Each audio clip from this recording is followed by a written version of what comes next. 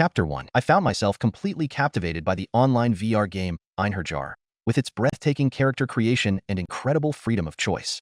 The game's immersive main story and wealth of interaction options, all without any additional billing, kept me coming back for more. What really sets Einherjar apart from other online games is its innovative, large-scale solo guild system, which has led me to invest extra money into the game each month.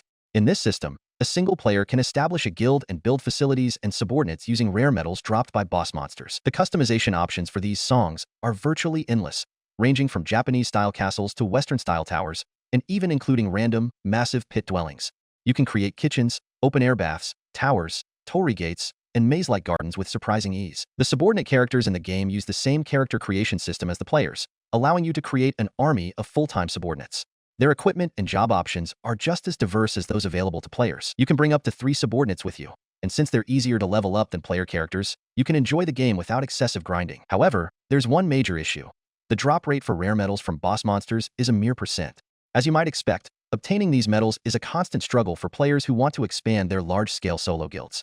Depending on the facility you want to build, it can cost as many as medals, while each subordinate requires medals. While boss monsters are relatively easy to defeat, even for less experienced players, you can only hunt around a bosses per day. This means that, on average, you can create just 2 subordinates in a month. Of course, I couldn't wait that long, so I resorted to using the game's monthly billing option. But I have a few excuses for my actions. One major reason I have less time to hunt boss monsters is my demanding job. Despite my above-average sales performance, I used to spend most of my time at home, immersed in the game world. However, my peaceful days were shattered by the invention of GPS tracking, which made it impossible for me to skip work and prevented any business sabotage.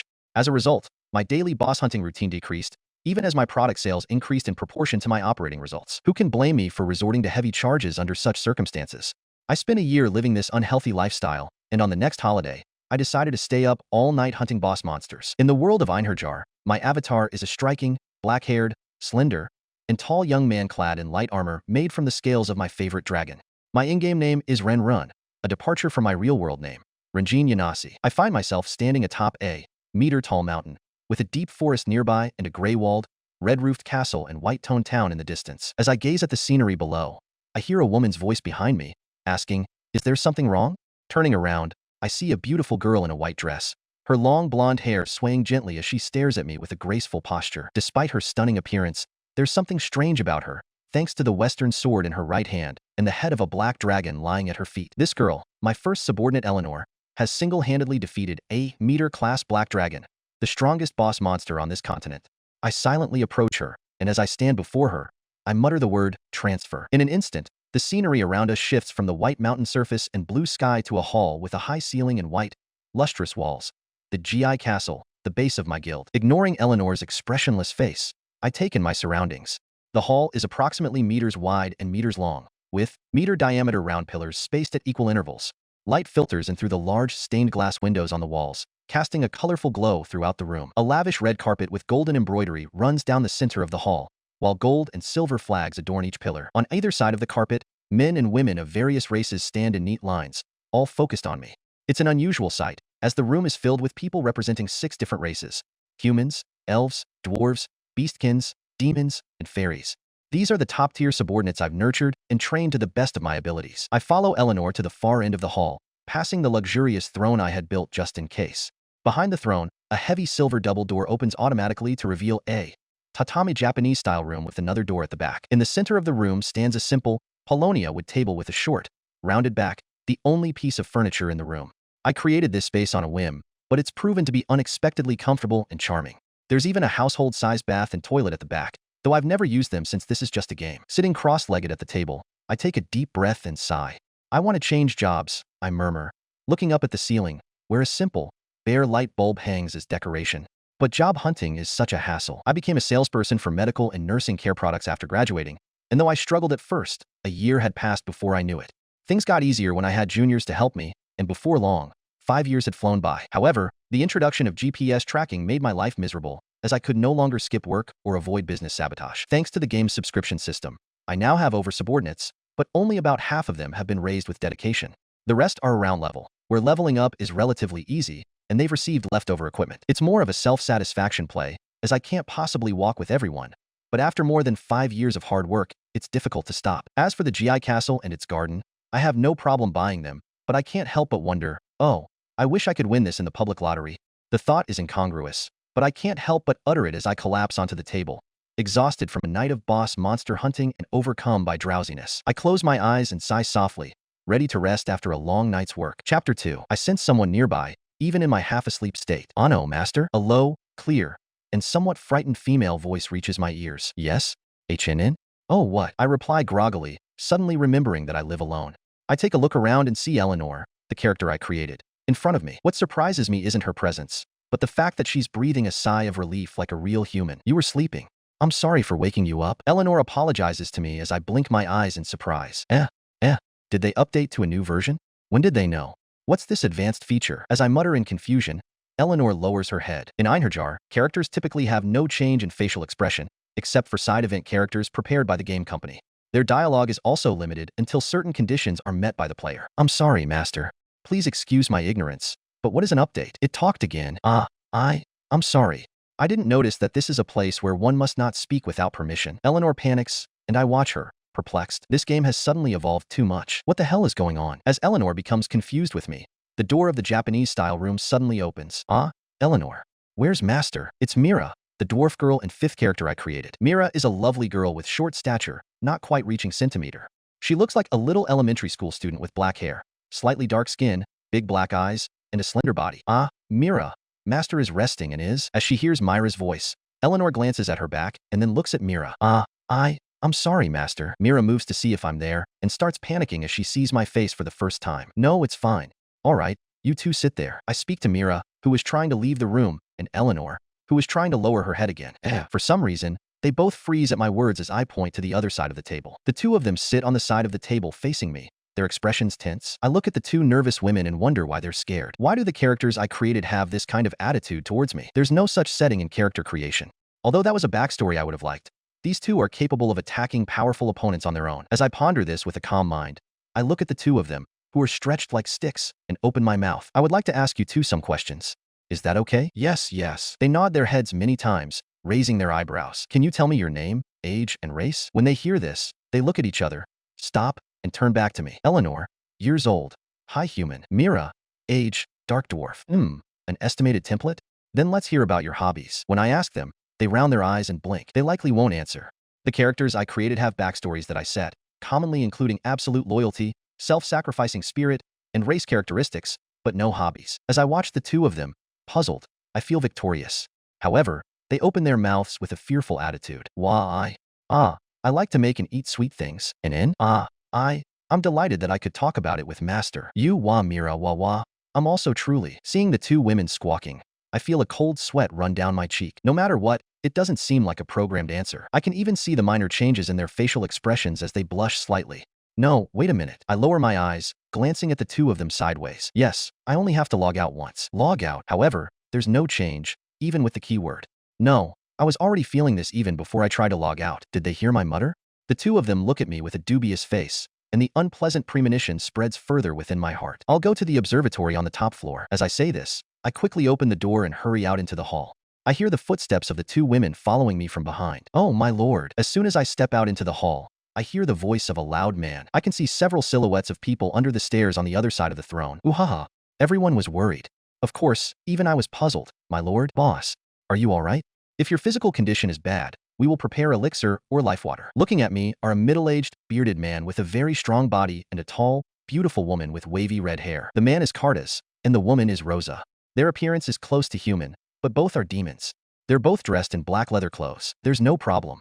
"I'm going to the observatory." I look into the eyes of the two of them and answer, then walk towards the door leading to the corridor. "Oh, whoops. Let me accompany you." "I'm going too." "Yeah, I got it." I answer without turning and, as I open the door, a noise erupts throughout the hall. When I step out into the corridor, I hear the footsteps of about people behind me.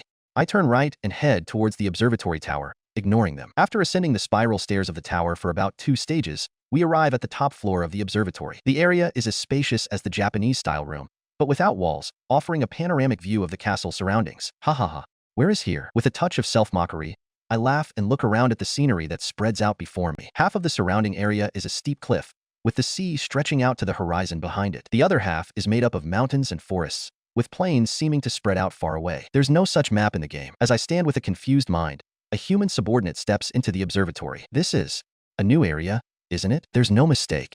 I don't know this scenery. I'm not asking you, Cardus. What shall we do, Master? Mira, do not be afraid. Master is here. Buzzing conversations arise from my subordinates, and everyone shows their approval of Eleanor's last word. A foolish remark, I think to myself, as I panic internally. I look back, and everyone's gaze is fixed on me. No one says a word. If trust becomes light, I'll be burnt to death by the trust beam coming from everyone's eyes. I look at each of their faces in turn, then pull my cheek and nod. Leave it to me. The observatory is filled with cheers. Chapter 3. Sitting on the throne that I seldom use, I forcibly lifted my head to look around the hall. Lined up in front of me are my senior subordinates, including Eleanor, Mira, Cardus, and Rosa. Behind them, their respective subordinates stand. These are all the members of the guild I created. I had never made them line up like this before, so when they all looked straight at me, I felt nervous. I took a deep breath and opened my mouth reluctantly. No one will talk if I don't speak, so it can't be helped. Though some of you may have already heard, the base of our guild, G.I.Ju, was transported to another location. When I said that, a feeling of slight unease spread through the room. The first thing we should do is secure the safety of both the inside and outside of the castle. Next, we need to survey the surrounding area. As I said this, the young man on the far left of the front row raised his hand. He has drooping eyes and long brown hair tied back. Wearing a heavy-looking full-plate silver mail, his name is Laurel. He's a dog beastkin with small ears hidden by his hair. When Laurel caught my gaze, he cleared his throat and spoke. Master, are there any colorful dragons flying around the area? Laurel asked this with a tone of light-hearted jest, but his face was very serious. No, I haven't seen any monsters at the moment. Why would you think of such a thing? I replied to the doubtful Laurel, tilting my head slightly. I still feel uncomfortable talking freely with the characters I created, so I'm conscious of how I speak to them. I see. I just couldn't imagine Master, who would normally only bring 3 people, assembling us all and teaching us about the situation and policies. No, I apologize. Did Laurel think I wouldn't answer? I was a bit puzzled by his reaction. That's quite impolite. When I looked around, I noticed some people nodding in the back. Anyway, from now on, I'm going to work together with the whole guild to deal with various things. Although this is an arbitrary decision, I judge that the overall ability has improved. Therefore, if something goes wrong, I will drive everyone hard. I don't want you to overdo it, but there may be cases where it won't go well. I want you to lend me your power. When I told them this, the hall fell silent. Had I said something strange? The very next moment, after I thought of such a thing, a cheer of joy erupted loudly in the hall. I could feel the vibrations from their voices in my feet as I looked at the characters I had created. Some smiled with shining faces, others nodded silently, and there were even some who barked as if saying they couldn't endure it. There was also a person who shed a tear. Master, as I stared at the scene, I heard a voice and turned my face towards its source, Eleanor. Eleanor looked up at me with a smile full of affection. Of course, we are the faithful servants who exist for our master. Master trained us when we were powerless and even prepared generous arsenals. Finally, when I think that I can be of use to Master, I will forge a new me again. We were waiting. This is the time to serve our Master. As Eleanor said this, Rosa nodded with tears in her eyes. Leave it to me. I will be of use. I say it myself because I can do various things besides battle skills. Rosa smiled cheerfully as she spoke. Mira, Cardus, Laurel, and all the other members also said similar things. As I looked at them, I noticed that the power of this body was coming out unconsciously. I leaned back against the throne and sighed with a feeling of relief. Managing to restrain the smile that was about to spill out, I exaggeratedly nodded. Everyone, thank you. Then, I'll give the instructions immediately. Only members from Note will explore outside. Though this is unlike how I usually do things, this time we'll have people make up one corps. For the castle investigation, one corps will be composed of people. When I said this, I elected one leader for each corps and divided the members according to their skills for better balance. I will act with Eleanor's corps. Other units will search kilometer around the castle. If you find monsters, do not start a fight if there are more than one. If it's just one, gauge its strength first by attacking from a long distance. When I gave these instructions to the search team outside the castle, people in the front row nodded and replied. Each unit will be in charge of investigating a specific area within the castle. 2 corps must take turns standing guard in the observatory. We'll decide the details after discussing any overlooked matters later. As I said this, the people from the 6th row onwards responded. May I ask you one question? Suddenly, after everyone's reply, a beautiful woman with long black hair, standing in the middle of the row, raised her hand and spoke up. The beautiful woman had large triangular ears on her head. Dressed in a soft material with a white pattern on a blue base, she had a tail with long hairs on her buttocks. She is the foxskin soarer, and her clothes emphasize her captivating body well. Well, I guess I went a bit too far in terms of eroticism. What is it? I asked, consciously trying not to stare at Soarer too much. As Soarer slightly raised the corners of her mouth, she covered the lower half of her face with the palm of her hand. Your room. What should we do about it? Soarer asked this with a suggestive attitude, pointing behind me. It is the Japanese room located behind the throne. Ah, that's right. Soarer, your squad is in charge. Check every corner of this hall. As soon as I ordered this, The hall rustled immediately. While hearing the voices of grudge from everywhere, Sorer twisted her lips and bowed her head, as if enjoying it. Please leave it to me. I turned my gaze away from Sorer, whose cheeks were flushed and eyes moistened. I stood up from the throne. That's settled. Now, we will start taking action. Eleanor, gather the troops. Yes. When I issued the order, Eleanor immediately called up the members I had chosen and gathered them around me. As I looked around, each leader had gathered their squads as I instructed. All right, let's assemble. We're going to the plain in the depths of the forest in front of the castle. If all goes well, we may be able to discover human dwellings. Well, it's hopeless if we're on an uninhabited island or something. While listening to everyone's replies, I thought about such a negative possibility. I shook it off by changing my train of thought. Either way, there's no choice but to move forward. I confirmed Eleanor's presence and performed a group transfer within the base. Group transfer, front gate. The scenery changed in the blink of an eye as soon as I muttered those words. In front of me stood a giant, metal-like gate that was meters tall. The word majestic suits the white, silver wall with no stains on either side of the gate. As I approached the gate, it automatically opened with a heavy, bass vibration sound. After looking at the deep forest and the hazy, visible mountains beyond the open gate, I looked back at Eleanor. All right then, we'll leave the search to another squad and we'll fly. In response to my instructions, Eleanor replied with an extremely serious expression. Chapter 4. Though I could hear the sound of a pretty strong wind, I looked down at the earth without even shaking my hair. At my foot is a black dragon about 10 meters wide if it outstretched its wings. It is the dragonkin Legreet, which is the strongest race among beastkins. It is a race that can be in a dragon form.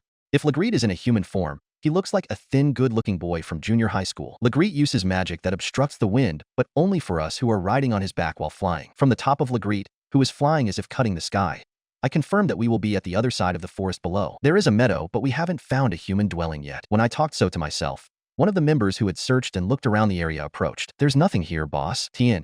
He was called Da Jing, Taisho, which can also mean general, admiral, leader, local kingpin. The one who said it in a slightly mild atmosphere is a pretty tall woman.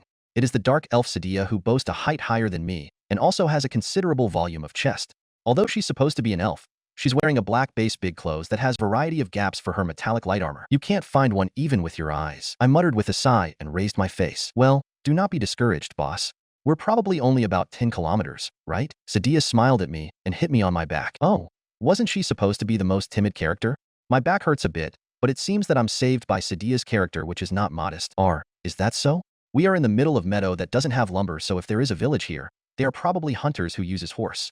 If there is a water source nearby, there will be a farm village. When I say so, Sadia nods several times while touching her jaw with her finger. Oh, as expected of boss. I was able to see a village as soon as you said it. What? Sadia raised a voice of admiration.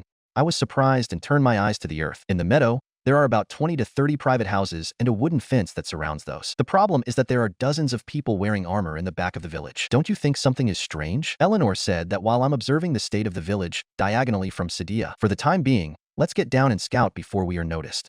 Legreet, get down. As I said so, the black dragon groaned and began descending immediately. It is quite far to the village. When we landed on the ground and we got off the back of Legreet, Legreet's body glowed faintly and gradually became smaller. The figure of the dragon disappeared in a moment, and a figure of a boy wrapped in leather clothes with blonde hair and red eyes appeared there. Fool! After all, there is a sense of incongruity because I've only seen that body lately. Legreet is tired. When I said that, when Legreet was stretching out, a little girl shaking her short blonde hair, which looks like a junior high school student, approached and tried to console Legreet. Depending on a viewpoint, they can be called siblings, but the girl is an elf. It is the high elf Sunny that has her body wrapped in a white robe. Thank you, Legreet. It is bad since we just get off, but let's walk to that village. All right. When I turned to the two of them, they bowed gracefully and thanked me. Of course, my lord. Rather, I will brag to everyone that I fly to the sky with my lord on my back. Legreet said so, and I give him a self-conscious smile. Sunny beside him stared at me with a look of envy. Master, I want to carry Master too. What are you talking about? What are you talking about? Tien. It is really written like that. How? I'm sorry. I got off track. Sunny unintentionally voiced out what is on her mind. Her cheeks blushed as she looks down. Legreet looks at Sunny on his side as if looking an idiot. For now, follow me while being vigilant on our surrounding. When I told all of them, I walked in the direction of the village. There is still quite a distance to the village. Should I run? When I thought of such a thing, a red-haired woman that is diagonally at my back makes a sound of rubbing metal. It is the human Varasa, who's wearing a white gilet with transparent frills and a red tutu shape like spread-out skirt. Boss, do you mind if I dance? Tien. This time Varasa called him boss in English. Varasa's job is a dancer who has a variety of supplementary skills.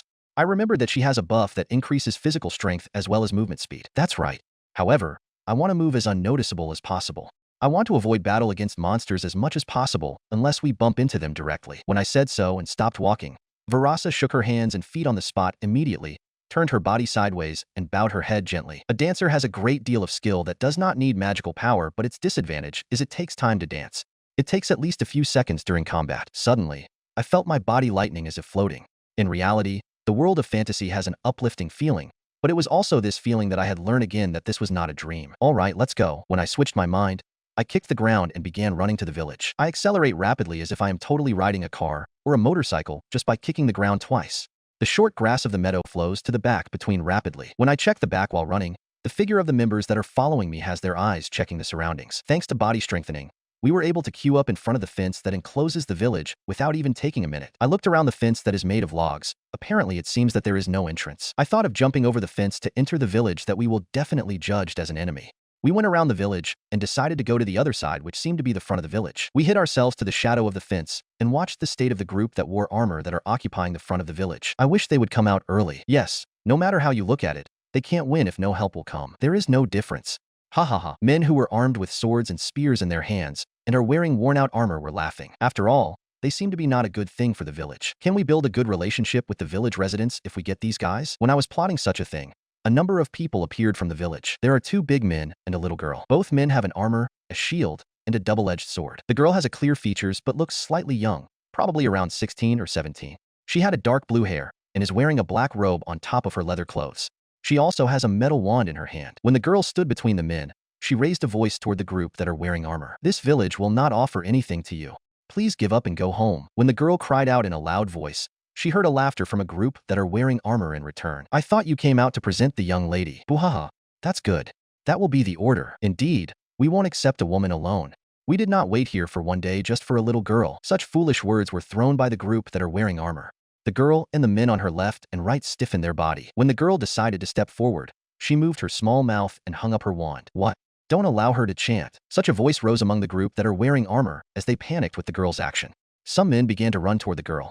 In addition, arrows and stones also fly to the girl continuously. I'll stop you. Oh, the girl did not try to avoid the projectiles. Instead, the men in her left and right that were holding shields are protecting her. The metallic sound and dull blows sounded consecutively, and one of the two men got his knees on the ground. Now, Yeri. Immediately, the men that are wearing armor become excited. However, the girl's movement is slightly faster than the hands of the group wearing armor that are approaching the girl. Water.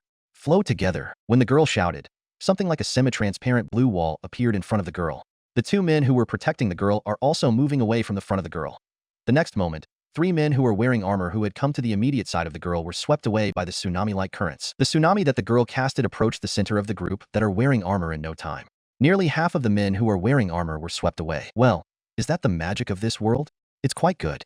How much power do you feel from it? This is the first time I witnessed the magic of this other world, so I asked everyone. Yes. It took a long time to cast, but I think the power and the scale is comparable to intermediate level water magic, flood rain. A magic of that extent is incapable of always breaking barrier. No. If that girl is still learning magic, she'll be good in a year or two. However, she's the only magician in this village.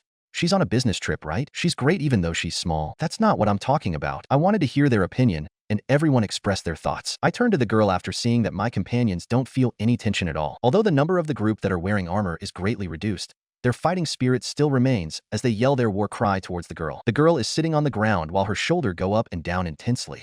The two men who were supposed to be her guards still can't stand. When I sighed to the sight, I called out to my subordinates behind me. It would be no problem if it was that much. Eleanor, kick them off. Legreet and Sunny, protect the girl then treat the bodyguards afterwards. The rest will come with me. As I ordered everyone, I stepped in the dogfight site. In the next moment, the men wearing the armor that would be quite weight were being flipped like bowling pins. Chapter 5. The Farthest Village. Grotto is a remote village located just between the Rembrandt Kingdom and the Galland Empire. That is my hometown. By chance, it seems that I have a talent as a magician. As far as I remember, I can somehow manipulate mana. My parents were pleased with it, so they asked the only magician in our village, an old man, to teach me basic knowledge and practices of magic. I surpassed the power of the old man on my 11th birthday, so my parents decided to enroll me in a prestigious school of magic. The grotto is within the territory of the Rembrandt Kingdom for the time being. That's why it has been decided that I'm going to the Rembrandt Kingdom's National Academy of Magic in the capital of the Rembrandt Kingdom. In terms of magic, Rembrandt Kingdom is a bit inferior to other countries. Because of that, the Magic Academy's gate is open to everyone to be able to secure talented persons as much as possible. And if you enroll at the academy and was able to be at the top 100, admission is free. In addition, the top 50 students, recognized as someone having high rank ability, are directly employed by the Rembrandt Kingdom. At the academy, I somehow managed to raise my rank up to the 50th place. Those who are ranked at the 50th to the 60th place are being recruited by nobles. I participated in a ball for noble that students from the academy can participate in last year. There, I met the Earl of my hometown, Margrave Villiers St. Worms Fitzii, face-to-face. Tien. As far as I know, a Margrave is equal to a Marquis. This kingdom is probably one of those that gives Margrave title to the feudal lord whose territory borders another country. Asterisk, asterisk, asterisk. When I tell the Margrave that I want to work under him, Margrave Villiers gladly approved it.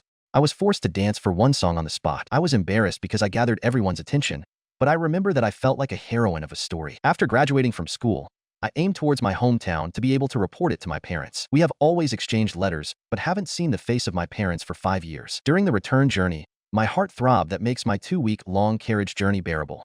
By the way, I negotiated with the peddler to hire me as a guard, which makes my travel cost free, and I will even earn 1 gold coin. Speaking of gold coin, 1 is enough for a family to live sufficiently for 3 months. When I arrived at the village, I went to see my parents in a triumphant way. However, reunions with my parents were not as bright as I had imagined. Welcome back, you have grown. My mother, who smiled while saying so, is so thin that it looks like her meat was scraped off. She raised her upper body on the bed with her back rolled like an old woman. Wow, what happened, mother? I made a screaming voice and headed down to my mother. Then, whether my loud voice had offended her body, mother laughed and coughed as if having been troubled. I've been getting worse since 2 years ago. I didn't write it in the letter so that I wouldn't worry you who's doing your best alone. I'm sorry. My father had a painful look and lightly rubbed my mother's back. Looking at it, my father seems to be thinner than before and his body has become smaller. He worked desperately in order to find a cure for mother. I kept it a secret because I thought that my condition will improve before you go home. You studied properly and graduated quickly. You could have tried to learn a little more slowly. My mother said a joke and laughed happily. I could not bear it. I sat down beside my mother, talked a lot about the memories that I wanted to tell my parents, such as things about school, magic, life in the kingdom. Therefore, mother, I'll be working for the Earl from now on. Anyway, because I was ranked as the 56th. Oh, that's amazing. If you're going back to the capital, do you have travel expenses? I was a guard to the peddler, so he gave me 1 gold coin. Aurora, you have become a person who can stand on her own.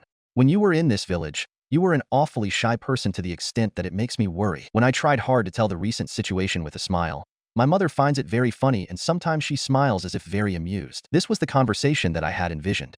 To me, who is in the capital that is missing her hometown, this is the conversation with my mother that I have dreamt of. But I'm not happy at all. Mother, I did my best. So, get well soon. The limit of patience has come. My nose is painful. My tears overflow from my eyes. I do not want to show such a figure. I do not want to bother my parents, but I was not able to suppress it. My father gently stroked my head, who's crying like a child. At that time, noisy footsteps and voices rang out from outside the house. I'll take a look. When father said that, he opened the door of our house and put his face out. I saw the back of my father talking to our neighbor outside our house. I could say that anxiety sprang up in my chest. Due to my father's opening the door, the outside bustle hit my earlobe like a clear alarm bell. Apparently, there seems to be fellows that are claiming to be a mercenary group that is trying to break into the village. Now, the village chief seems to be earning time by saying that he is going to gather money and foods. My father tells us that while looking at us with a stern expression. Buying time?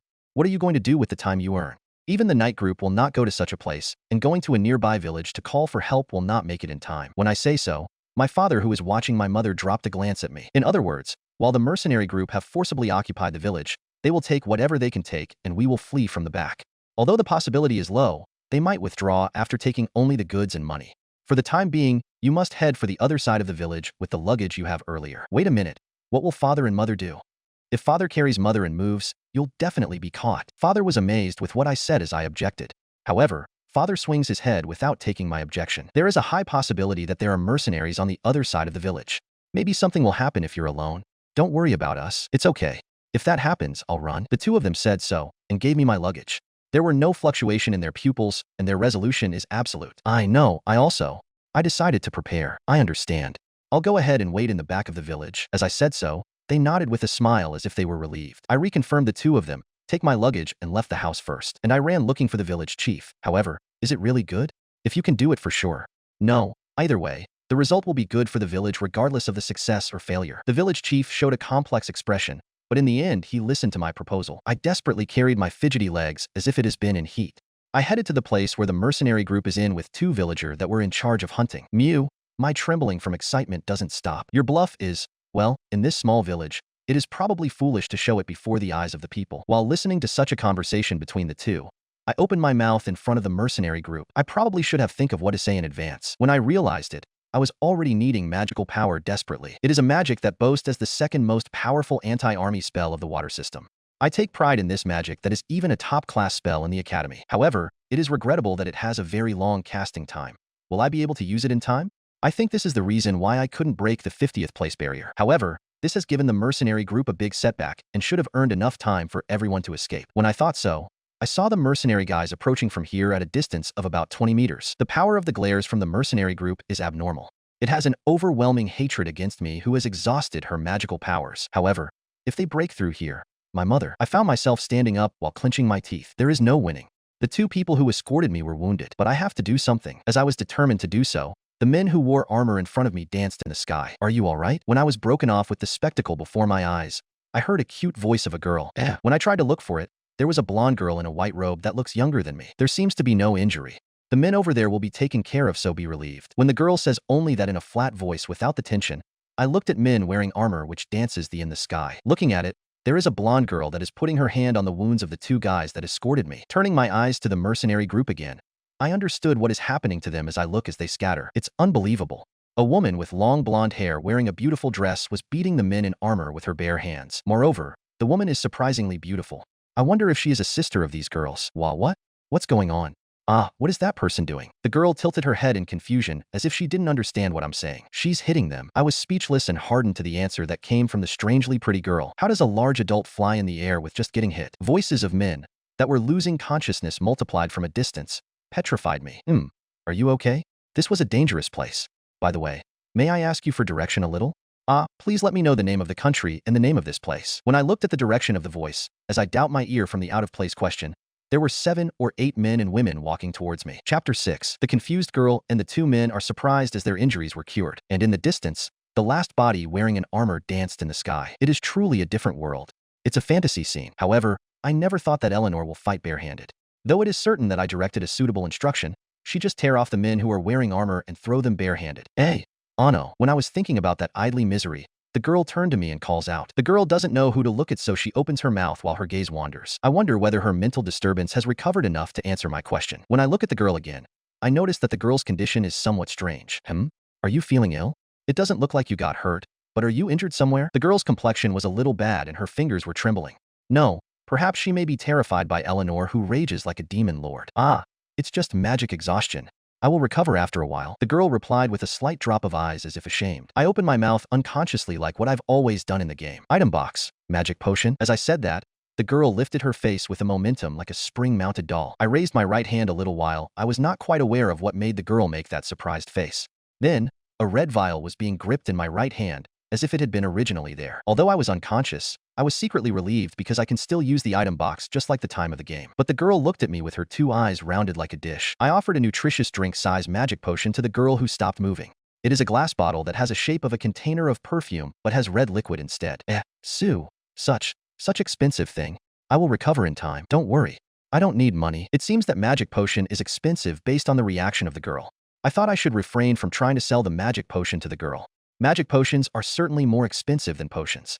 It's about as much as a high potion. However, the girl shook her head and refused to accept the magic potion. I can't accept that, because my magical power will recover in half a day. No, drink it. I said it instinctively with my eyes half opened after I heard that it will take her half day to recover. Was the girl surprised with my strong way of saying things? She unwillingly received the potion. For a while, the girl had a gaze between me and my magic potion. It seems that she decided to drink it. She took the small bottle cap with her trembling fingers and put the liquid in her mouth. This is a magic potion. The girl who drank up the deep red, blood-like magic potion looked at the empty bottle with amazement as she felt her magical power recover. Maybe magic potion is more expensive than I thought. I thought of such a thing but denied it in my heart when I look at the small village that looks like a small settlement. There is no doubt that it will be unusual for a magic potion to be here since it is a simple countryside village. The merchant who comes to peddle must be considerably raising the price to cover the freight fare. No, she is the only one who can cast magic to the point that she challenges a group of mercenary with only 2 guards. No matter how you think about it, there is no demand for magic potion in this village. I opened my mouth to the girl when I was convinced by myself. Now, let me hear your answer to my question. That is, I would like to ask you if I could. I'm sorry, but could you come to the village once? You drove away the mercenary group. No, I want to talk with the village chief about your reward for annihilating them. The girl said so falteringly and looked up at my face apologetically. It is unavoidable that the color of vigilance and awe is mixed in somewhere. Now, if I tell the girl that Eleanor is standing behind her without making a sound, she may faint. That's right. The more information, the better. Can you introduce me to the village chief? Yes. Let's go to the village immediately. The girl regained her spirit with my answer. What should be done with the mercenary group? Have you killed them? The girl looked at the collapsed state of the mercenary group in the meadow with a strange face. Did you kill them? When Eleanor, who's standing behind the girl, hears it, she shakes her head left and right. No. I had some tentative allowance because Master instructed me to kick them off, though I paralyzed them. Hi. The girl jumped up with a sharp scream upon hearing Eleanor's voice behind her. I hold my chest with my hand. The girl gledges at Eleanor's face and nodded. I'll tell my men to restrain them because they seem to be alive. I leave the mercenary group to the village's judgment. When I said that, the girl was just nodding many times without saying anything. Scene change. When we enter the village and rolled up the mercenary group who are bounded at the entrance of the village, several villagers appeared.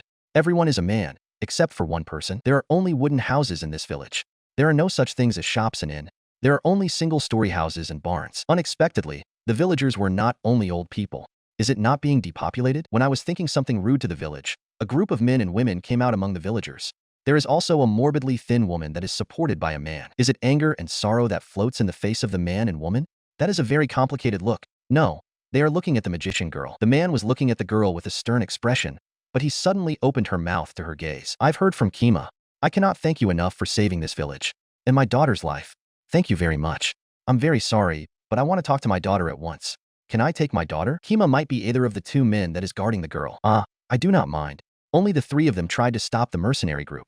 You might have been worried. When I told so as I acknowledged the man's intentions, the man caught his mouth as if to clench his teeth and lowered his head silently and deeply. It seems to be that the men and women are the girl's parents, but as far as their attitude is concerned, the girl seems to have taken such actions without their consent. The girl also saw her parents' feelings. She has a face that was about to cry like her parents. I'm sorry. I'll take a few seats out. I will sincerely tell your success to the village chief by all means. The girl stopped and said so with a face that wanted to detain her feelings, but I didn't say anything in particular and just nodded. For a girl who I met for the first time, it is impossible for me to mediate a father-daughter quarrel. I mean, I'll get yelled as well. Were feelings transmitted from my face? The girl walks heavily toward her parents. When I was looking at the back of the girl while she's leaving, a middle-aged man stepped forward. Nice to meet you. I am the village chief, Denma. Thank you so much for this time. Thanks to you, the village was saved. If your time permits, please feel free to relax at my house. Thank you. Chapter 7. When I was guided to the village chief's house, I was surprised that it was a medium-size, beautiful house. The floor, the table, chairs, and backrest, and the furnitures are made of woods. I think I have made a fool of the civilization level of this village. It seems that I miscalculate because I was prepared for a rather low-level house. Though it can be said that the living environment in this world differs for each country, I guess it is safe to say that they have a tough life like the Middle Ages of Earth. The quality of life is also known because nearly half of the population is less than 15 years old. It seems that the average life expectancy was about 30 years old at most. Given that the population was gradually increasing in every country, a fortunate couple who survived until their 30s can give birth 4 to 5 children in their lifetime, and about half of them survive. People other than nobles and wealthy merchants are presumed to have had such a life. Then, although there are only relatively young villagers, the average life expectancy will be high if there are many adults who can be said to be middle-aged in small rural villages in rural areas. No, it might be an influence of magic. Due to magic, the average life expectancy has increased and many adults with proficient work remain, and food circumstances and standard of living may be contrary to the civilization level. Ano, are all of you adventurer? If so, can you please say your rank?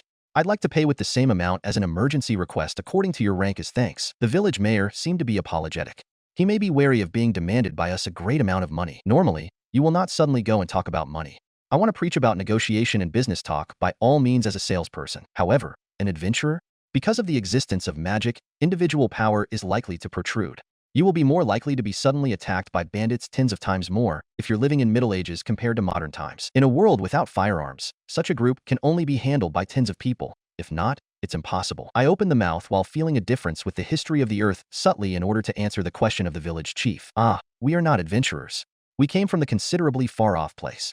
Because the reward is unnecessary, can you just give information in return? When I said so, the village chief flashed his eyes in a troubled and difficult look, but he seemed to be relieved. Information? To be honest, there is not much goods and money in this village, so I'm really grateful, but I'm not sure if we can give you great information because we're just countrymen. You don't have to worry. You just need to say what you know. I started the information gathering of the different world as I say that to the village chief, who lowered his head to apologize. So that's it. When I murmured, the village chief looked at me with a face that suggested fatigue. Nah, are you satisfied? Did it take 2 hours from then?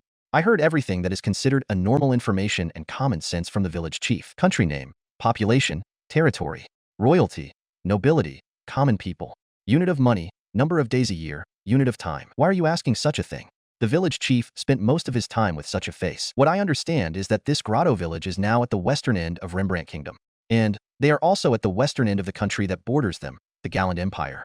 There are no other neighboring countries. In other words, although it was unclear as to the other side of the sea, for the village chief of Grotto village, this place is the farthest in the world. Therefore, although it is not said directly, it seems that it is called the farthest village by the people in other villages and towns. Regarding Rembrandt Kingdom, population is unknown.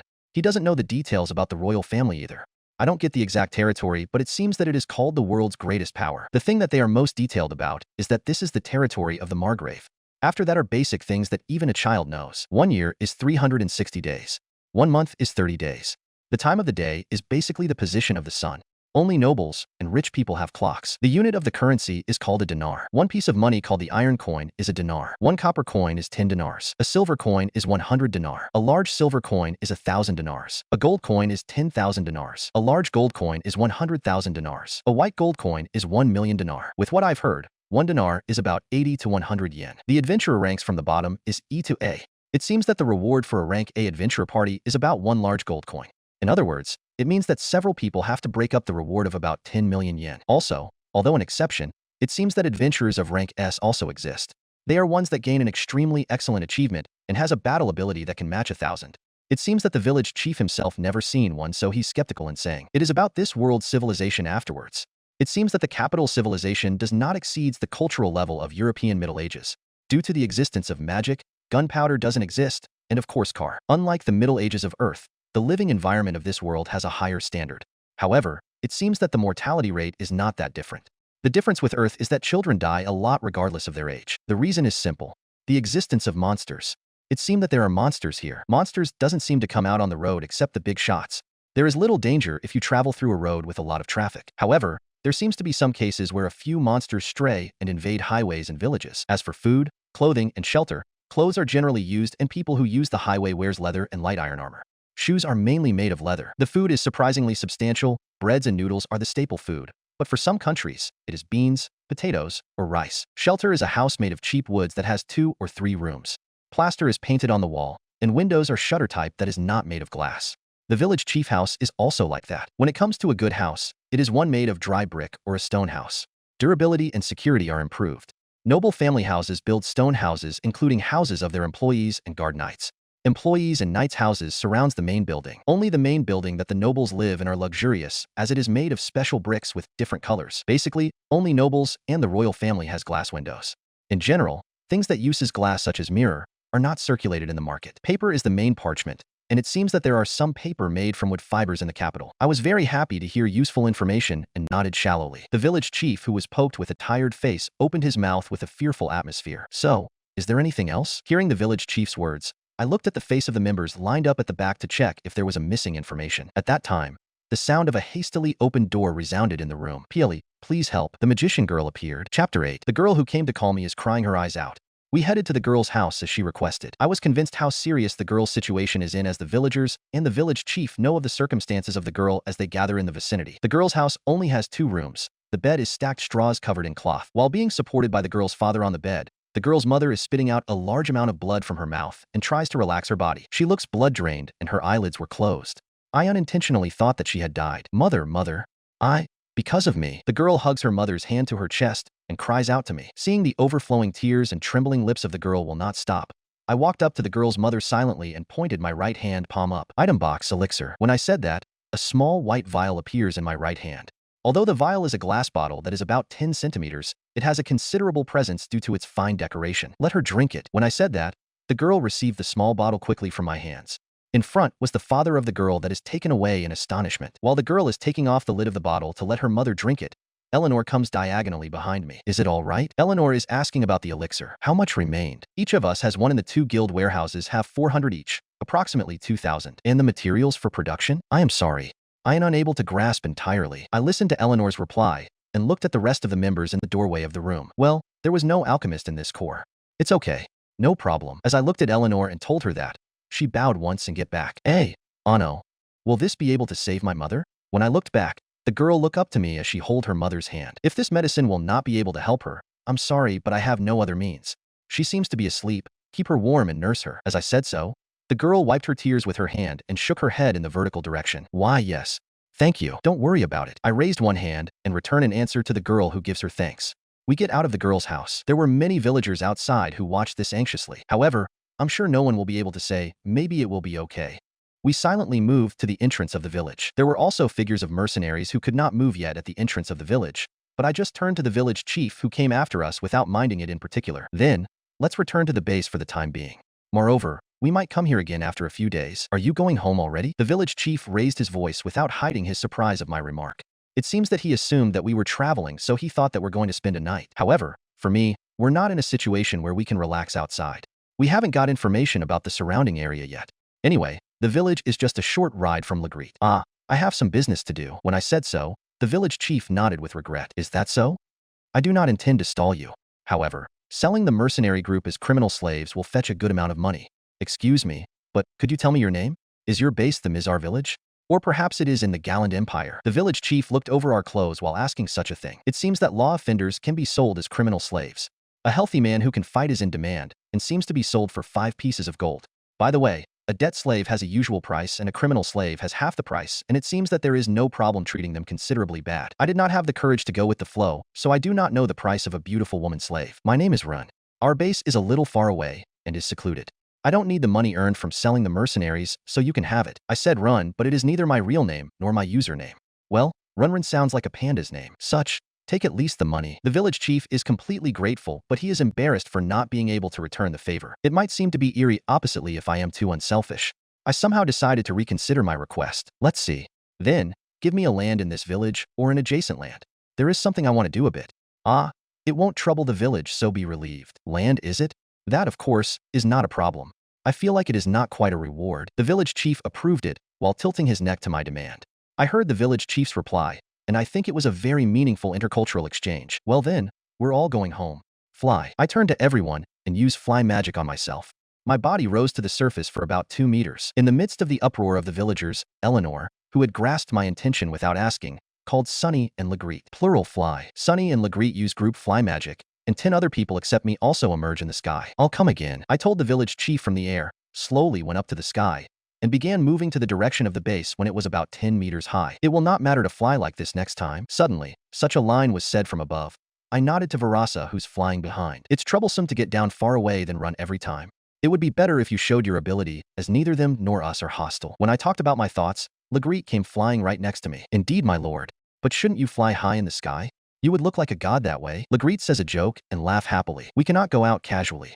It seems that most adventurers are free to move around. When I say so, a young man with light armor with black skin approached. It is the wolf beastkin Sinos. Sinos' black hair is fluttering in the wind. Although he's in the sky, his arms is crossed for some reason. My lord, I ask you to be an adventurer by all means. This time, I was not very useful as the bodyguard of my lord at all. As the Sinos came down with a grim face, I moved forward to get away and looked back at everyone. Sinos, and everyone too, were made to act in a group in case of emergency. I think it was a good to do have done nothing. When I said that, everyone nodded a bit dissatisfied. However, only Eleanor and Legret were nodding with a smile. After a while, the base of Guild, our residence, Ju came into view. While I went down in front of the castle's main gate, I looked at the castle, on the observatory and the castle wall, and on the stone pavement that leads to the castle, there were several teams guarding, and they turned their face here as they noticed. Welcome back, my lord. When I get down in front of the main gate, a white-haired man wrapped in a chic-style butler's clothes walks here and quickly lowered his head. It is the demonkin Dion, a magician that has the ability to be the core of our guild. Your bath has been prepared. Would you like to have dinner after bathing? The content of the dinner is an animal that looks like a wild boar that was caught nearby. Hey, I understand. Thank you. Dion rattled much in a dash, so I replied with bewilderment. When I twisted my head and looked at Dion's face, he looked back at me with a nasty face. If you do not mind, let's go to the castle. Even if you're fuzzy, I don't want to waste my lord's precious time. Though his words are polite, he handled it roughly. I remember it after seeing Dion's back, which should have picked me up, the lord. I made it. His character, he's an S. Chapter 9. We finally regained our sanity after we saw them fly to the sky to the end of the world. Now, that's flying magic, right? No, you idiot. Flying magic is a movement spell that can only be used by a court magician or a magic guild executive. Perhaps they're using a magic item or something. That's impossible. Even in the hero story for children, there is no such magic item. Then, did every one of them fly with magic? No, That's not what I'm trying to say. I was reminded by the villagers who were excited and make a commotion after remembering what happened a while ago. A young man that seems to be their leader handed something like a medicine to Sherry. They neutralized the mercenary group with just the 10 of them. Furthermore, the leader of the mysterious group gave them medicine and flew in the sky. What on earth was that? I was not able to comprehend even if I think of it, so I visited the house of Mr. and Mrs. Dan, Sherry's home. Dan, how's your body condition? When I knocked at the open door of the Dan's house, I saw the figure of Sherry embracing Mira, who is lying on the bed. She's weeping. Even Dan, who's not usually perturbed, is shedding tears. No way. I felt my chest tightened and quietly headed towards Dan. Dan. Mira is. When he heard me, Dan looked at me and raises the edge of his mouth. She regained consciousness. However, she still can't get up. Dan muttered with a tear-dripping voice and quietly shed tears again. Hey, Sherry? Mother's body is mysteriously light. I think I should get up since the village chief is also here. No, absolutely not. You must take a rest today. Mira pats Sherry's head while giving a wry smile. Sherry weeps in joy as she sees her mother's energetic face. I cried in the sight of the two of them. However, medicine and recovery magic has no effect on Mira's condition. It is said that the only thing that can save her is life water, which is a phantom secret medicine. I thought up to there and was startled. As though the dam of my river of thought broke down, their words and behavior reproduced in my head. No. They were apostles of God that were sent here. In my mutter, Dan, who was next to me, looked at me with a frightened face. They quite smell of a human being. Dan replied with a negative connotation, even though he's one of the party that benefited from the miracle. How about this? The apostles acted with that kind of attitude on the purpose of us not getting nervous. That must be it. I admonished the disrespectful Dan, but he just laughs with his nose and shrugged his shoulders. What is an apostle? Aren't they the one that runs an errand from God, like granting weapons, armors, magic items, and God's doctrine? That's right. That must be it. You've seen their divine figure. Listen and be amazed. The apostles told me that they're going home and flew in the sky. Everyone saw it. When I raised my voice to my explanation, Dan looked at me with a shabby face. Then, rather than an apostle, aren't they heroes that received magic items? Did they really fly back? In the evening, the prairie ground fades away near the horizon. Oh God, this stupid stubborn blockhead is making a profane remark. Please drop divine punishment on his head. Dan, as far as I can see, we cannot return the favor we received if you talk about them in an ill manner. Even if heaven forgives you, I will not forgive you. I was indignant at Dan's shameless remark. However, Dan shook his head with a smile. What is that smile? I am angry. I am just returning a just argument against your delusion. I will risk my life to repay the young man. That's right, village chief. Where did they go? I want to take care of my wife if possible, but I'll escort them around. So let's say that those people flew away in the sky and returned home. As I announced it indignantly, Dan clearly sighed so I could hear it. Okay. So, which way did they fly? They surely didn't flew straight up and disappear? Oh God. Please direct divine punishment to this insolent person. If possible, drop a troll on this one. Gunya Nunu. They have gone to the direction of the forest, even further than this farthest village. In the depths of that forest, at the foot of the sharp mountains, is the forest of abyss where the dragon lives. It is only a rumor that there is a dragon there because it is called Dragon Valley. If we leave this area, the feudal lord's heart will stop first. Wah. The village chief of the era saw it and told me about it when I was still a child. That's more than 100 years ago. Shut up, brat. Sherry's POV. I looked at my father and the village chief that were quarreling like children. My mother laughs while laying in bed. Fufufu. He is really like a child. Emo? Mother? Is your body okay? Fufu, it's okay.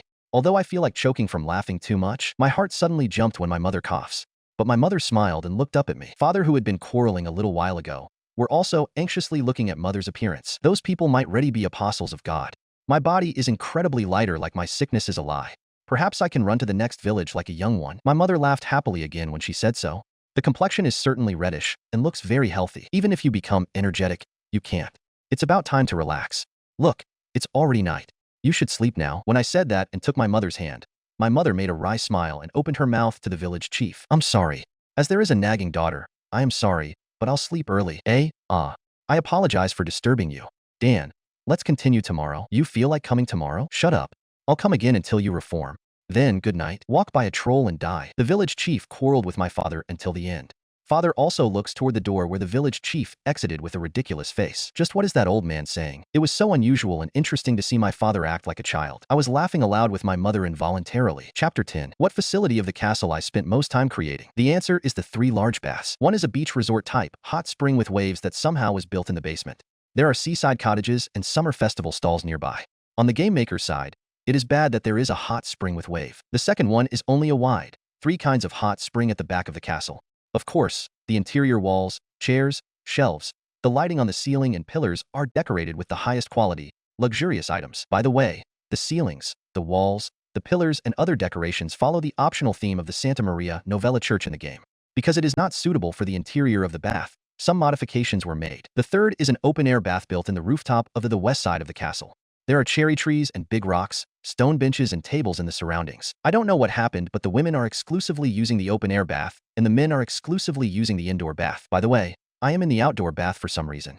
Is it enviable? After washing down sweat and suffering anemia due to nosebleed without regret, it is mealtime. Actually, the dining room ranks second on the facilities I built. I call it dining room because it is easier to say, but it is actually close to a high-level French restaurant. There was a grand piano in the corner of the room. During the game, it's completely just an ornament. By the way, when I touched the keys, I heard a sound. The dancer Verasa can play musical instrument because I set her to be able to do so. Let's try listening to her once. The cuisine that was served is a meat dish from wild boar like Dion said. How did I know that this is a wild boar meat?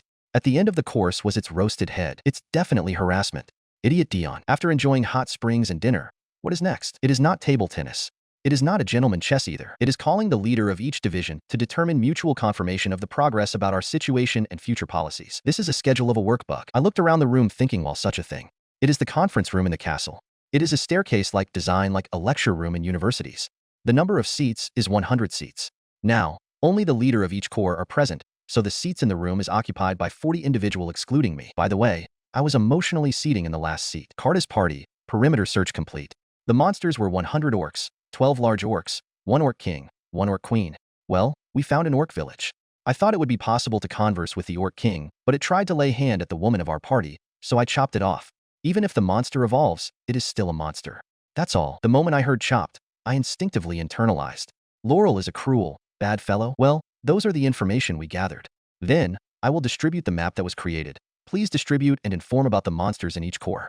If you have any other concern, please write it down. After listening to the reports of each of the corps, Eleanor distributed the map. The map that was distributed to me as a document is so precise that I wouldn't think that it was made in a short time. I have subordinates who had a job such as architect and artist, so they probably created them. Production-type characters such as alchemist and blacksmiths has low levels due to difficulty in battle. During the game, they also have meaningless setting and useless new skills. I was nodding quite satisfied while looking at the well-made map. Master, the result of the survey is this. Is there anything that worries you? No, there is nothing. Let's try to explore wider area tomorrow. About the monsters, how strong were they? I asked her something like that because I could not concentrate and was absent-minded during the conference. I was indeed just going with the flow that time. Then, Eleanor, who was standing on the platform like a lecture professor, turned her head on me and bowed to me. I'm sorry. Because no one was injured, I assume they are weak. I would ask each corps to submit a report of each monster's attack pattern and ecology and the difference in combat ability compared to the previous monster. Well, as the survey will continue, it is good to slow down. The accuracy of the information will go up if we face the same monster many times. Eleanor gave a proper reply while apologizing and self-reflecting.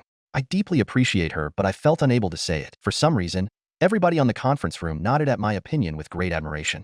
They are deeply impressed, but my chest hurts thinking what will happen to everyone's unshakable trusts if they learn that it is just their illusion. With this, the meeting is over. I will leave for the second city in the earldom, Ramblas, which is a little distant, tomorrow morning. Therefore, I'll change the composition or Eleanor's corps. I said so unilaterally to end the conversation. Eleanor is looking at me seriously, but I must harden my heart here. I heard that an adventurer party commonly composed of 4 people. I'll register as an adventurer with 1 vanguard, 1 scout, and 1 rearguard. The vanguard member is the Sword King Sinos. The scout will be the supreme executive assassin Sadia. The rearguard will go to the well-balanced attack and recovery sage Sunny. When I said that, Eleanor was in despair like it's the end of the world. Hey, Anno, what about me? I gently talked to Eleanor, who is stuttering and is upset more than anyone. Eleanor, who is always at my side, can understand me the most. When I'm out, Eleanor will have the greatest authority. I ask you build 1 corps to be in charge of the protection of the castle. I think the Healer Soarer's corps is good to incorporate. When I openly said this to my first subordinate Eleanor, her complexion rapidly improved. Yes, I understand. It might be beyond my capability, but I, Eleanor, will protect G.I. Jew during Master's absence. Eleanor said it in a lively voice. Her resolution can be seen in her eyes. Good. Let's take a rest early in preparation for tomorrow.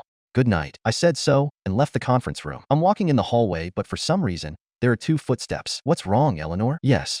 I always want to be at Master's side for his personal safety as Master's best subordinate. Is that so? I returned an ambiguous reply to Eleanor, who was exploding with tension, and progressed in the corridor. From the meeting room in the 2nd floor of the castle on the east side, going through the corridor, and moving to the 5th floor where my resting bedroom is located.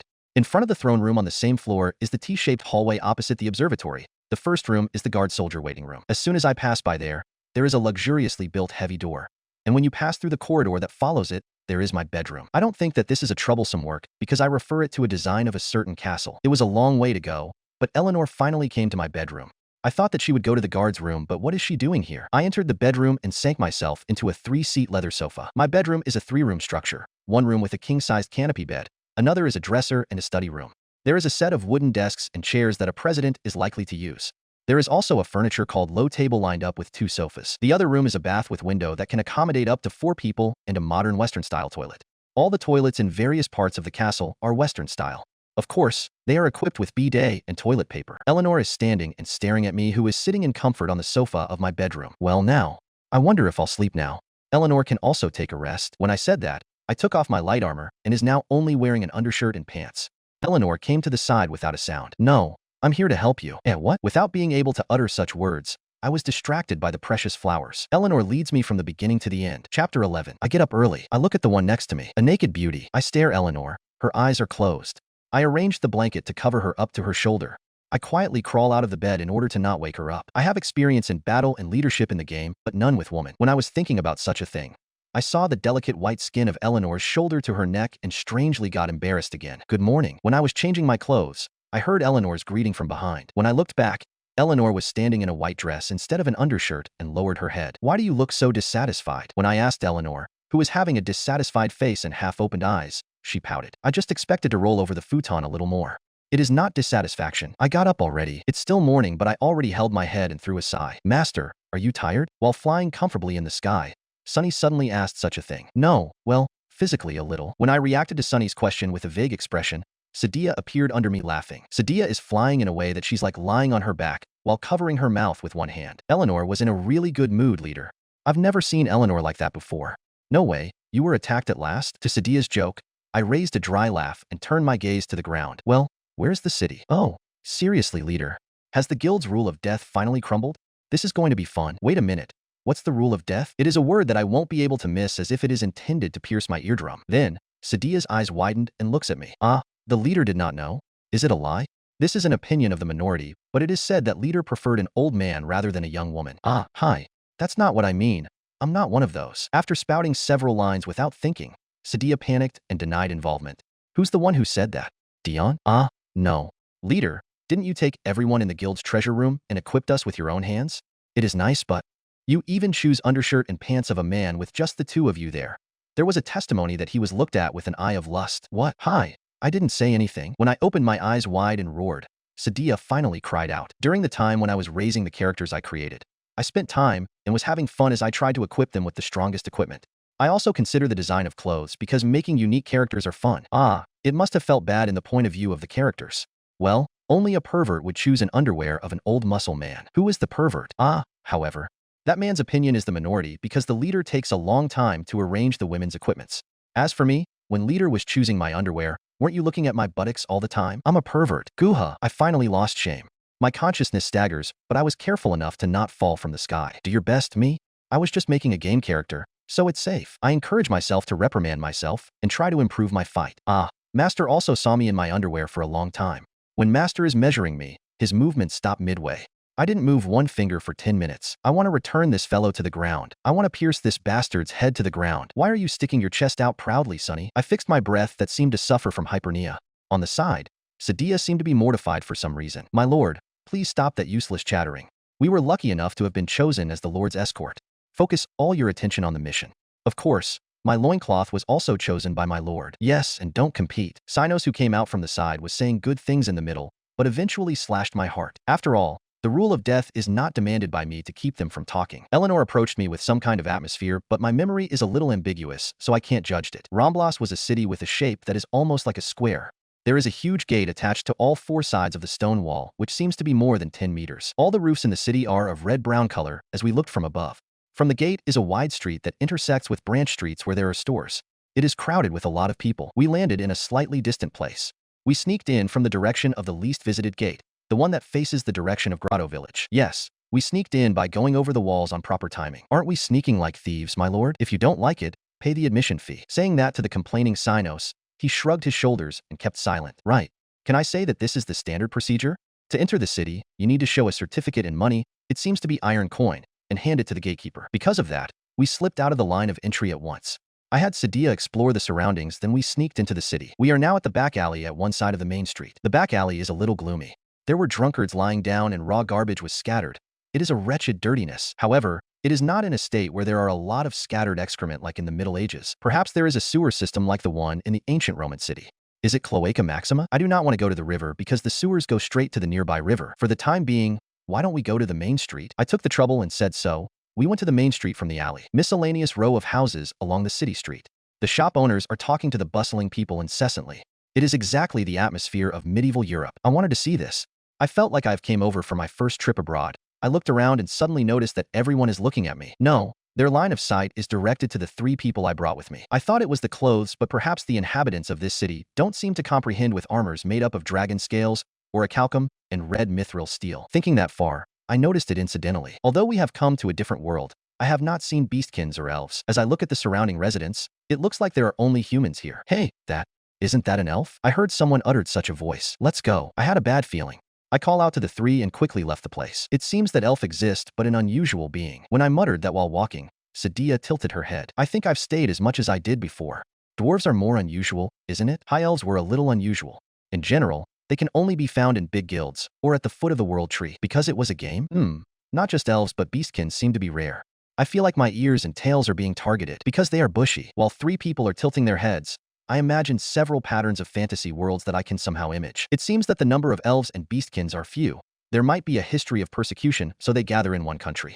Or they live in the forest and doesn't come out. Oh, very elf-like. Sonny, it is strange that you are impressed. Although this is a disgusting imagination, the elves and the beastkins are sold out as slaves because of their rarity. Hey, leader, can I go on a rampage? Slavery is not good. Sadia got mad at one of my guesses. Well, there was no slave system in the game. However, there seems to be a criminal slave. Slavery itself is normal. Although I don't know what is the treatment. Indeed, in the Middle Ages, slave treatment had a difference between heaven and earth for each country. There is a theory that the treatment of slaves were unexpectedly good in ancient Egypt. Well, I don't see them in this city at all. It's probably most likely that they live in a forest. When I concluded so, 3 people nodded and consented. Well, let's first become an adventurer. I must obtain tentative social position and money. Chapter 12. My 3 elves and beastkin companion won't be able to ask for directions. Because of that, I myself did the asking for direction on the location of the Adventurers Guild. Perhaps, with the people in this town's point of view, it is unbelievable for someone like me, who is wearing an incredibly brilliant equipment, to ask for direction on the location of the Adventurers Guild. They might have thought of me as a stupid son of an incredibly rich upstart, and was innocent enough to think that becoming an adventurer is interesting. When I realized that I'm inducing paranoia, we reached the target location. The Adventurers Guild. It is a big 2-story stone building. It occupies the corner lot of the intersection in the center of the city. Some parchment that seems to be requests are pasted in the wall outside. It includes the prize money. I opened the double door and went into the guild building immediately. It seemed to be a little dim as I expected. The light in the room comes from the lamps and the windows. Contrary to its outside appearance, the indoor floor and walls are covered with wooden boards. There is a long counter on the front wall, and there are 2 women who seems to be receptionists standing. Other than that, there is a stair that leads to the second floor and common simple chairs and tables. When I look at a state of the inside with fascination, the figures of man and woman in the room farther us that are staring at us, and it is not a pretty glance. There are female adventurers unexpectedly. The ratio is about 70% men and 30% women. While exposed to stare and unreserved gaze, we headed to the counter nearby. Both of the women at the counter are incredibly beautiful. They are women in their early 20s with red hair and green hair that can't be found in Earth. For some reason, the 2 of them are staring at me with a face that looks surprised by something, and they are not moving too much. I'm sorry, but I need to ask you something. Guys, what is it? When I speak out to them, the woman with red hair replied with a perplexed voice. She might be a rookie. I suddenly felt like I was at a convenience store in my neighborhood when I look at the woman's face. I want to register as an adventurer. Can it be done here? When I asked her, receptionist Sand panically put out a parchment under the counter and spread it on the table. Here you go. Please write your name, race, and job here. It is optional, but if you write what you are good at, sometimes you can get a nomination request. When I was listening to the explanation from the receptionist, the big man who was sitting at a nearby table came near here holding a metal cup. That's strange, Einherjar. You're wearing such a gaudy armor, and you're not an adventurer? Were you a mercenary? The big man stood next to me while spitting his breath and looked at me from head to toes. Well, that's about it. Is it unusual? As I looked up at the giant while listening to it, the big man laughed at his nose and shook his head. No, it's not unusual. It's easy to become an adventurer after being a mercenary.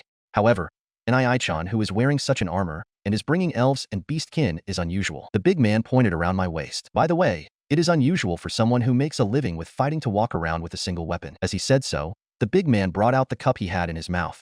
If you look at him, you can see an axe that is about 1 meter on his back. Wolf-san, if you don't have any business, please drink there. I'm busy right now. Whether she could not bear with the drunk chat that began suddenly, the receptionist complained unexpectedly to the big man. The big man, who was called Wolf, laughed loudly to the receptionist's complaint and showed his teeth as he looks down at me. It seems like Einherjar doesn't mind. The 3 guys in the back has no opening. You guys are going to be big, so I'm going to sell favor. If you are having troubles, ask me. Wolf smiled and put the glass on the table and left the guild. He is a good person. Looking at the direction Wolf went off, I heard the receptionist murmured, "Good person?" When I returned the answer to the receptionist's monologue, the receptionist opens her mouth with a smile. Every time. Wolf-san is AAA. Since you are a newcomer, he called out to you who is likely to be in trouble because of the looks of envy. Wolf-san is a strong person and is a B rank. Nobody would put hands on someone who has the favor of Wolf-san. The receptionist said so and shrugged her shoulders. I see. So that was what he meant for selling a favor? I'll try to buy him a drink when I get a reward. When I said that and laughed, the receptionist was looking up at me with a dazed face again. What? When I tilted my neck to the receptionist's reaction, Sadia pushed my back with her elbow. Leader, can you drop your play with receptionist-san? What? I asked, not knowing the meaning behind Sadia's remark. Then, Sadia looked me with an amazed face. Leader, have you ever seen your face in a mirror? Although you're a human, you look better than an elf. I was instinctively surprised to what Sadia had said. By the way, when I was making my own character, I was so obsessed with the modeling to death. Seeing how surprised I was, Sadia looked at me with warm eyes. Okay, let's drop the receptionist. Let's finish the adventure registration. I filled my profile on the parchment while shaking off my wicked thoughts and handed it to receptionist-san. Though I just recalled after passing it, I fill the information in Japanese, and the requests that are pasted outside are also written in Japanese. Renjin, you're a human? Not an elf? Huh. Magic swordsman? You're good as a vanguard and can use recovery magic? Is that true? Is this a joke? It seems that the profile I wrote was able to be read firmly. Apparently the content seems to be caught in the review. Was it because I shortened my in-game name, which is Renjin?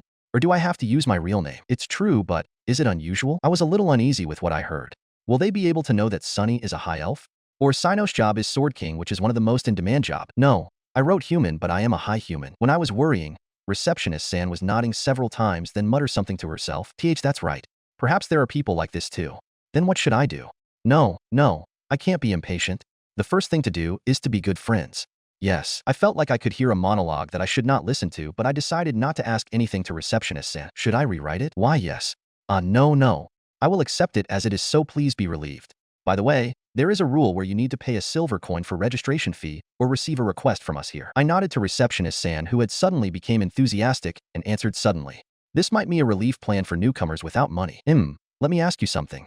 What kind of request is it? Well, there is no choice because we have no money. I asked in a relaxed atmosphere so as not to let out what's in my mind. Then, receptionist-san took out some parchments under the counter and arranged it to the table. Somehow, the receptionist with green hair that is standing next to her is looking with a surprised face. Please choose from here. The receptionist said that with a full smile. But was it not the guild that would designate it? Wow, wait a minute, Miria. Is it fine? There is a voice that tried to stop the receptionist called Miria. It was a small voice from beside her. But Miria did not stop. It is recommended to complete it in a short time. This is less dangerous. On the contrary, the most difficult quest is to kill this orc.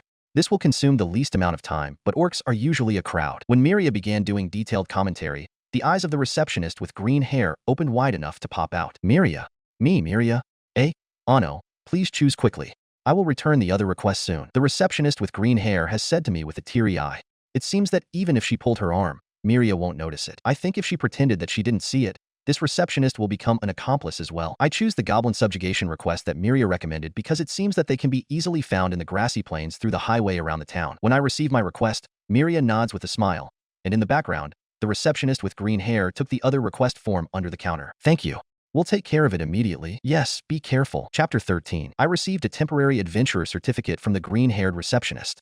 We went out of the town at once and walked in the meadow. The green-haired receptionist-san seems to be a hard worker. My lord, the grass from afar is unnaturally shaking. When I was thinking about the receptionist's life, Sinos points at the horizon and says something amazing.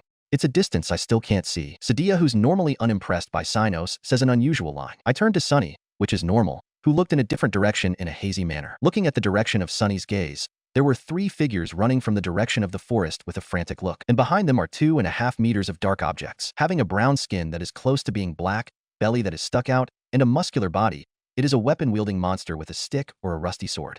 It is an orc. There are about 5 orcs running behind them. Those are usually green, but it might be their normal color in this world. An orc? I assume that it is an orc subspecies that will appear in an emergency request at once. Is it similar to an orc lord or orc general? To arms, my lord. Let the battle begins. When I declare the start of the battle, Sadia and Sinos took a dagger and a sword out of the item box. However, Sunny, who left a casual comment with a flat voice, took out the mithril wand from the item box and raised it up. Lightning arrow. When Sunny muttered the magic's name in a state where there was no sense of tension, 10 light balls emerged at the tip of Sunny's wand. Those stretched out and fly to the targets at once. No, the light balls are so fast that it appears to stretch out like a line. The fastest lightning magic. Lighting arrow's power and number is dependent on magical power. A maximum of 10 shots can be fired at the same time. It has many users because it is fast and has a homing function. It has enough power wherein you can defeat a goblin subspecies or an orc knight with a single spell with 10 shots. In other words, it can be said that it is a magic for hunting or for surprise attacks. However, Sunny's lightning arrow shoots the head and heart of the 5 orcs neatly. Oi, we looked at Sunny with cold eyes. This orc mass murderer just expressionlessly raised both his hands. Complete victory. Complete? My time to shine. Sinos is shocked by Sunny's victory declaration. Sadia smiled bitterly as she puts away the dagger. I mean, those are probably normal orcs. When I muttered so, I saw the silhouette of individuals who are still running away thinking that they were still being chased by orcs. They don't have any weapons or shields, but they are 3 young men dressed in leather armor. Perhaps they are rookie adventurer. Perhaps they might have flopped their first quest. I intended to leave them be, but I remembered the senior adventurer Wolf's laughter and changed my mind. Hey, when I called out to the running adventurers, the 3 of them noticed us here and shouted with a desperate face. Go on, run. There is a flock of orc subspecies. They are probably at least 50. The man who was running ahead said that to warn us. It is a great thing that he warned others while running away without asking for help, even if they are in a critical state where they could die. Well, the crisis has already passed. The orcs have been defeated. When I say it, the man who was running from the beginning stares at me and opens his mouth. Are you an idiot? Can't you see what's behind us? A lot of orcs are running after. What? He looked back while running. The man was astonished with the view and looked back twice instinctively. Oh, how did the orcs? Did we shake them off before we knew it? The men finally halt. They said such thing while looking around. Is it already good? For the time being, since there are a large number of orcs, let's annihilate them. I think I'll go for a goblin during the trip. When I say that, Sinos' shining smile appears. Oh, indeed, my lord. Someone with the caliber to be the king of the world has to strive for the people. Let's go immediately. You just want to fight. Battle maniac. Some kind of pervert. Shut up, bro. I don't want to fight. I want to help my lord. As soon as these 3 people start arguing, I quickly turn my foot toward the direction of the forest. Oh, hey. In the forest, 3 people who ran away from the orcs are still around and also call out to me, but I properly raised one hand and shook it. Did they properly get my response? The 3 people looked at each other with a serious face and nodded greatly as they looked at our location. Wait, we'll gather people immediately. 3 of them left a line to worry about and ran again to the city. Okay, let's finish it before people come. I decided to annihilate the orc immediately because I don't want others to see our battle. There seems to be no figure in the vicinity. The highway is in a considerable distance, so it is impossible to be seen clearly from there. Fly. I used flying magic to float in the air and headed for the forest at maximum speed. Oh, there you are. My sword is ringing due to joy. Please don't make it look like a cursed sword. There are about 80 of them.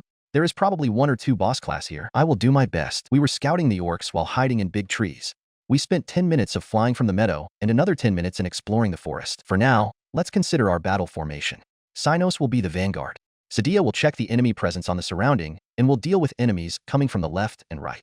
Sunny will shoot lightning arrow as soon as you can visualize an enemy. Do not use other spells as much as possible because we need the corpse. When I gave the instructions, the 3 of them responded. Then, let's do it. When I said that, I part from the tree and walked toward the direction of the orcs.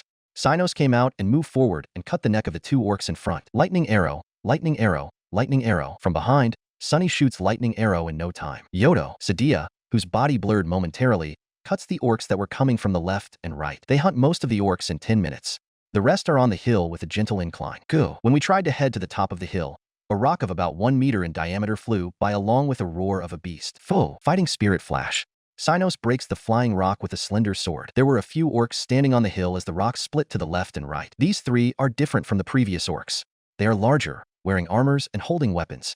The ones on the left and right are also equipped with shield. Lightning arrow. While observing the orcs, Sunny let out a lightning arrow as a surprise attack from behind. They were surprised. However, Sunny's lightning arrow were repelled with the shields of those who were in the left and right. Looking at it, Sunny looked up at me with muffled eyes. It is no use. Don't shoot strong magic. Something should remain no matter what. When I gave a warning, the disappointed Sunny looked down. My lord. Me. Why are you so happy? Sinos sidled to me while waving his tail. Okay. With Sunny's back up, Sadia will take care with the one on the right with shield and I will take care of the one in the left with shield. I'll give Sinos the strongest one in the middle. Oh, my lord. I am grateful for handling me such happiness. When I decided on the strategy, I could not understand the meaning of the excited words of Cynos. Calm down. On the contrary, Sadia is cool. It is already troublesome to look at Cynos. Yash, let's do it. When I said that, the three of them began to move quickly. I took a weapon out of the item box and held it with my right. I used one of my most powerful weapon as insurance, an orichalca magic sword. Longsword of Windstorm +9. Lightning arrow. While Sunny is restraining it with magic, Sadia cut off the neck of the orc shield bearer. In a single blow, I was amazed at Sadia and went around to the other side. The shield bearer orc lifted its shield toward me. It momentarily flinched as I thought, but the moment I kicked it, the shield flew up to the sky. I was also surprised to see the orc stiffens with surprise. I put my foot on the ground after my kick posture as planned and swung my sword to the belly of the orc sideways. There is almost no response. I cut the orc with body armor like cutting a tofu. The longsword of Windstorm absorbs magic while casting magic spell that is equivalent to an advanced wind magician. Fire, wind, and thunder magic swords were made as the strongest weapon against one enemy, and water and earth were made for range attack against a number of opponents. Thus, the weapon-holding orc in the center was cut in half before its battle with Cynos. My lord. Chapter 14. We knocked down all orcs and cheered up Cynos. After that, we stored the corpse of the orcs in a magic box. We slowly steps out of the forest in order to look for goblins. After a while, we saw a number of wagons that are coming from the town that is raising clouds of dust. Come to think of it, I forgot that those adventurers had returned to call for support. As there was no choice, we waited for the arrival of those wagons. 8 fully armed adventurers showed up from the first wagon that arrived. After that, other adventurers add to the number one after another. From those 5 wagons, a total of 43 adventurers have arrived. Wolf, whom I thought that become very important to me, showed up in front of me even though we just met 1 or 2 hours ago. You guys, are you safe? On the way here, there are 5 bodies of orcs without head. The orcs Wolf just mentioned were the ones that were killed by Sunny when we helped the adventurers earlier. There is no problem. We already have wiped out the orcs. When I reported the result casually, all the adventurers who gathered there stopped their movements. Wiped out? That is? Are you speaking about those 5 orc subspecies? Wolf was the one with the quickest comeback and asked a question to confirm it, but I unfortunately shook my head. Tentatively, there are 80 orcs in this forest. When I answered Wolf while feeling sorry, he was taken aback, but roars flew from the adventurers who were lined up in the back. Are you making fun of us? Wolf sandbags the people who gathered here to take up the request. Then, you'll just joke around? I don't know why are you doing this, but even the B-rank party Eternal Wind will not lie about defeating that large orc horde. Criticisms are roaring. So those guys are B-ranks? They seem to be called Wind of Speed of Light. Tien, he's not making fun of them. He's seriously saying that. *****. However, they were quite early to gather wagons to get here. Did Wolf overdid it? I'm really sorry. When I was pondering what I should say, I looked at Wolf, who becomes firm. Then, one of the angry adventurers grabbed me. Hey, don't you shut up? Looking at the angry adventurer guy who grabs part of the leather that hangs from the shoulder of my armor to the neck, I hurriedly picked out an appropriate sword on my item box and plugged it to the side of the man. At the next moment, a high-pitched sound roar of the guy's belly. A dagger was flung against the part of the belly, which the blade of my sword intercepted when I took it out the last moment. It is Sadia. If you look closely, the dagger is swung down to the man from below. Well, even at the peak of the current momentum, that would have cracked his head and kill him. Stop it, you guys. When I said that, a sword appeared unexpectedly beside the face of a man whose body was cowering with the roaring sound. Hiya. The man, who noticed that there is a blade in front of his eyes, gave a pitiful scream and fell on the spot. If you're going to lay your hands on our leader, we will destroy each country. Sadia, who puts down her dagger, gave a low voice to the adventurers around. A heavy voice that has a mass like an illusion strikes their earlobe. The sworn enemy of my lord will be put to death. It will not matter whether it is a king of any country or even a god. I'll cut him down without fail. Cynos said so while glancing the surrounding with a gaze of pressure. Sunny, cancel the chant. And I ordered Sunny to stop the chant of her large-scale flame magic. In fact, although she was quiet, Sunny was in the most dangerous state. That kind of magic will incinerate the whole area. Or rather, are we safe from friendly fire? I would like to know if a large-scale spell is incapable of harming allies like in the game. Everyone who complains will burn. Whose dictator are you? Sunny affixed the dissatisfaction in her face and muttered a horrible thing. The adventurers wouldn't have known the power of that magic, but they seemed to have felt some kind of awe in Sunny's flat voice. When he saw the 3 calm down inside out, Wolf dropped his shoulder and opened his mouth. I thought you were awesome after seeing your behavior and equipments, but I guess you were stronger than me. You'll never know if we don't actually fight. I told it so for Wolf not to lose his face, but he looked back at me with an amazed face. Who'll believe that in this situation? Who? Answer me. Even I don't believe it. Wolf scratched the back of his head as he says that. More importantly, where are the orcs? There are wagons now. How many round trip will be needed to carry them? No. Can you at least give us a dozen bodies? I'm not sure what to say, but we'll be able to carry all the orcs' corpse with us. Since you've come this far, we'll give 1 orc to each person who came here as compensation. I gave up on thinking my own self and declined the suggestion of Wolf. Wolf looked at me with a suspicious face. Did you only take the subjugation proof? But you have defeated the orc subspecies. You'll get a considerable amount of money from skin to fangs. No, I put all the corpses in the magic box. As I said so, the surrounding adventurers started to make a noise. Hey, is that a lie? No way. Are they from the royal family? No, probably because they are accompanied by an elf. When I was thinking silently about the pieces of information leaked from the mouths of the adventurers, Wolf suddenly shook his head. You guys, what kind of mountain did you came from? Magic box is an ancient time-space magic that is already lost, isn't it? I've never seen it before, but I heard that it was passed down from the royal family of elves. Tien, magic box is a spell. I also thought that it was a magic item. Asterisk asterisk asterisk. When he said so, Wolf breathed out and looked back to the adventurers. Everyone, I'm sorry. Apparently, it seems to have already been over. Please forgive me. These guys said that they will give one orc for each of us. Also, the payment I'll receive will be used for a lavish banquet for everyone. When Wolf shouted so, all adventurers cheered up and raised their hands at once. It was just cash, but it was strangely convincing for the gathered adventurers who make money while risking their lives every day. However, I can lend more to Wolf. Wolf, I'll give you a fee for the feast. Noisy kohai. Even though you're from the royal family, a kohai is a kohai. Just be silent about it. It's a treat for the orc subjugation. Wolf laughs out loud and hit my shoulder. If you notice it, the atmosphere between the adventurers changes and Sinos and the others did not give off bloodlust. I may not beat Wolf my entire life. When I thought about it, I also had a natural smile on my lips. Nah, what is it? This is. As we returned to the city, we were told that there was no place to put all the orcs, so we lined up the orc corpses in a square called the work center, which was a bit far from the guild. From the guild, one male employee and the receptionist Miria had come to check and evaluate on behalf of the guild, but it seems that the limit of their patience is only up to looking at the corpse of the orcs that are lined up. Orcs, that's right. When I had a brief reply, Miria immediately agreed to why. Well, I know what you want to say. Lastly, when I arranged the boss-like orc, the two guild officials stare out their eyes. No way, an orc general, an orc knights, Ku, Keen-san. Moreover, subspecies, apparently, the male guild officials is called Keens. I gave a big nod to the new information. No, please just don't nod and explain. Moreover, the armor of the two, Renjin. Most of the orcs doesn't have a head and the general and knights have their necks cut off. We cut it with a sword. Those who don't have heads are struck by magic. When I told him that, the surroundings became more turbulent. I haven't defeated a goblin yet. Chapter 15. Usually, an orc is something that a C-rank adventurer would hunt. They form a swarm of roughly about 5 to 10. That number is just right for a 5-person C-rank adventure party. In addition, it can be said that about 10 orcs will not be a problem for a B-rank adventure party. However, the story changes drastically in case of the existence of a subspecies. A single subspecies of orc will have enough strength to challenge a C-rank party. 5 of them can take on a B-rank party. If a subspecies like Orc Knight or Orc General appears, an emergency request will be put out for that. Parchment for request has colors. Ordinary requests are white, and an emergency request is red, and it is known as red tack. In the case of the subspecies of orcs such as Knight and General, it is assumed to have led several groups of orcs, so designation of multiple B-rank parties will occur. The problem there is the leader of the flock. It would be preferable to have an A-rank party to face the orc subspecies like Knights and Generals. It is thought that a single A-rank adventurer has the strength of 1,000. An A-rank adventurer is one of the most valuable forces among all the adventurers. Therefore, the Adventurers Guild will not grant permission of the dispatch unless every effort has been made already. That is the information said by the receptionist Miria. An adventurer party that is taking a provisional examination with temporary adventure certificate has completed a quest that is equivalent to a red tag. Because of this, guild officials other than the receptionist of the guild have been hanging out in a meeting. The adventurers who brought the corpses of the orc subspecies are at a cheap tavern near the guild for a feast. Cheers for celebrating the birth of a new A-class fellas. I don't know how many times the cheers that sounds like yelling had echoed indoors. I'm telling you that I'm not an adventurer yet because I haven't defeated a goblin yet. As I said so, the adventurers hold their heads and bend backwards. It's not like you can't defeat goblins. I don't care about goblins anymore. Aniki.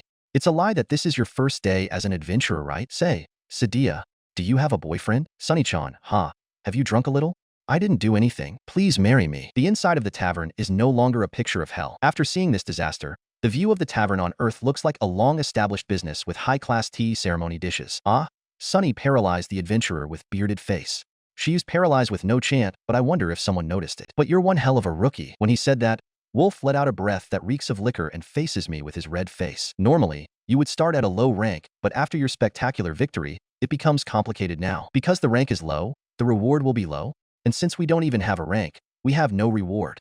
I've heard that many times already. As I got fed up, Wolf lifted the edge of his mouth. But it will be interesting from now on. None of you have completed your first quest yet. You newcomers saved the city by beating a horde of orcs.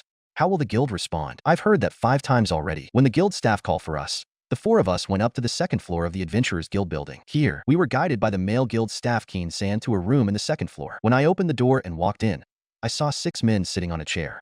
One person has a long ear. Might be an elf. We sat on a chair lined up against the 6 men. If you look around the room, it looks like a conference room with a capacity of about 20 people. Nice to meet you. I am the guild master of Romblos Bart. I am called Run. Nice to meet you. When I returned the greeting, 2 men directed a glance of anger. The elf man sits at the very end, but his gaze seems to be directed at Sunny. The man named Bart, the guild master, looked at my face then looked at the other 3. Bart is a middle-aged man and has a green hair like receptionist San. Your companions didn't register as an adventurer? I intended them to register after seeing the situation first. When I answer, Bart shallowly nods and makes a strong look at me. I want everyone to register if possible. There are certainly some adventurers that are using slaves and only register themselves, but your relationship is surely not as such. I felt that there is something in Bart's words. There is something I want to ask.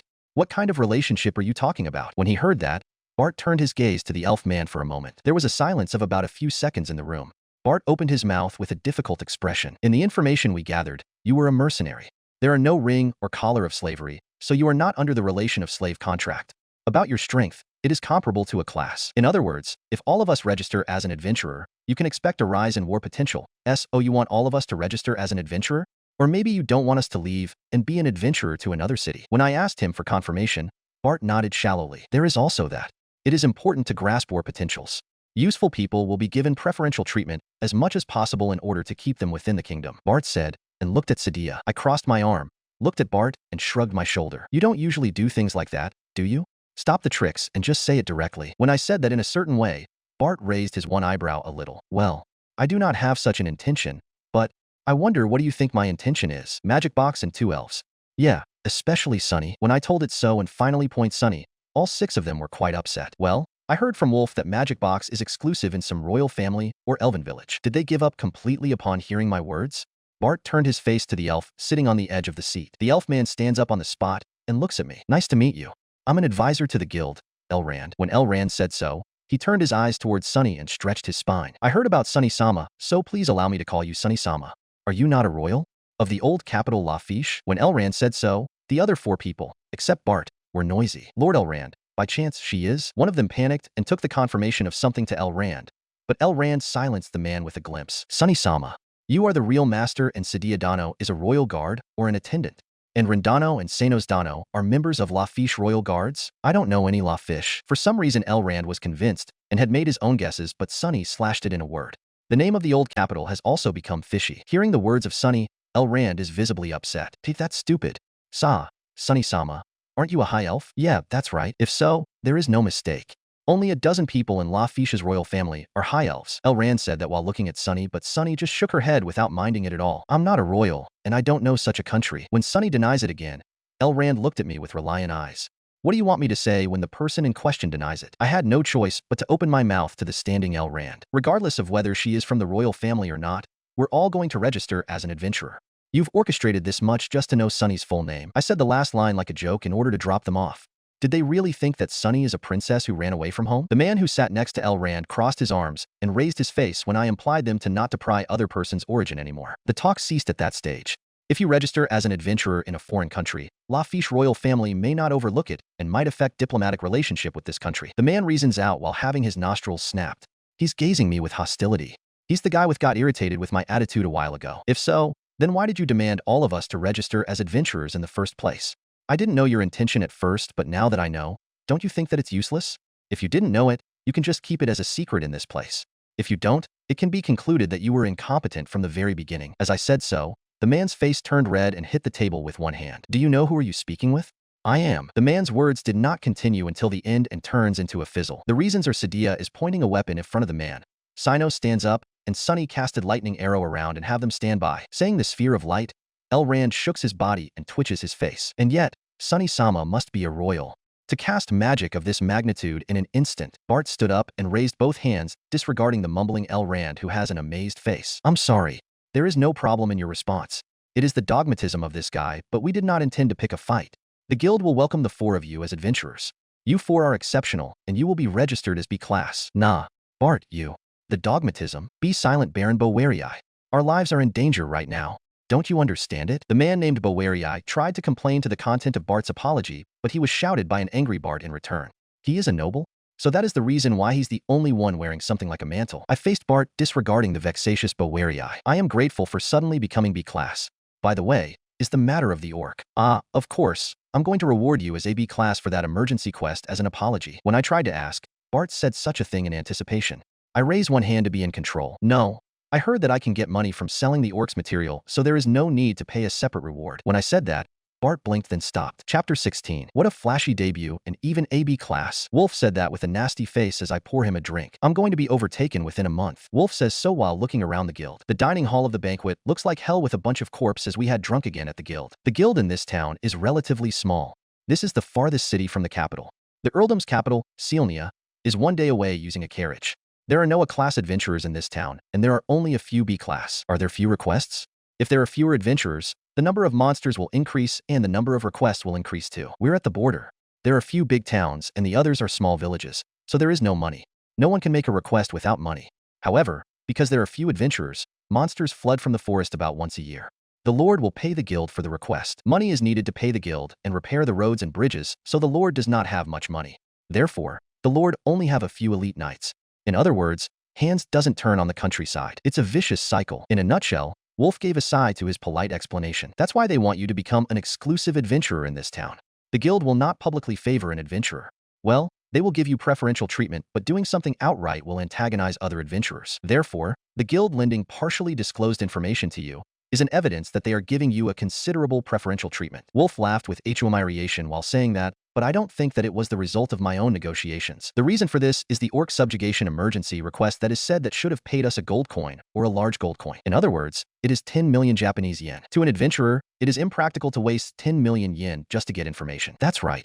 They don't mind us renting information documents, so I'll buy them tomorrow. When I say so, Wolf smiled and hit me on my shoulder. You seem to be good at growing up.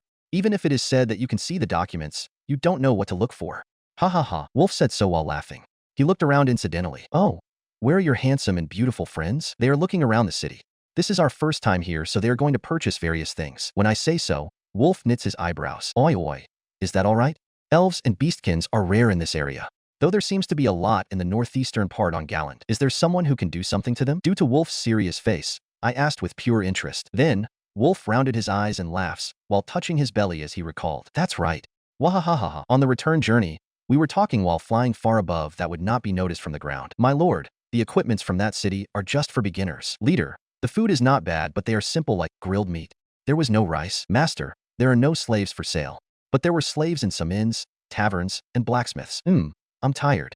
As far as we have seen, the adventurers' equipments are no big deal. Should we assume that we can also expect that in the capital or the country of dwarfs? I became an adventurer to be able to get information in this different world easily, but it went unexpectedly well. Anyway, we have become a B-class adventurer on the day we registered. And the amount that I got by selling orc materials is 1 piece of gold per orc subspecies. For normal orcs, I received a few silver coins to a large silver coin for 1 corpse. The subspecies are 10 times as much. Well, from the guild's point of view, they have never seen materials in such a good state, and perhaps the color contributed to it. By the way, we did not sell the orc knights and orc general. So, subtracting the 43 corpse that were given to the adventurers, we sold 48 orcs, which is 41 pieces of gold earned in 1 day. In other words, we earned approximately 40 million yen in a day. Normally, as Wolf said, it should have been divided equally to the number of people who accepted the request. If we divide it equally with the adventurers Wolf had brought, the reward will be about 1 to 2 million yen per person. So, an adventurer is a job that can make easy money too. Come to think of it, how many magicians were there in the adventurers we saw today? When they heard that, the 3 tilted their necks at the same time. I haven't seen one. Ah, there were 3 people with swords. I saw 2 of them. Both of them are Ajisen. 1-3. Ring type 2. Each of them looked at me and answered. I considered the last words of Sunny. There seems to be few magicians. I saw orthodox swordsmen type the most, but there were no magic seal in their equipments. When I said that, Sadia raised her arms. Well, considering balance in a party, it should have 1 magician in order to respond to any circumstances. The people here are just small fries that only rely on physical strength due to the absence of magicians. It will be troublesome if there are monsters with strong physical resistance. There are some that even I can't cut. When Sadia and Sinos consider so, the small-chested Sunny comes out to the front in proportion to it. Because we can change attribute quickly, dragons and gas-based monsters won't be much of an opponent. Sunny arrogantly says that to me. She seems to be in a really good mood. Well, I can say that the disadvantage is that they are weak in close combat and will be in trouble in case of magic reduction traps. Are magicians few because it is hard to learn magic? Or is it difficult to master unless you learn from an educational institution like a magic school? In addition, since elves are excellent magicians, is it hard for them to work with other races? What do you think? As expected, It is hard to know the real value of magicians if you think about the game. When I was twisting my head, Cynos pointed to the ground. My lord, we have reached the castle already. Okay, let's go take a bath. Leader, would you like to join us? I will wash Master's ass. What are you saying? We landed in front of the main gate of the castle, looking at the appearance of the G.I. Jew with the red light from the sunset. Welcome home, my lord. I'm home, Dion. I returned the greeting to Dion, who greeted me at once. I wonder if he is always near the gate. Dion looked at us in turn and gently took out a white handkerchief from the chest of Butler's clothes and covered his own nose. My lord, a very unique body odor is drifting. By all means, go and jump into a nearby river before you take a bath to ensure the safety of the nose of the maids. My body odor is strange? Probably because I've been hunting orcs today. While I smile wryly from Dion's rant, Dion gracefully bowed down. Oh, I'm sorry. My lord, let's put the body odor on hold. By the way, my lord, the devastating bad breath of my lord is spreading around here. I do not have bad breath. Chapter 17. I raised a glass in the dining hall of G.I. Jew. Everyone, you've done enough for today. Because there are a lot that can't go out, I, at least, want you to enjoy the food of this world. Though the ingredients we brought are limited, please enjoy them because we can hunt animals and take fruits around the area. Well then, cheers. I said so, and lifted a little glass in my hand. A slightly yellowish liquid is shaking in the glass. This is the liquor I bought in Ramblas. The taste is close to whiskey. I received a gaze from everyone. I put my mouth on the glass. Then, everyone also carries the liquor to their mouth one after another. Thanks for your hard work today, master. After taking off the glass in her mouth, Eleanor uttered a word of reward for me. Eleanor too. Did you have any problems with the report on today's meeting? It goes out without a hitch. I'll bring you the report later. I asked Eleanor to manage the base while I was away, and it turns out pretty good. It seems that she directed the corps who are searching around the base to go back at once before the end of the day. The rest of the day will be for collecting and arranging the information gathered. She introduced an 8-hour shift system to the corps that are guarding the base. 7 corps are inside the castle for safety management, including maintenance and inspection. 1 corps is guarding the perimeter of the wall and the observatory. The remaining 6 corps are mobile unit which will help other corps if something happen or if their hands are insufficient. Though I didn't teach it, it looks like a system of a 24-hour factory of the modern society. However, it is regrettable that this company's spirit will strain their natural body because a holiday was not arranged. Should I tell them to stop exploring around once or twice a week in shifts to make a holiday? Cartas and Rosa walked towards me when I was having trouble like the president of a company that had just started a business. Boss, please let me accompany you next time. Of course, I'm going too. When the two of them say so, the movement of the people who are drinking and eating nearby stops. This time, Cynos, Sadia, and Sunny have registered with me as adventurers.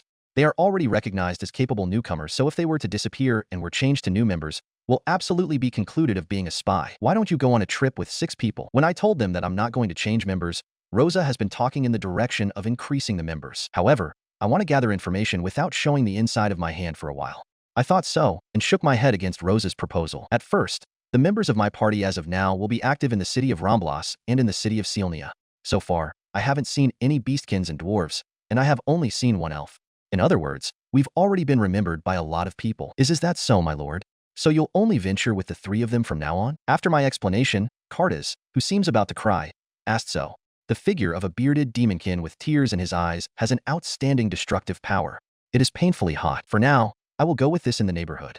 However, I'm thinking of sending some members as a spy in another country. When I answered that, the people around other than Cartas and Rosa raised a fuss. Though that time has yet to come, I'm glad that they are pleased with it. By the way, Cynos, Sadia, and Sunny boastfully talk about today's orc subjugation to those who seat with them in the same table. I looked at the situation and thought about the monsters in this area. Although they are a little weak for a subspecies of orc, I cannot judge their detailed parameters since the weapon we used this time is too irregular. However, Sunny's magic blow will be helpful. As expected of an orc subspecies, it is not so weak to die from a single shot of lightning arrow. There is a report that Troll and Sphinx, who were bosses in the middle stage of the game, were found in the vicinity of G.I. Jew. Of course, those are not problem for the survey corps that has 10 members.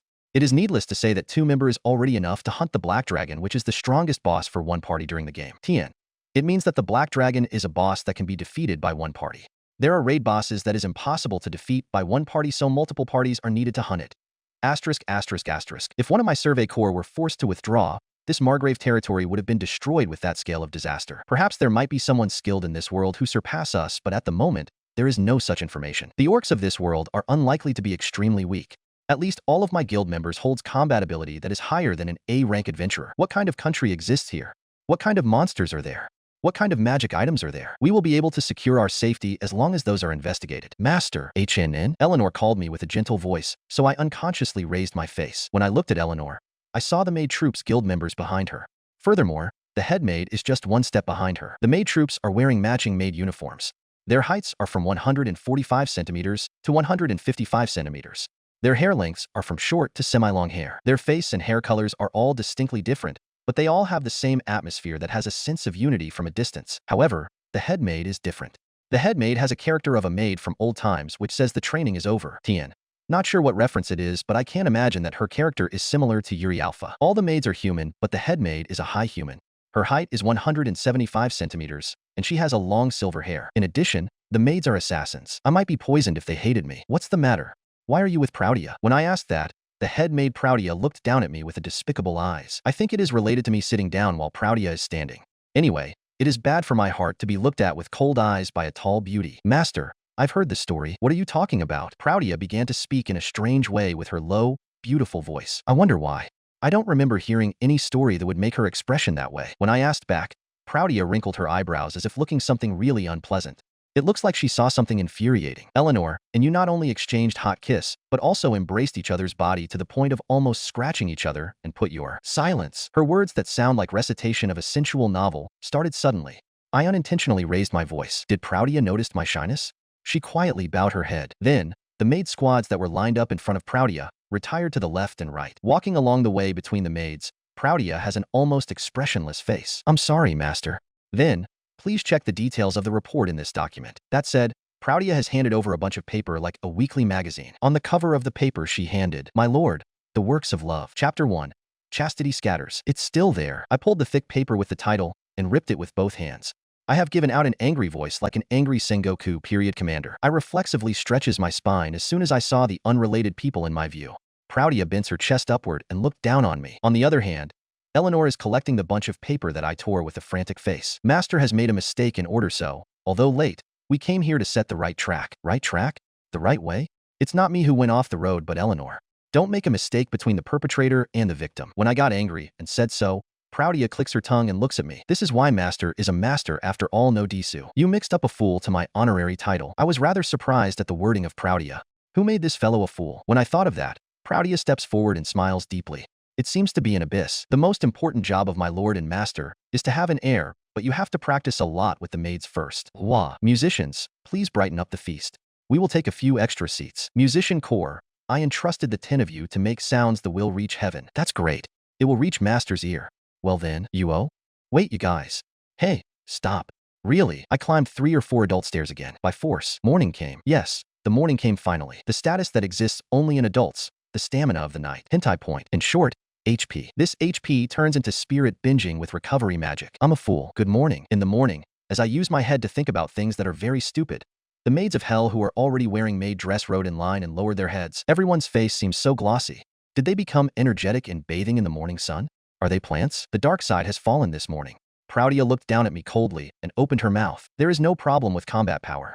I think resilience is good too. What are you talking about? When I said so with half-opened eyes, Proudia made a noise from her nose and made a beautiful smile on her face. You have done well, master. Well then, I will start my morning service in the castle immediately. That said, Proudia left the room. While I am shocked by Proudia's unhesitant criticism, the maid troops line up in a row in front of me. Master, it's so big. The first maid suddenly said such a thing. She went out of the room with her cheeks dyed, and the next maid comes in front of me. Master, you're durable. Master, you have no wasteful movement. Master is so fast. Master's weakness is being stroked. Master, try binding. Master, is kinda Maguro. Tien, Maguro.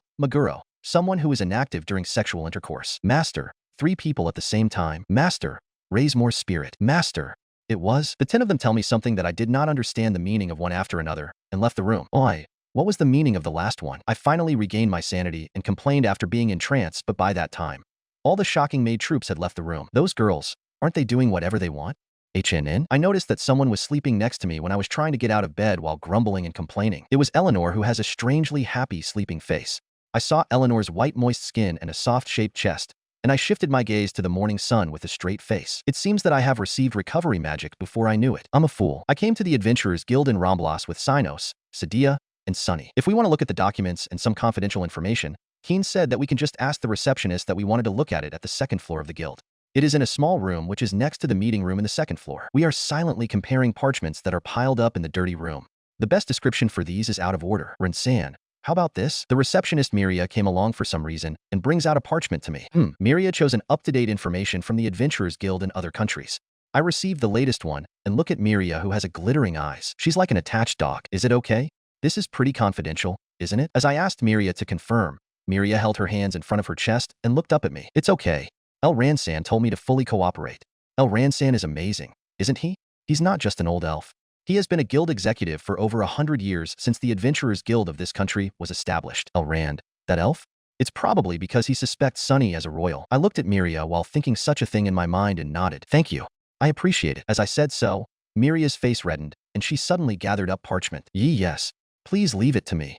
I will collect all of the countries. Yeah. I ask of you. I am impressed with the diligence of the guild staff Miria, as she scrutinizes information with a furious momentum. My lord, I believe that it will be wise to go to the capital as our next step. When I was watching Miria, Sinos said such a thing and bowed his head. However, Sadia intervenes there. I think going to Gallant Empire is better. The country of Elf will be nearby then. I want to go to the Elf country. Sunny agreed to Sadia's dissenting views against Sinos. Well, she only spoke what she desired. I want to see the magical, cultural level and individual abilities of the Elf country. However, we are in a situation that we won't be able to say that we've finished researching one country. I want to study the magic of the Elf country by all means, but hurrying to go there will lead to a short circuit. First of all, as Sinos suggested, we should go to the capital of the kingdom or the nearby Sielnia. When I said that, Sinos raised his face with a sparkling smile. His tail also swings fast to the left and right. Sinos, dust. Oh, I'm sorry. Sunny complained about the dust that were triggered by the tail of Sinos. He apologized with a smile, but he's still swinging his tail. I'll take this time to spread it. Sadia spreads the tail of Sinos under her buttocks and use it like a cushion. Oh, thank you, Sadia Dano. Sinos appreciates Sadia for putting his tail on her buttocks. Sadia delicately frowned since the tail is still trying to swing sideways under her seat. Hey, Ano. Another voice pops up coming from the side. It is Miria who looked at here timidly. Sadia-san and Sunny-san are elves, aren't they? Don't you have any other family member or acquaintance who is traveling elsewhere? Miria asked a question in a depressed manner. Sadia and Sunny look at each other. No choice. I decided to deceive her with the setting I thought of. Actually, in the mercenary group where we were, I was the last leader. Most members of our group are war orphans. Most of us do not know the face of our family. When I explained it, Miria's face rapidly turns blue. I'm sorry.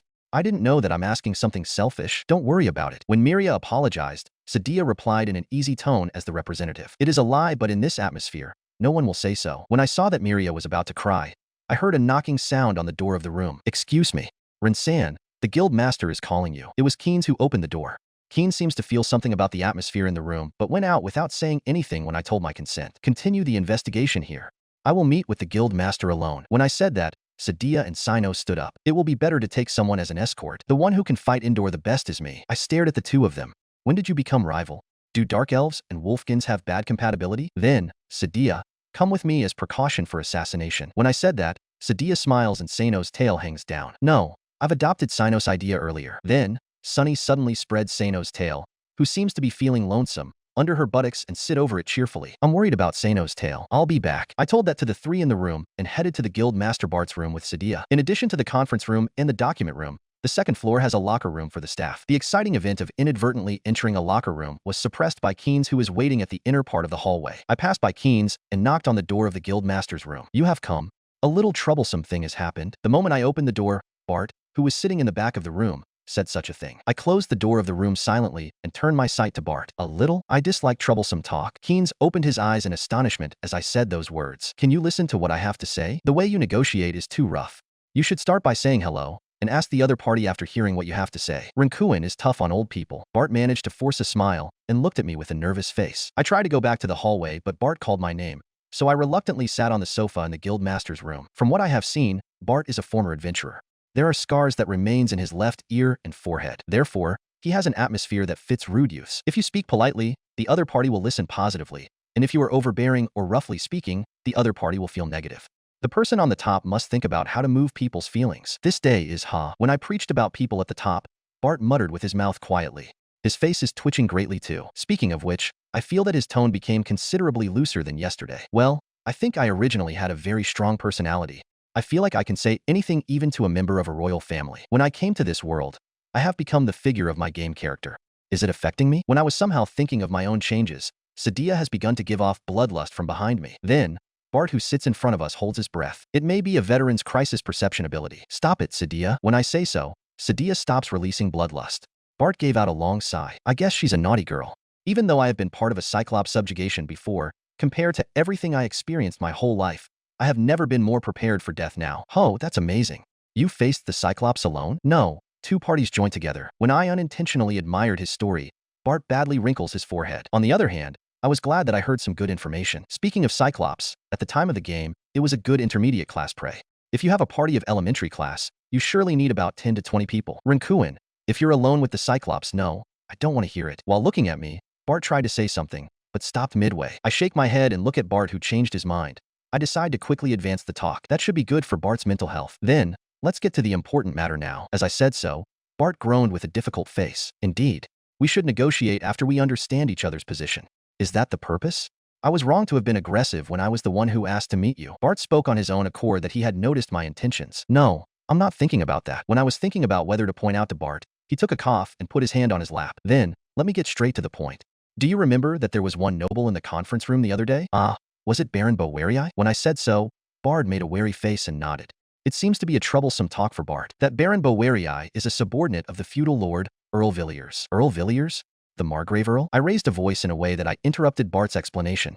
Speaking of Margrave, it is a special position that is equivalent to Duke or Archduke. Tien. This explanation is only applicable in this web novel. Margrave's equivalent is a marquis in real life and in other novels. Shortening his title to Earl is disrespectful, but Bart tilted his neck strangely. Earl Villiers is the Earl of the Margrave territory that borders the west. This territory guards the country from the Gallant Empire. Do you think there is something wrong with that? Is that so? Is the Earl a blood relative of the royal family? Earl Villiers' elder sister is a concubine of the former king. What about it? Why do you want to know? Bart has asked the intention of my mysterious question. I thought about the aristocrat of this country and gave up on the way. I returned a vague answer. Let's ask Miria later. No, nothing. So what about the Baron? From there, Baron Bowerii reported to Earl Villiers about Renjin. Incidentally, Earl Villiers happened to come to this town for inspection. He calls for you. Rejected. UOI. When I told him my refusal, Bart stood up and raised a voice. At that moment, Sadia silently put out a dagger in her hand. But Bart spreads his hands and shouts without worrying about it. This is a chance to meet the Earl. One would normally appeal to the Earl to become his subordinate. If that happens, his future is secured. Bart said such a thing while throwing gestures with his hand. A stable and peaceful day is not for an adventurer, is it? When I said that ironically to Bart, the guild master of the Adventurers Guild, he stops his movement for a moment and rounds his eyes, and began to spew laughter. Boo-ha. Ha ha ha. Certainly. You can't be called an adventurer if you don't go to an adventure. Ha ha ha ha. Bart is very interesting. He receded on the sofa while roaring his laughter. It doesn't matter. His saliva is splashing. No, I seem to have misunderstood. Rendano is not a natural-born adventurer? All right, I like you. You can live in this town as much as you like. We will favor you as much as we can. No, you don't need to favor me. Equality. Equality. Boo-ha-ha-ha. Bart seems to have rushed to the fever time completely. He's laughing while saying something, so it's kind of annoying. He's like an old relative that got drunk. So, is it just a meet-up with the Earl? When I said that, Bart shook his shoulder and smiled while shaking his head. No, Baron Bowerii will be present at the time of the audience with Earl Villiers. Therefore, Baron Bowerii will interfere from the side, so if you take a rude attitude, Rendano and your comrades will probably be beheaded. Ha ha ha. It's not a laughing matter. Bart has entered a point where he just smiled and laughed at the part of our decapitation. What a brute. No, it's usually a troublesome situation. Baron Bowerii is a noble too. However, when I look at Rendano, the word beheaded is like a pin. Boo-ha-ha-ha. I don't understand what is funny about that. As I said so, Bart laughed again. This guy, well, my head is going out of focus. When I was seriously convinced about Bart's dementia, I heard a knock on the door of the room. Excuse me. Earl Villiers has arrived. Oh, is that so? Keynes, who opened the door and put out his face, said such a thing, and Bart answered and stood up. You framed me? When I told Bert in a low voice, Bart laughed in a fearless way. From the beginning, Bart called me to buy time until the Earl arrived. He considered the possibility of escape. What do you think? Well, let's go. Rendano? Come with me. Do not suddenly put out an obstinate attitude.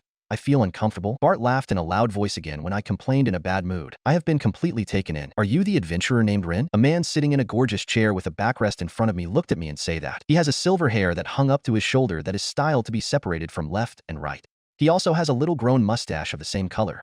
A man in his 40s or 50s, Earl Villiers St. Worm's Fitzy Eye. He is wearing a cloak and is lightly dressed. The embroidery in his clothes is surprisingly gorgeous. I stand in the front of the Earl Villiers, about 3 meters away. Nice to meet you. When I returned a short greeting, the men who are waiting beside him have begun to rustle.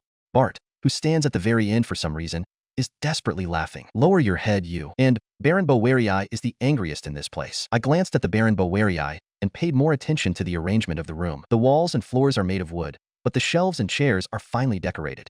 There are big flags on the walls, and the white fur carpet is very luxurious. It is as wide as it is, but in addition to the Earl and I, 5 people stand along one side of the wall. There are 2 men in armor that sandwich the Earl in his right and left. By the way, Sadia, Sinos, and Sunny stand in a place that is 2 steps behind me. While I was looking around the room, Baron Bowery's wrath seems to have increased. He stomped on the floor and took 1 step forward. "Are you stupid, you bastard? You are before Earl Villiers-Sama, the lord of this Margrave territory." At that time, when Baron Bowery was so furious that he'll probably die of cerebral aneurysm, Earl Villiers raised one hand and controlled him. "It is okay. Basically, adventurers are educated like nobles. And so, it is unreasonable to force them etiquettes for nobles. It is better if they are comfortable." Earl Villiers said so and put up a smile. "Sure, most adventurers are penniless townspeople and villagers. Although some are 3rd or 4th son of lower nobles, from the point of view of a senior noble of the country like the Earl, they should be no different from commoners. Well, I never dreamt of receiving higher education on Earth. That would be helpful. So, I heard from the guildmaster, but is there anything I can do for you?" When I put my arm together and said that to the Earl, Bart, who did not think that his name would come out, embarked a strange voice and suppressed his mouth down. "Ho, Bart? I only told him that I wanted to meet you, but it is probably good. I certainly have a business," Earl replied with a nod without worrying about Bart. Unexpectedly, the vessel might be large. When I was evaluating the Earl from a line of sight of a top adventurer, the Earl raised the edge of his mouth and looked at me. "First of all, I want to see how much you can be of use." The Earl said so and raised his one hand with open palm. Then, Baron Bowery handed something to the Earl while staring at me. "It is the first time I see this in this world. Paper. It is a white paper, though it is a little impure." Thinking that we have been surprised, the Earl's mood improved and smiled. He expanded the paper and filled out something in it with the use of a sort of stick. After the Earl finished writing, he handed it to the knight, and the knight handed it to me. Hostility somewhat comes from the knight. "Is this a map?" When I looked at the paper, there was a handwritten map there. It seems to be the map of the Margrave territory. I can see the name of the towns and the name of the villages. The Earl wrote a village at the west end. It seems that he drew a line further west from Grotto village. "Humu, first of all, you were surprised by the paper, weren't you? What do you think it's made of?" "What is this? A quiz?" The Earl has become proud for thinking that the populace doesn't know paper. I expressionlessly opened my mouth. "It's tree. I've heard that it was made with the use of woods and weed fibers." As I said so, the Earl rounded his eyes. "How did you know that? Come to think of it, you were traveling before you came to this town?" Do you know the manufacturing method?" "No, I don't know." The Earl nodded to my response. "It is likely not widespread yet. He probably wants to know the manufacturing process to monopolize it." "Is that so?" "No, that might be so." "Well, good. Do you know of the Grotto village in the map?" "It's a village called the Farthest Village. I know about it. I've been there once." The Earl pointed to the map. I opened my mouth and nodded to the Earl's dialogue. "There is a deep forest further west from the village. There are unparalleled monsters in there, and no one has ever come alive after going in there. So, you want us to develop it?" I intervened instinctively to the Earl's explanation. "Of course we can do it, but it will be bad for us. That is the direction where our guild base is located. The G.I.A.Ju." The Earl opened his mouth and made a fearless smile, though I don't think he have seen my inner thoughts. "That's not the case. The other day, a peddler stopped by Grotto village. The peddler seems to have seen a gang of mercenaries on the way back from Grotto village." When the Earl spoke up to that point, he paused once and put his hand on his jaw. "That mercenary group is a problem. Peddlers say that the mercenary group are thieving bastards with a lot of bad rumors." The Earl said so and looked at my reaction. "So, you want us to crush the mercenary corps?" When I asked, the Earl stroked his chin with one hand and raised his face. Foo. You're a funny guy. I said that it was a mercenary group? It's a party, a group. There are about 50 of them. It is impossible for 4 people no matter what kind of talent you have." The Earl said that and laughed. "No, we have already annihilated them. I mean, captured everyone unharmed." I almost said so unintentionally. The Earl looked at me and began playing with his mustache joyfully. "Well, it will be difficult. Even if you arrange the Knight Corps, they are mercenaries who are accustomed to warfare." That said, the Earl nodded in good spirits several times. He is a noble. He might be investigating the words and gestures of his opponent in his chest. This is a difficult area bordering the Gallant Empire. I cannot send out my knight order, but I will issue it as a request to the Adventurers Guild. With your group, I want you to go to Grotto village to see how much you can do. I'm looking forward to it." Earl said so fearlessly and looked at the Baron. "I see. So he is degassing the Baron's belly who has been unable to participate in our talk. It's an intuitive guess, but it's not necessarily wrong. Anyway, the Baron has a very obscene smile. There is no problem in going to Grotto village separately. However, there is no mercenary group even if we go. Perhaps they have already been sold to the slave merchant." When I twisted my head while thinking, the Baron gladly opened his mouth. "If you are scared, refuse it. We don't have to rely on rude and savage underdogs like you with the problems with the mercenary." Baron Bowery is in a state as if he was convinced of victory. "No, the Earl said that he's looking forward to it, so I'll talk in that direction. I wonder why my subordinated have decided not to talk." When I was looking at the Baron's smile with an amazed face, I heard a rustling sound of metal in the back. You? Suddenly, the knights on the left and right of the Earl let out a voice in a grim expression as they grasped the hilt of their sword. Be relieved, because I'll murder everyone without a sound. Sadia said that as she stood next to me while being completely silent. When I looked at Sadia, her eyes have already become bloodshot. No way. Sunny. Magic is? I hurriedly looked back and tried to stop Sunny from using magic. Unfortunately, the room was already tinged in blue. Sunny was wearing a pale flame in her body, and her eyes had been sharply narrowed and were turned to the Baron. They are out of control. I judged it so and turned my face to Cynos. Cynos, stop the two. Before long after I said that, Cynos took out his sword form the magic box. I can't stand it anymore. You bastard. Cynos also snapped. The room is filled with heavy atmosphere. Why? This is because they finally went berserk. Sadia uses silent step to increase speed. Sunny has fire magic on standby indoor, and Cynos is at the end of the rope of using his sword. By the way, this is the first time that I seriously tried to stop my subordinates ever since I came to this world. I use a skill to restrict the three who were trying to kill Baron Bowerii.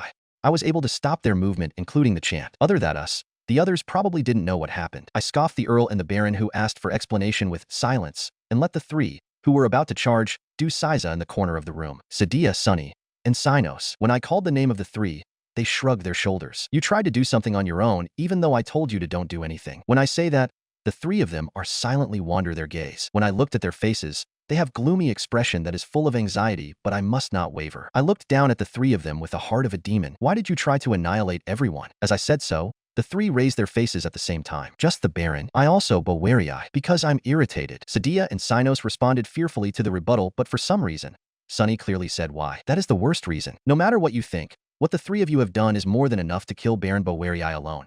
Well, there won't be much problem if you kill the Baron, but… Oi! What are you? The nearby Baron tried to raise a voice of anger, but the people around him forcibly closed his mouth. When I turned my gaze back to the three, they lowered their heads again. All right, you three. This time, I forgive specially because no one died by chance, but don't kill people unless I say it's okay to do so.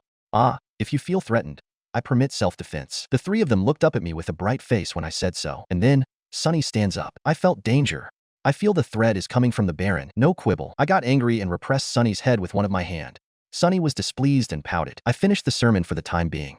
I turned to the direction of the Earl and moved to the center of the room where I stood until a little while ago. Earl Villiers, I apologize for having taken extra time.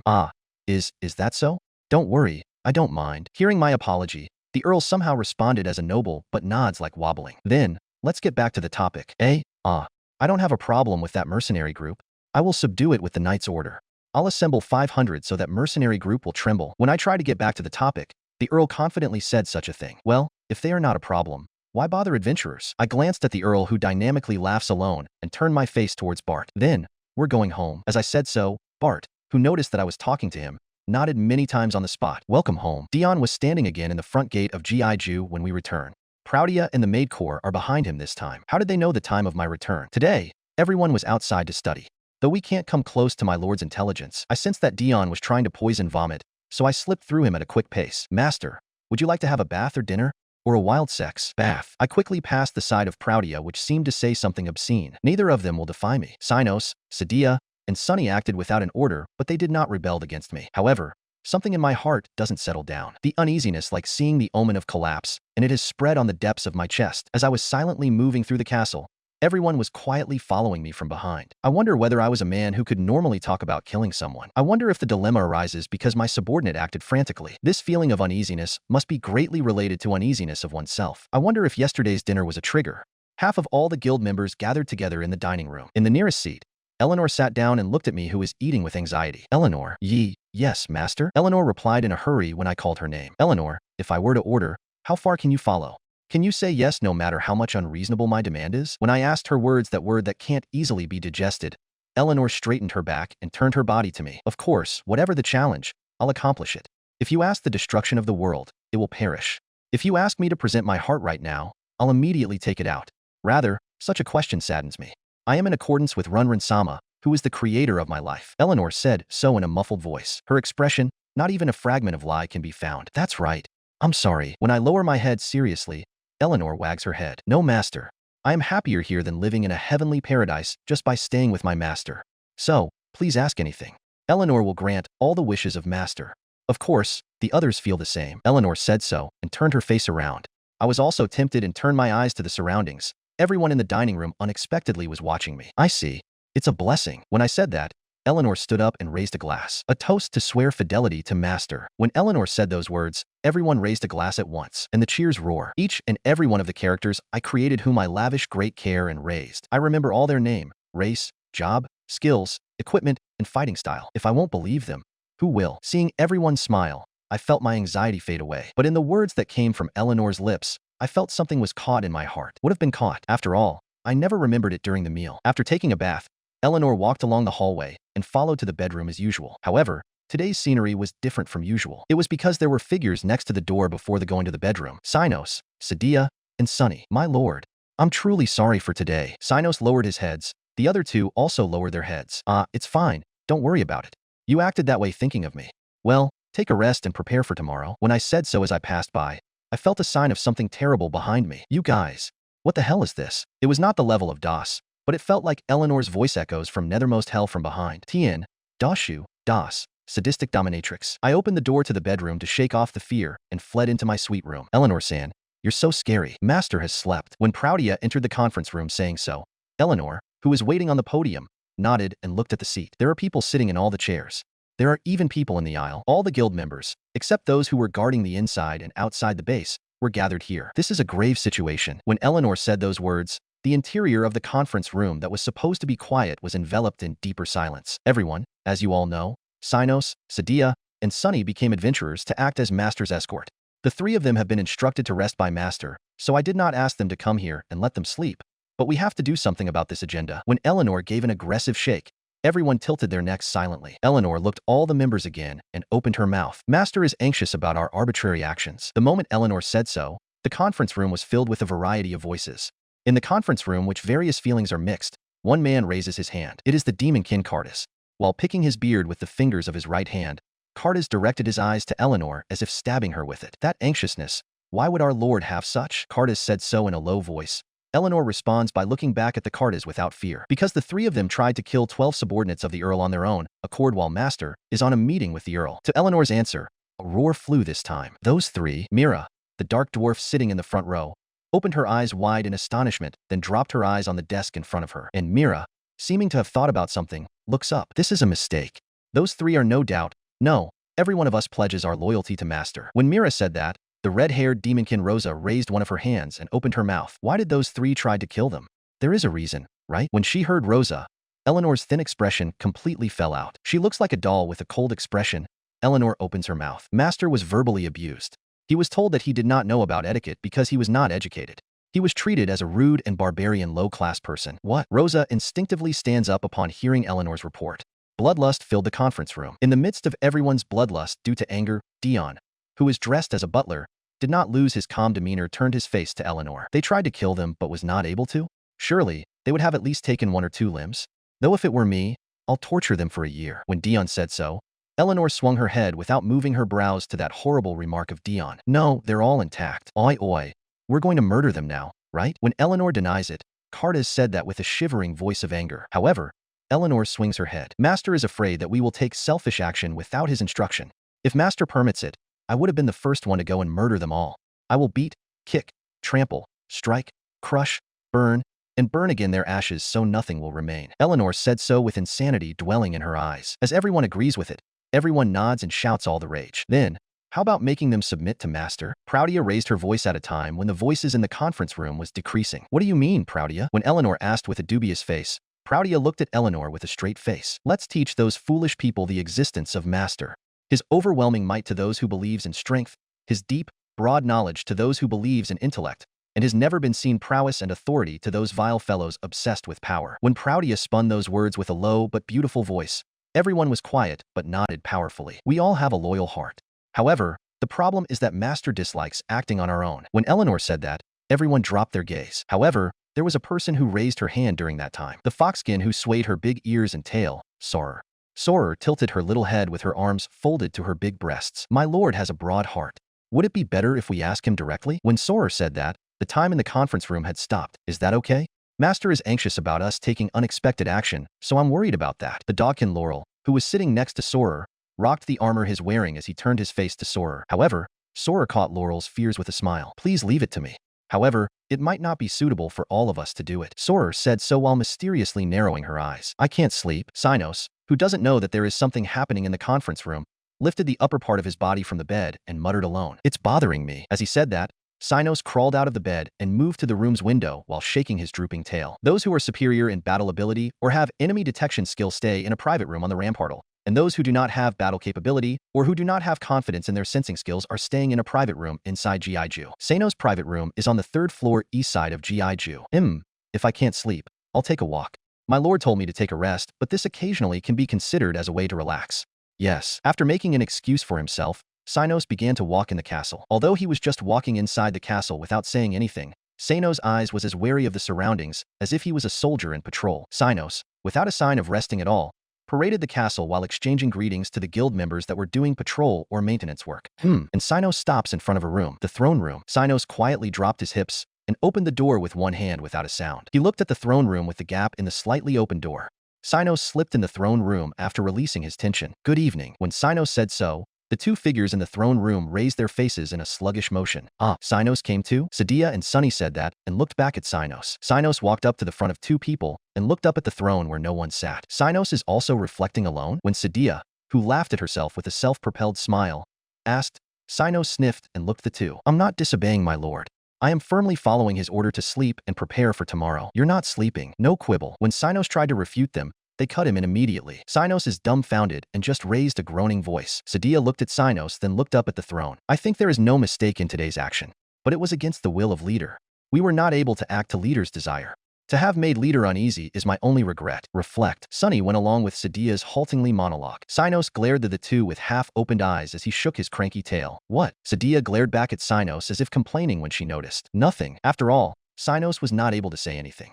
He averted his eyes from Sadia and looked up the throne. To consider the will of my lord. That is the greatest rule as a faithful subordinate to leader. Absolute rule. The three of them knelt on the spot, silently bowing their heads to the empty throne. I greeted the peaceful morning. I wonder if it has been a long time since the last time I experienced this. Alone in my room. A time alone is important. The view from the window looks beautiful. Stagnant weather.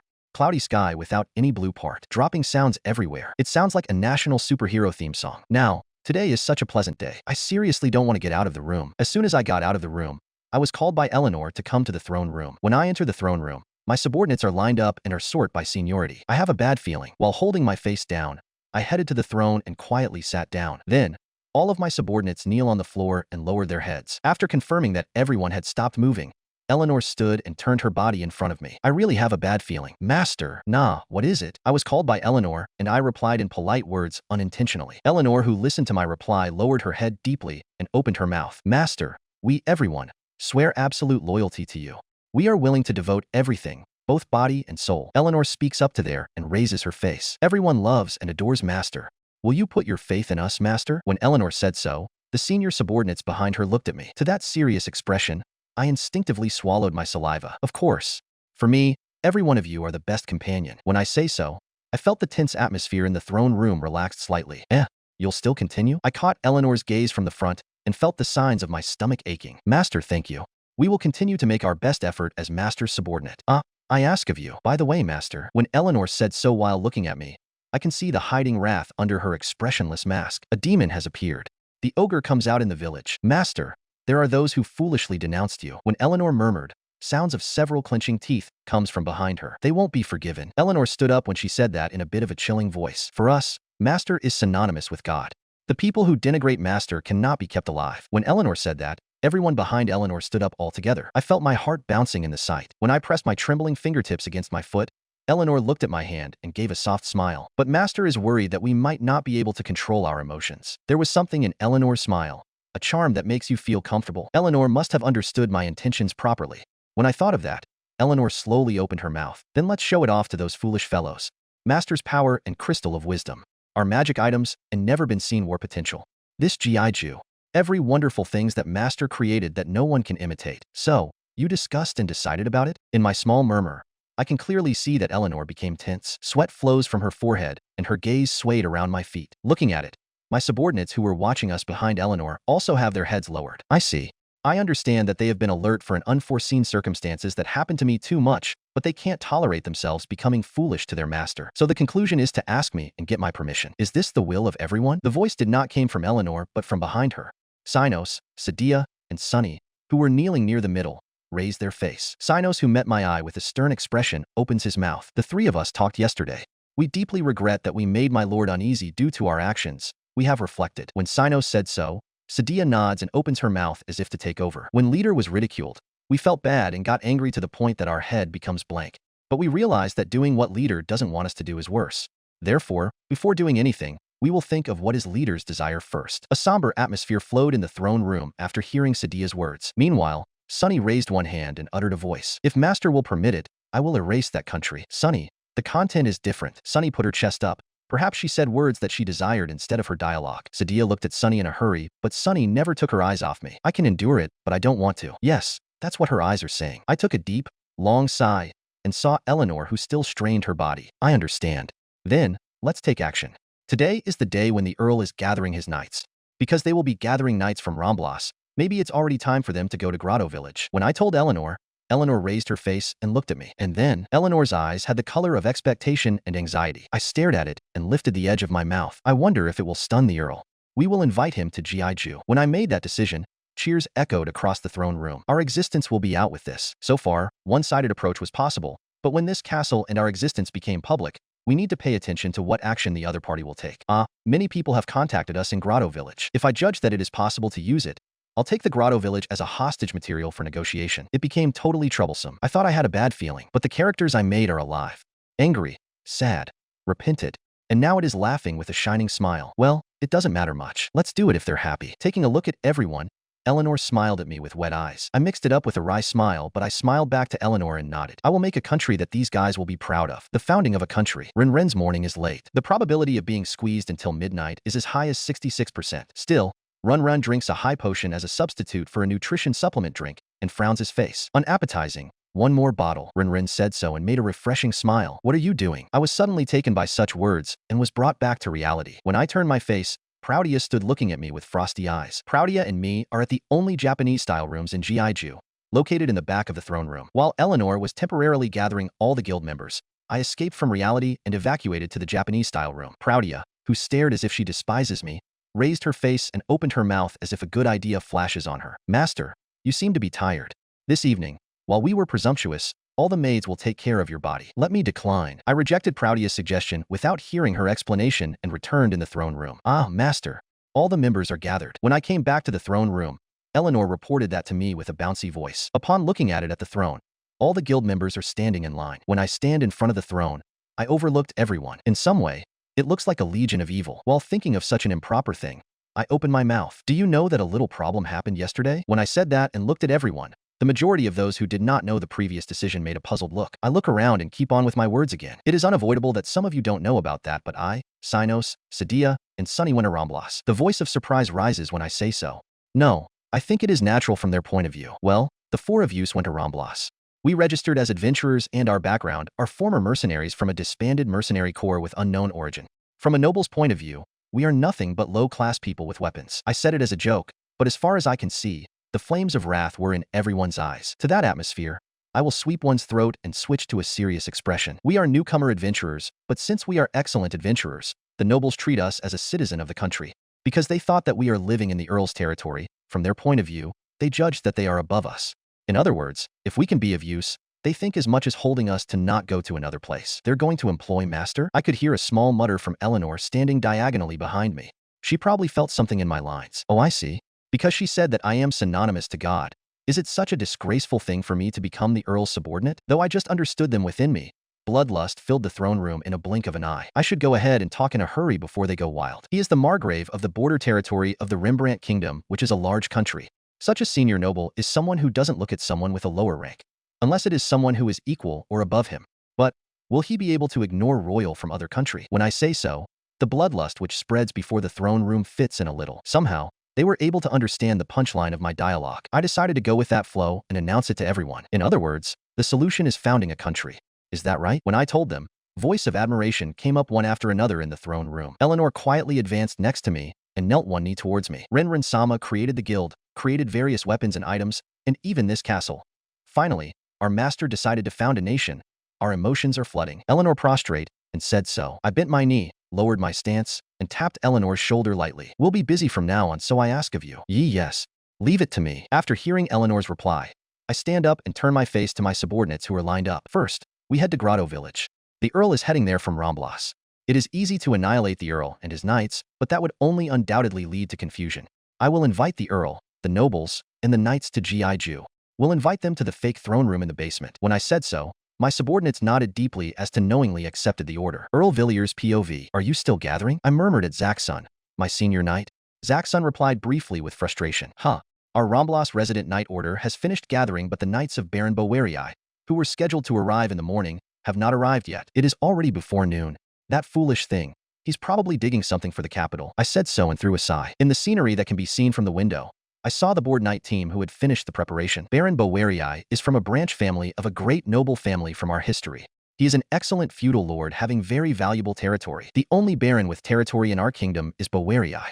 We can understand the influence of the head family from that. Then, why is Bowerii still a baron? Because he's useless. He's insufficient in the head department to raise credit. However, due to ambition alone, he looked at various places and showed off his power. Finally, he was shunned from the royal capital. Normally, a useless noble is abandoned. However, this man has still his uses. As of now, there is a matter that I'm pushing forward secretly. I'm currently in an important position where failure is not an option. However, I feel that the value of his use is not worth the excessive work. Really? Is it good to leave him? No. Dividing our number is impractical. When I was talking about the strategy's revision with a small voice that it could not be heard, slapstick footsteps sounded. Mao, I'm sorry. Really? I appointed a useless knight commander with great pains. Bowerii came in front of me while taking an attitude that it was not his responsibility. This fellow, should I have him beheaded? However, it will likely cause a big delay, even if I make his death seems like an accident. Well, good. Gather on the west side of the city. Take action immediately. Yes. Immediately. Bowerii was able to guess my mood from my low voice and left the room to escape. I was looking at the back of the clumsily running Bowerii and thought of cutting him down had piled up. The 540 resident knights were assembled on the west side of the city. Bowerii himself was able to prepare 1820 knights. I sighed deeply watching the one army that will unbelievably subjugate a mercenary group who did not even reach 100. That genuine fool of a man. That's right. I'm sorry. To my amazed voice, Zaxxon agreed and apologized.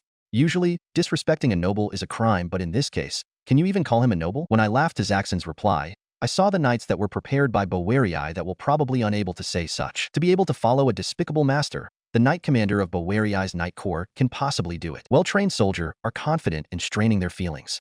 They are beautifully lined up and did not raise a sound. Even if Bowerii dies accidentally, I want his knights unharmed. When I was thinking about such a thing, a noise started suddenly. What? When I heard so, Zaxxon, who was looking behind me, has his mouth wide open and was dumbfounded. The incredible spectacle was projected in my eyes upon looking at the direction of Zaxxon's gaze. A myriad of people came down from the sky. Earl Villiers POV. A variety of races descend from heaven, one after another. Humans, beastmen, elves, dwarves, a crowd of people from various races from all over the world are falling from the sky. Neither the knight's commander, the knights, nor the gatekeepers who were watching from a faraway place was able to say anything upon seeing the spectacle, which does not seem to be real. Meanwhile, Bowerii yelled at the people descending from the sky as soon as he confirmed their faces. What are you imitating? Earl Villiers is here. You're all rude. You are stupid. They are a group of magicians who can cast flight magic. They might be court magicians from the country of elves. They are only around 20 people, but can still be called a threat, because not many people from our kingdom can do that. Because he stupidly barked at the group of outstanding magicians, even Zaxxon gives Bowerii a penetrating glare. Baron Bowerii, be a little quiet. When I scold Bowerii, he had a fake smile while being surprised and bowed many times. It's not a noble thing to do, but now is not the time to care about it. Which country has such a magician group? The only thing that can do this is an alliance of 3 or 4 countries. Then, within the 5 great powers, the other 4 countries formed an alliance, excluding the Rembrandt Kingdom. That would be the worst.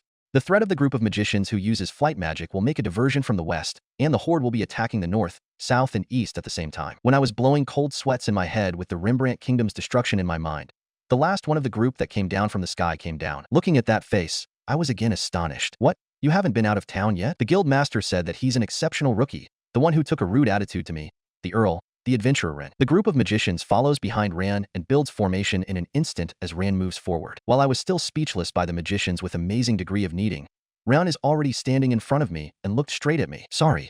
All the mercenaries who came to Grotto village has been captured. Oh, that's excellent. Did it end without uselessly marching here and putting out extra expense? Well, I only moved my private knights and the resident force. I will keep talking to Ren in a natural way as much as possible. If you look at the attitudes of the group that is lined up behind Ren, it is easy to imagine that this person is the one who put these abnormal magicians together. The problem is if Ren was a general or a royal of some country. If Ren and the people in the back are just mercenaries, it may be called a revelation for me. When I was thinking about various situations in my mind, again a stupid baron opened his mouth. This idiot. You're in a situation where you hindered the great noble like the Earl's movement without permission. Your head is still intact because the Earl is gentle. A noble face? Shut up. Bowerii, did you not feel this bloodlust? This idiot. The bloodlust are swelling up from behind Ren. The resident knights of Ramblas, who have experiences of war, seem to have looked at Bowerii with wrath from behind. Do you understand that a place is necessary to drop a topic like a noble face? Is that so? I'm sorry for that. Then, let me at least show you hospitality in our base. Ah, the Knight Order are invited to. Base? Did you make it in some city? I've never heard of such a story. I asked unintentionally because of the content of Ren's dialogue and his very poor suggestion. Bowerii is already dissatisfied to the point that it already appeared on the entire surface of his face. My heart is sorely bothered by the fact that a group of such magicians are gathering in one place, and I haven't heard of it. When I was worrying about my side and territory, Ren smiled lightly, denying what I had thinking back. No? The base isn't further back of Grotto village. I heard that it's not any country's territory. In the Forest of Abyss? Do you mean that you pioneered a base there? However, it is very far away, so let me refrain from it. I couldn't hide my surprise in Ren's words. Anyway, that's the Forest of Abyss. Rembrandt Kingdom and the Gallant Empire repeatedly sent a pioneering group to expand its territory, but all of them ends up dead. When I was young, I led an elite force and entered the forest. However, it was a tough forest to crawl in. We were forced to retreat without having to wait until the evening. It is a terrible forest that even though everyone were prepared for death, including me, escaped. Well, they built a base there, but probably only at the shallow part. Ren's confidence is also convincing. However, then, if that is true, Ren is not a member of a royal family of other country. If the royal family of another country has aimed at Rembrandt, it is not necessary to set up the base in the Forest of Abyss purposely. I smiled at the golden mountain literally descending in front of me without noticing it. However, I would like to see a base built in the Forest of Abyss. I'll prepare at a smaller scale and head over there tomorrow. I know how to move in my territory, so I will not let you wait so long. When I said that, Ren lifted one of his hands and turned the palm to me. You don't have to worry. I will take care of all the money and time needed for the march. Now, everybody, stay calm. Ren said something that I didn't understand and gave a loud voice to the almost 2,400 knights and soldiers in this place. I can understand the money, but time? When I thought so, Ren took out something. A slight reddish gold wand that is not too flashy and is made of a material I have never seen before. No way. No, that's... I shook the words that came into my head. But my eyes did not move my eyes from there. Contrary to consciousness. Plural fly. Ren murmured something with a small voice and my body was pulled up to the sky as though a myriad of threads were bound all over the body. It was a very shattering incident. Looking at it, the Knight Order are dancing in the sky as well. What an unusual spectacle. Many knights who fainted with fear can also be seen. As I expected, Bowerii fainted, which is unbecoming of a noble. I thought that the state of floating in the sky is only for a short time. Or did it become short because of the feeling of excitement and tension? When I realized it, we passed the village which looked like Grotto and flew over the Forest of Abyss. Is this flying magic? If you can always carry such a large number of people, no, even once a day, this world will be yours. We have arrived. Suddenly, I heard a call from Ren who was flying ahead. Looking at it, there is a beautiful castle that can be said to be majestic on the other side of Ren who is turning his face here. Stupid. I had never seen such a majestic castle, not only in size, but in height. Earl Villiers POV. I am overwhelmed to the point that I don't want to go. I am an upper noble. I am Earl Villiers. Yes. Because there is no such thing as this beautiful, scratchless, silver wall. But still, its color is whitish silver. What on earth is this mixed in this silver plating? I looked around while walking in this straight wide corridor. This corridor is wide enough for 10 adults to walk slowly side by side, and the ceiling is high enough to look up. It is decorated with furnitures like detailed vases and pots that you'll hesitate to touch, as well as shining silvery full-body armor. If you look closely, its silver color is close to the color of the wall. Ren, what is that wall and armor made of? It isn't just silver, right? When he heard that, Ren, who was walking in front, returned the answer casually. Ah, I pasted about 1 centimeter of mithril plate on the surface. It is necessary to use mithril since it has the highest magical power conductivity. Me? Mithril? No, that's stupid. I looked for a hole in the silver wall to find out the material that would prove that Ren's words are lies. However, the material looks very similar to the mithril ring heirloom that was passed down to my family for generations. The armor made of mithril is the strongest armor that always comes out in the hero's tale. I also heard somewhere that a mithril sword and shield have been passed down by the royal family for generations. I don't know whether it is a lie or the truth, or some sort of exaggerated story. There is also a talk that one of the S-rank adventurers had regularly used mithril helmet and armor. In other words, if I'm not mistaken, only people in high position have mithril. That's why putting mithril on the wall Don't screw with me. Yes, stop. Bowerii. Do not try to break the wall. I gave instruction to Zaxun by gesture to pull off Bowerii from the wall. We have arrived. When Ren said so, there was a huge door in front of us before I realized it. Metals were pasted on the door. It was majestic that me, who already seen various decorations, is at a loss for words. Red gold metal relief with silvery metal. The great door, coupled with its profound and immense splendor, seemed to be the gate of God to the heavens. Then, I noticed it by chance. No, I have noticed the reddish gold metal. Oh, oi, Rendano. At that time, when the majestic door opened quietly without a sound, I changed the way I call Ren, who I unconsciously thought was a commoner. I was completely speechless at scenery of the other side of the door, which opened slowly. The moment the door opened, the world of gold and silver spread. Gold floor, gold pillar, silver wall, silver furnitures. The only one with different color is a crimson carpet with a splendid embroidery and a huge, translucent crystal chandelier. What is this overwhelming wealth and power? Is this the castle of God? When we were not walking forward to the scene, Ren quickly walked ahead. As I saw it, that hall seemed to be a throne room. Big pillars were lined up, and far behind was a high staircase and a white silver throne. On the left and right of the hall, about 100 people were standing in line. They are from various races. And there are a lot of handsome men and beautiful women. Some people wear armor, light armor, or robes, but everyone has sophisticated and unusual equipment that seems to come out from a fairy tale. I understand. I understand it. I understood everything. Zaxun, who was standing diagonally behind, screamed with a trembling voice. What? What did you understand? I asked Zaxun's soliloquy in order to suppress the desire of escaping from this unrealistic sight. Zaxun stares at the hall to gasp, without even looking at me who spoke with him. They are apostles of God.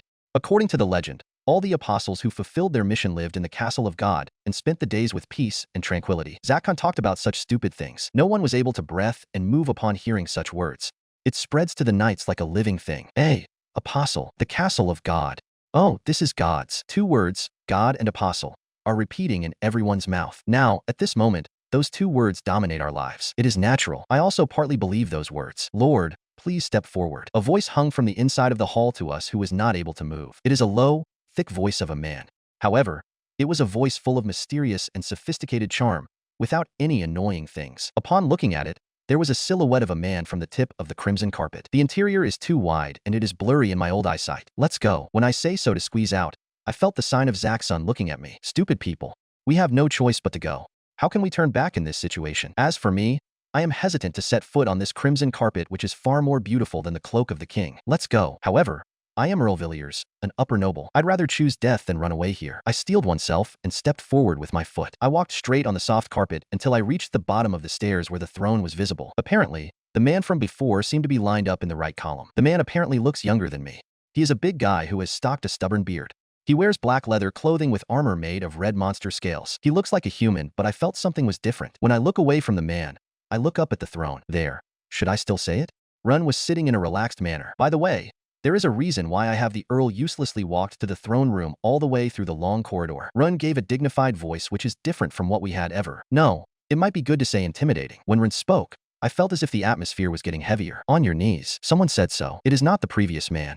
That voice clearly belongs to a woman. Although it could be said that it was pretty, it was a clear voice, but our spirits freezed enough to prepare for death with a slightly inclined anger.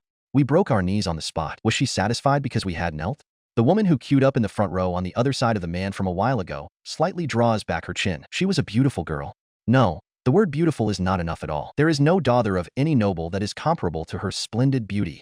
The long golden hair and the simple yet gorgeous white dress make the girl's beauty more distinctive. If someone said that she is a goddess, everyone will be convinced. Such a girl is turning her eyes to the throne. I apologize for my subordinates. Well, please treat her clear-cut attitude as a different matter. Now, let's continuation of our talk. Earl, I think we should build a country on this land. A country? Deep in this forest of abyss? No, it is certainly a land that Rembrandt Kingdom and Gallant Empire cannot touch.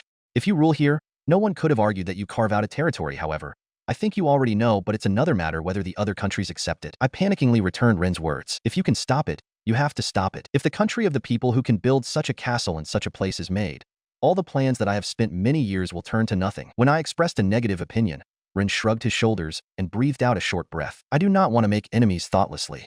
So acceptance from the top 5 major powers is necessary. When Ren says so, a big voice from a while ago was raised and it laughed. Haha, you should merge with the 5 major powers as a feudal lord. So be obedient and step down at once. Give me a break. I was about to scream at that man's too dynamic solution. It is my territory that will be crushed first. That's the last resort. If we were attacked, we'll counter it. But as I said earlier, I would like to do so without making enemies. Rin denied the opinion of the man by saying such a thing to the man. A sweet guy. This is a chance that can be used greatly. If I can use it well, scamp it, you fool. By the time when I envisioned a path to a new strategy fulfillment, that fool opened his mouth without permission. Baron Bowerii POV. The limit of my patience was reached. Even I, the great Baron Bowerii, which is merciful, wise, and tolerant, I cannot let this continue. He was able to deceive Earl Villiers because he was already old, but he can never deceive the far-sighted me. I looked around with a sense of superiority and saw that everyone was surprised. Look at that wall, everyone. Lo, Lord Bowerii? WH, what are you going to do? EI, shut up.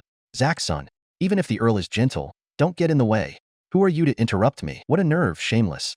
What an arrogant bastard. It seems that he has gotten arrogant because he became an honorary noble by being the Knight's Order commander, but that bastard can't hide the fact that he is an illegitimate child of someone. Even though I shouted, Zaxxon grits his teeth and glared at me. This fellow. He was also deceived because of such imitations. Behold, everyone.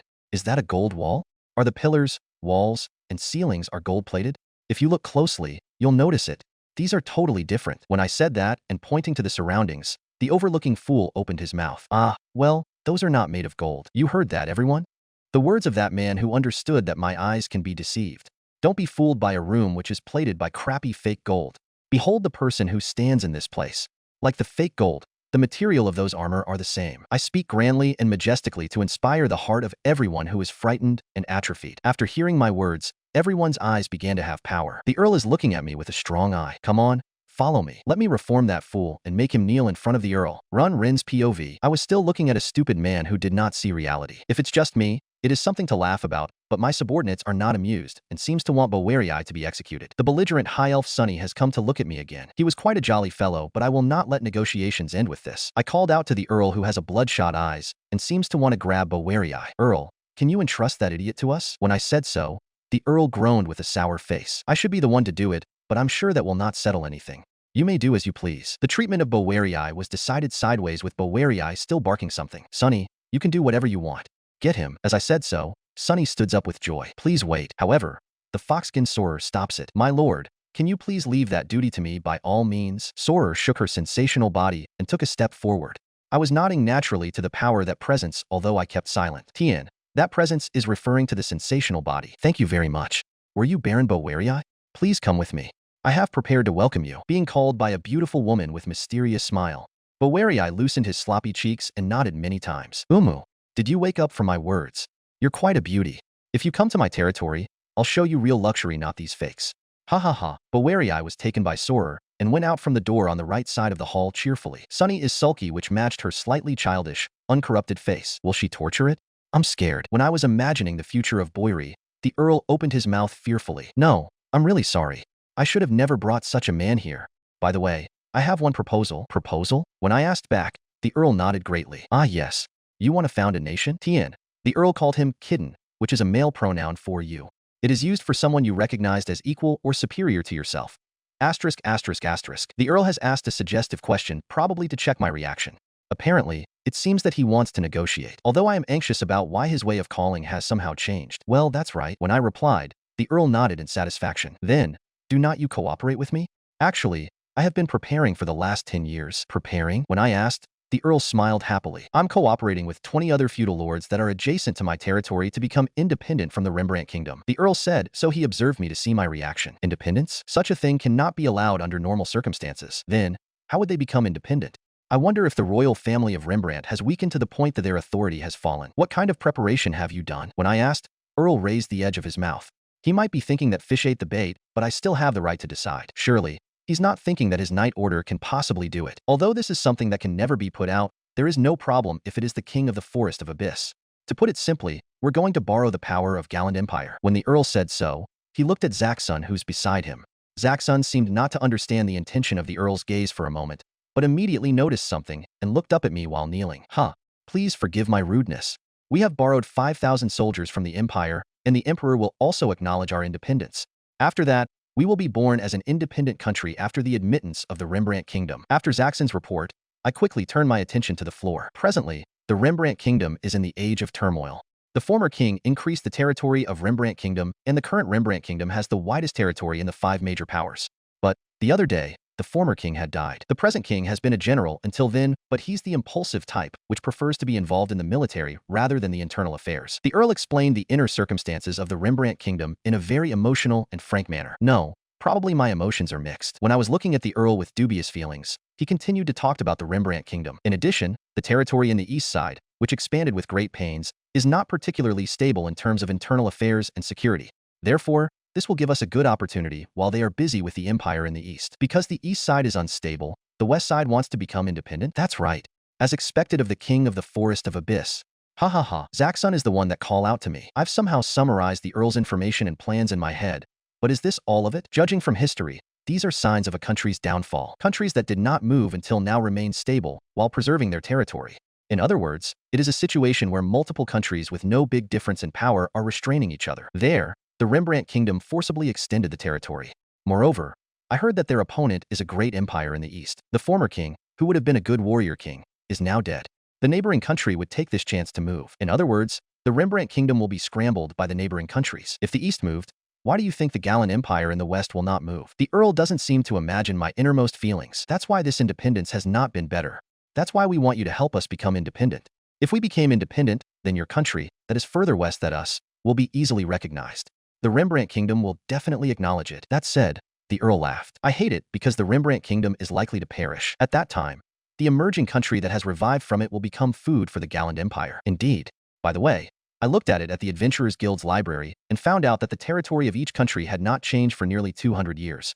The former king has vigorously expanded his territory for the last 20 years, and the former king died recently. This means that the Earl has only experienced a stable domestic situation.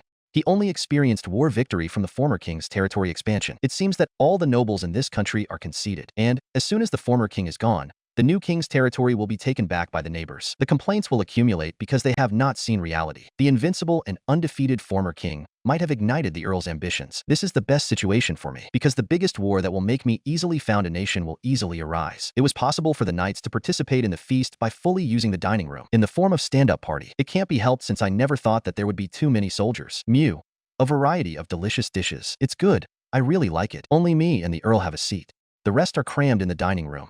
By the way, the high human Eleanor and the demonkin Cartas are standing next to me as escorts. I looked around the dining room and remembered that there were about 2,000 people in here presently.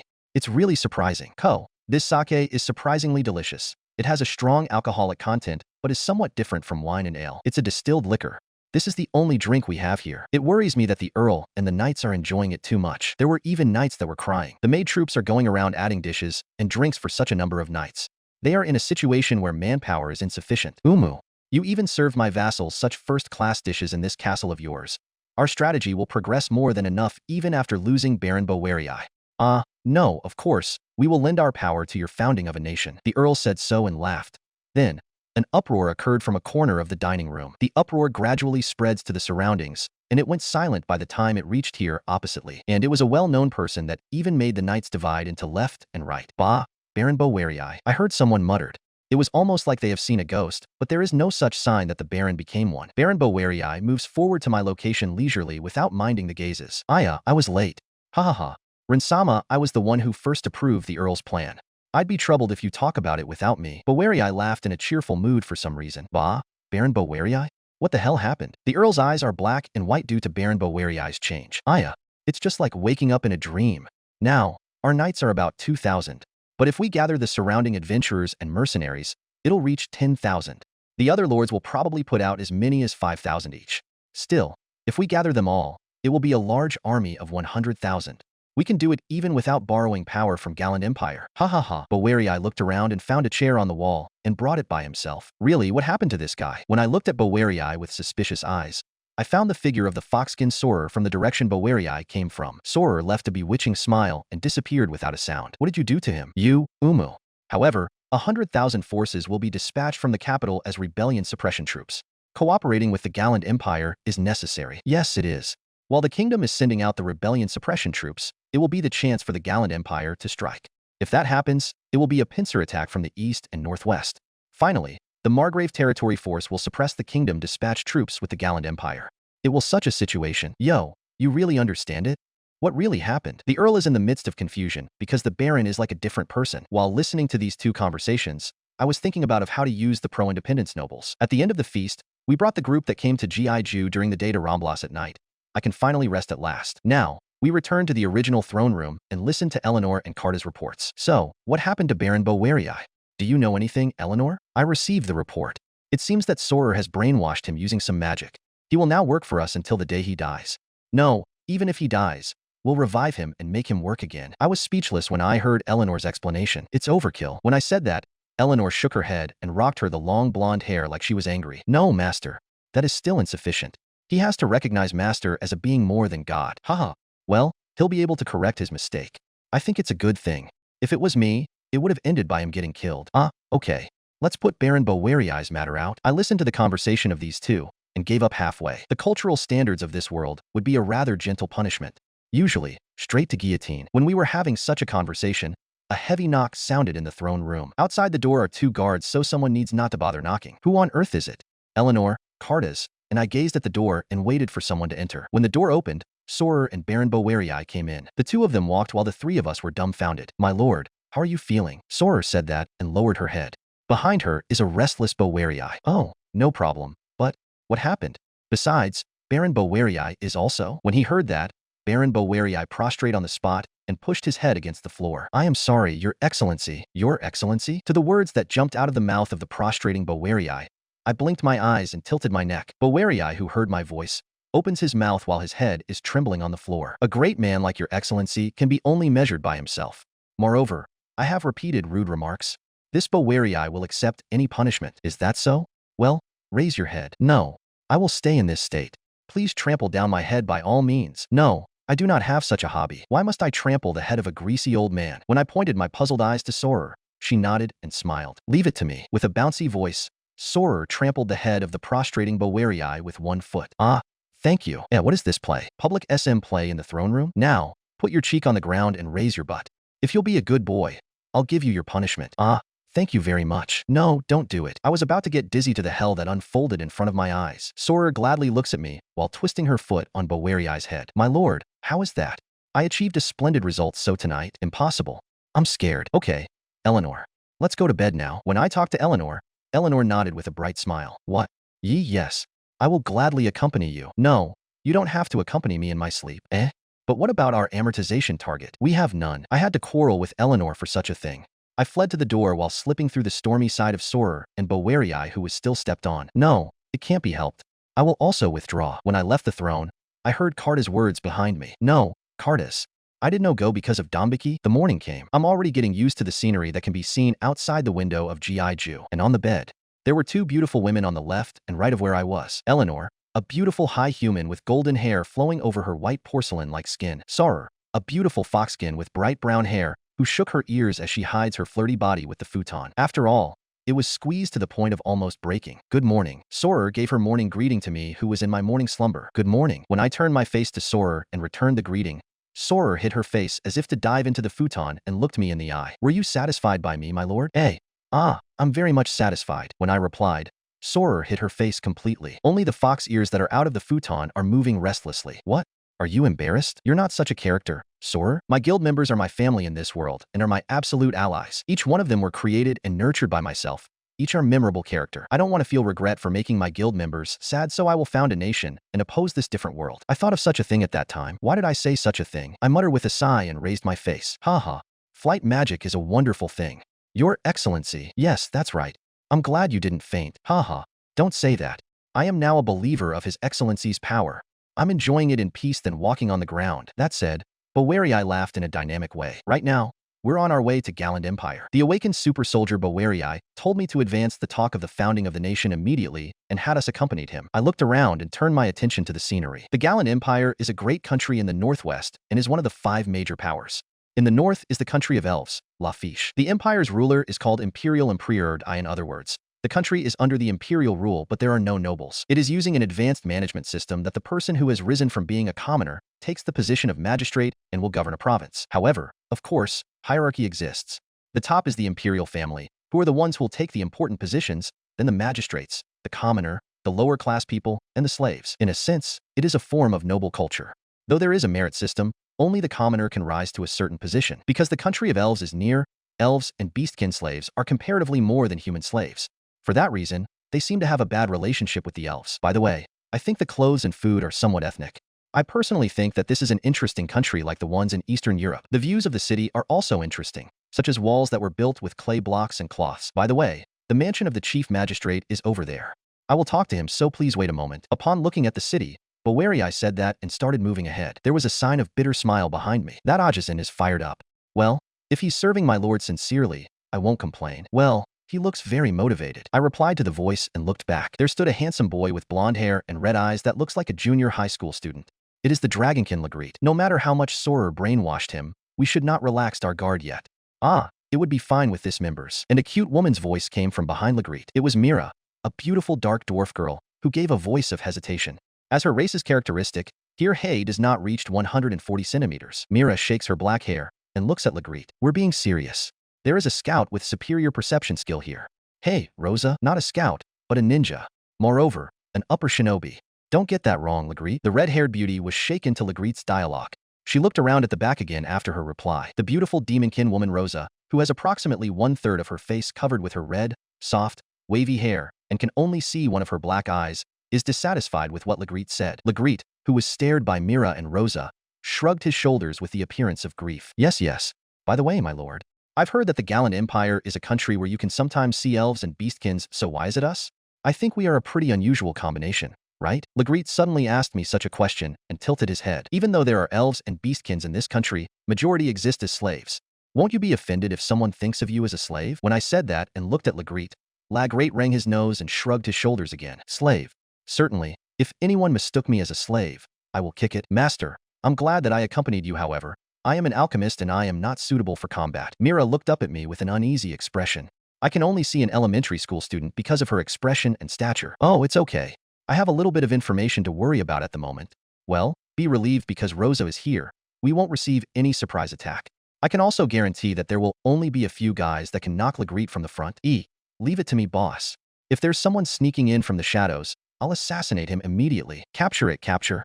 There might be some useful information. Rosa, who got into a stride because of my dialogue, says assassination in a bouncy voice. Because of that conversation in the middle of the town, we were quite conspicuous. Should I go to the magistrate's mansion after Bowerii? When I thought of such a thing, the Bowerii came out of the mansion and ran to this place. Your Excellency, the chief magistrate Turan seems to want to meet you. Damn, he's going to meet me?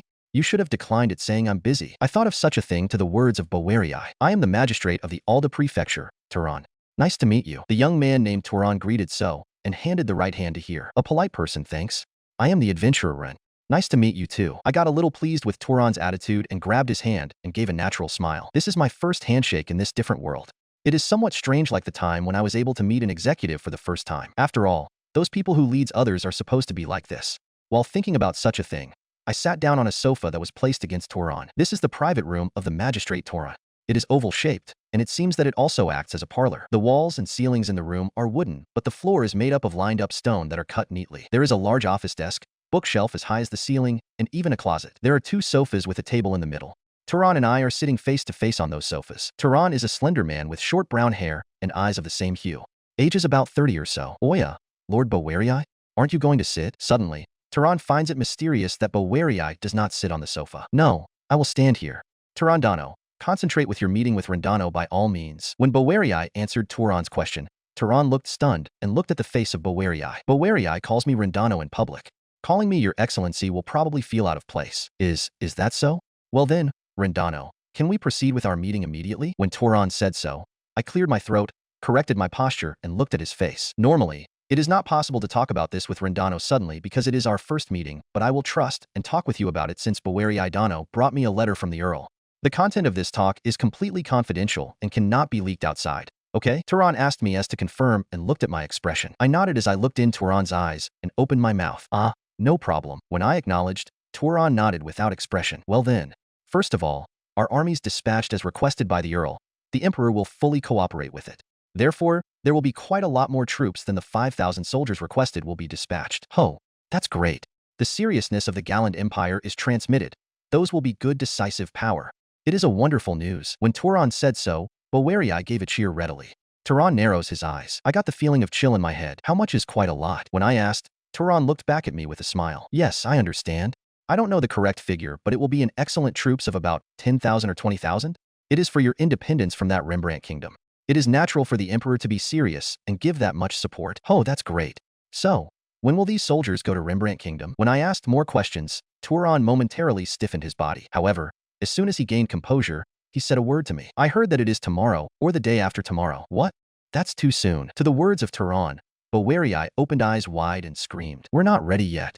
Even though Earl Villier's territory is a border territory, if a large army from the Gallant Empire stayed for days, it will be known to the kingdom's capital in 2 days. When Bowerii cried out, Turan laughed as if he was in trouble. Oh, did we misunderstand the schedule here? No, I am sorry, but rest assured, the army should have a considerable number of provisions. They carry about 1 or 2 months' worth. So let them camp in the suburbs, not in the town that is visible to public eyes. No one will notice them for a few days. Turan laughed cheerfully when explaining so. Bowerii groaned with a difficult face. No, not at all. Can you manage to get through with being found out? But still a few days. Contacting each lord and gathering them will take about 10 days? No, we have to make it in time. I have to get ready in a hurry. Bowerii stood up in a hurry, while calculating the number of days in his head with a cloudy face. Sorry, we will be rude with this. If you are able to gather soldiers promptly, can you please keep the soldiers here? Bowerii said that, and tried to get out of the room but stopped upon seeing that I didn't move. I stare at Turan, who's looking back at me mysteriously, and opens my mouth. I didn't hear where the dispatched soldier of the Gallant Empire will go first. When I asked, Turan answered with a smile. Hasn't it been decided that it will be at the Margrave territory of Earl Villiers? Then, they'll join up with you and move to action? Ah, please contact the border security properly. It will be serious if it gets attacked. Turan smiled and gave a bitter laugh. Is that so? I'll tell them properly. When I said that, I left the room with a farewell greeting. New, with His Excellency's flight magic, we'll make it in time. However, it will be at the last minute. Come on, we must go quickly. Bowerii, who's going out of town, told me so, but I shook my head and answered, impossible. We'll not make it in time. What? Bowerii was astonished at my reply and stopped. Why is that? I will briefly explain the upset Bowerii the reason. Those guys are planning to enlarge their territory using the independence plan of the Earl from the beginning, but their movements were faster than I imagined. I thought that they will support the independent country of the Earl, then pilfer the newly established country, but it seems that they gathered enough soldiers to occupy it. What? But, using power to expand territory, the other countries will not keep silent. Even though the Rembrandt Kingdom has made many enemies, the Gallant Empire will no go unscathed. Don't you think it's too disadvantageous? Bowerii wrinkles his brows and said such a thing. That's a foolish remark. Hasn't the Rembrandt Kingdom repeatedly expanded its territory through war? The Rembrandt Kingdom will gather soldiers and attack the Gallant Empire soldiers in the Margrave territory. This will be a just cause for attacking and invading the kingdom. With that, other countries can't complain publicly. That said, what should we do? Bowerii, who heard my explanation, looked at me with a pale face. Either way, the Earl's army will not make it in time. Of course, the army of the Rembrandt Kingdom who knows nothing will not be in time either. Then, there is only one answer. Legreet, will you make one historic flight for the sake of our flashy nation founding? When I said that, Legreet laughed happily. I want to do everything in a flashy way. After hearing Legreet, Mira and Rosa looked at each other and shrugged their shoulder altogether. While the sound of the wind was ringing, I, Dark Dwarf Mira, and Demonkin Rosa were talking while watching the horizon. We are at the back of Legreet in his black dragon figure. By the way, Baron Bowerii is also with us. He is in a daze because he could have never thought of riding in a dragon's back. What are we going to do, boss? Just give me the order and I'll go on a rampage. I do not like war. But if there is an enemy who'll try to harm Master, I'm going to smash and kill him. Rosa gladly said while turning her shoulders. As she looked at Mira, she sorrowfully looked down and murmured, it is true that the Gallant Empire is trying to attack the territory of the Earl, but then, if we start a country, we will be a good prey. No, this is a delicate matter and it is nothing but a guess. As I was figuring out what reply should I say to Mira, Rosa smiled and opened her mouth. What are you talking about? They're trying to steal a person's garden with a reason anyway. You should be prepared to fight back for your own territory, right? When Rosa said so, Mira was dissatisfied but did not refute. I felt that I had somehow seen the truth of Rosa's word in the Warring States era and deeply nodded. Certainly, we should attack back if we were attacked. If the majority thinks so, the minority who says beautiful things will be crushed and disappear. However, that is our state for now. We're in a situation where big countries restrain each other, but large-scale wars are still occurring. When a never-been-heard-before country emerges in a peaceful state, everyone will pay attention to it and probably take some moves. However, when a country who doesn't have much understanding emerges in the midst of war where everyone is crushing each other, it is impossible to send a large army to that country. If you do that, you will be attacked by other great powers while devoting your war potential to such a country. I will not do such stupidity. Therefore, it is necessary to found a nation in the situation where the big hands are still beyond grasps and make a big result that is enough to gather attention. That is necessary for the others to think that I'm powerful enough to not attack carelessly. Then, How should I perform my short-time offense? And how should I use the Earl? What? The Earl's surprised angry voice sounded through the room. Here is one of the parlor in the Earl's castle. The room's interior is a comfortable meeting room style that can accommodate up to 20 people. Although the Earl's castle was old, or should it be called simple and sturdy, it seemed that the castle, which was suitable as a defense base in Ramblas, was made to accommodate it. The Earl, who's sitting on the sofa, looked at Bowerii and me, then walked around the room in a restless manner. My companions and the Earl's guards are waiting right outside the door. Damn, with this, the strategy that I thought of disappeared. Should all the troops I prepared for independence prevent the march of the gallant Empire's army? It is ironic, but I must prepare a letter of reinforcement to the capital soon. As soon as the Earl said that, he sat on the desk and began writing a letter. Well, that was a surprisingly fast decision, though Bowerii, who seems to can't believe it, has a pale face. The lightness of the footwork of this Earl was unexpected in a good meaning. I opened my mouth while watching the Earl, who's rushing the pen. Earl Villiers, I have a good idea. As I said, the Earl stopped moving like the time stopped. Surely, Rendano? After hearing your story, the gallant Empire will surely gather at least 100,000 soldiers. How much can Rendano do about it? Unfortunately, we can only send 30,000 troops right away, but to be able to protect the place, we must increase the number of troops with another 10,000 or 20,000. The Earl looked at me with his back-rounded posture and calmly explained it to me. Amid this imminent situation, are you still trying to grasp my war potential? You're a very formidable man. However, my strength cannot be measured by number. Do not worry about the problem of war potential. The problem is that the Earl assumed independence that cannot be done in any way. When I said so, the Earl returned irony to my words with a smile. I suppose that my dream of independence can no longer be shaped. There are two choices available for me now. Should I get swallowed by the gallant Empire, or fulfill my role as a wall of Rembrandt Kingdom? The walls are made with the assumption that they will break, but my soldiers, as well as other lords who have been my comrades, have been rattled to play the role of the wall. It will take 10 years to rebuild it. The Earl said as if to throw up, and I sighed deeply. I looked at him and put out one finger. I'll add one more choice. What? That kind of possibility from the king of the Forest of Abyss. Are you really the messenger of God, or an apostle? The Earl said so to jokingly to my words, but his eyes were not laughing at all. As the Earl gazes at me as if urging me to go ahead, I involuntarily smiled and talked about the choice. We'll do something about the Imperial soldier, but you need to work as a magistrate to the nation that I will found. I'll promise the second position from the top in the government to the Earl. When I said so, the Earl hardened, then spit out a laugh immediately. Ha ha. A quite interesting choice. In other words, a prime minister in the kingdom or a minister in the gallant Empire. However, if I fail, I betrayed the Rembrandt Kingdom and will end up being grinded by both the gallant Empire and the Rembrandt Kingdom. I will not consider it. The Earl shrugged his shoulders as he laughed at my suggestion. Of course, such a talk will be easily rejected. Earl, what will happen if you protect the Rembrandt Kingdom from the Empire? What is it you found out that you worked for independence? What if the reinforcements of the kingdom that concentrate soldiers in the east won't make it in time? How much probability do you think you can sustain your current life, status, and territory? When I said so, the Earl breathed out a short, expressionless breath. I would never be able to maintain it. The most I can do is to somehow hold out a siege in this castle. In other words, Ramblas will be the stronghold while other areas will be devastated by the gallant Empire. Understanding, are you not? Then my proposal is not bad, is it? The probability of winning the bet is quite good.